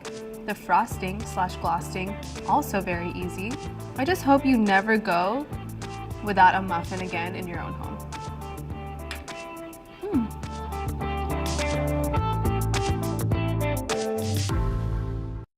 Hello, Today All Day. Up next on Hashtag Cooking, Samadata making 2 protein-packed recipes with a pantry staple, canned chickpeas. First, she's going to use the chickpeas to make a hearty dinner with a chana masala and roasted sweet potatoes. For dessert, she's going to turn the legume into ooey gooey chocolate